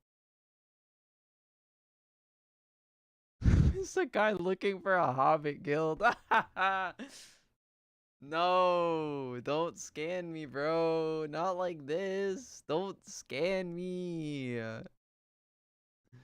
Don't scan me, bro. Don't fucking scan me. No.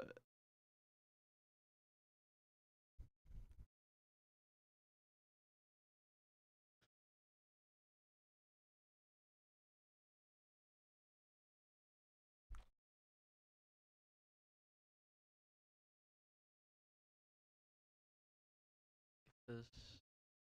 Hold on. We're making bags. Hold on, guys. We're doing something really important right now. Oh my god.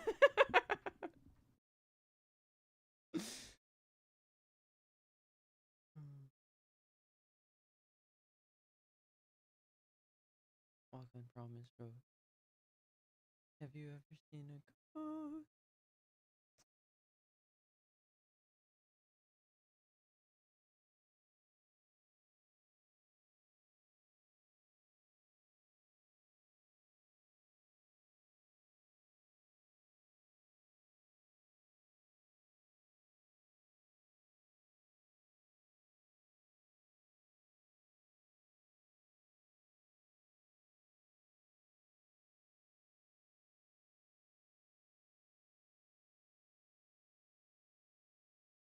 Alright, should be done, right? Yeah. How close were we? We're within the minute. I don't have an actual clock. Damn it. Oh, yeah, we do. And we're a little off.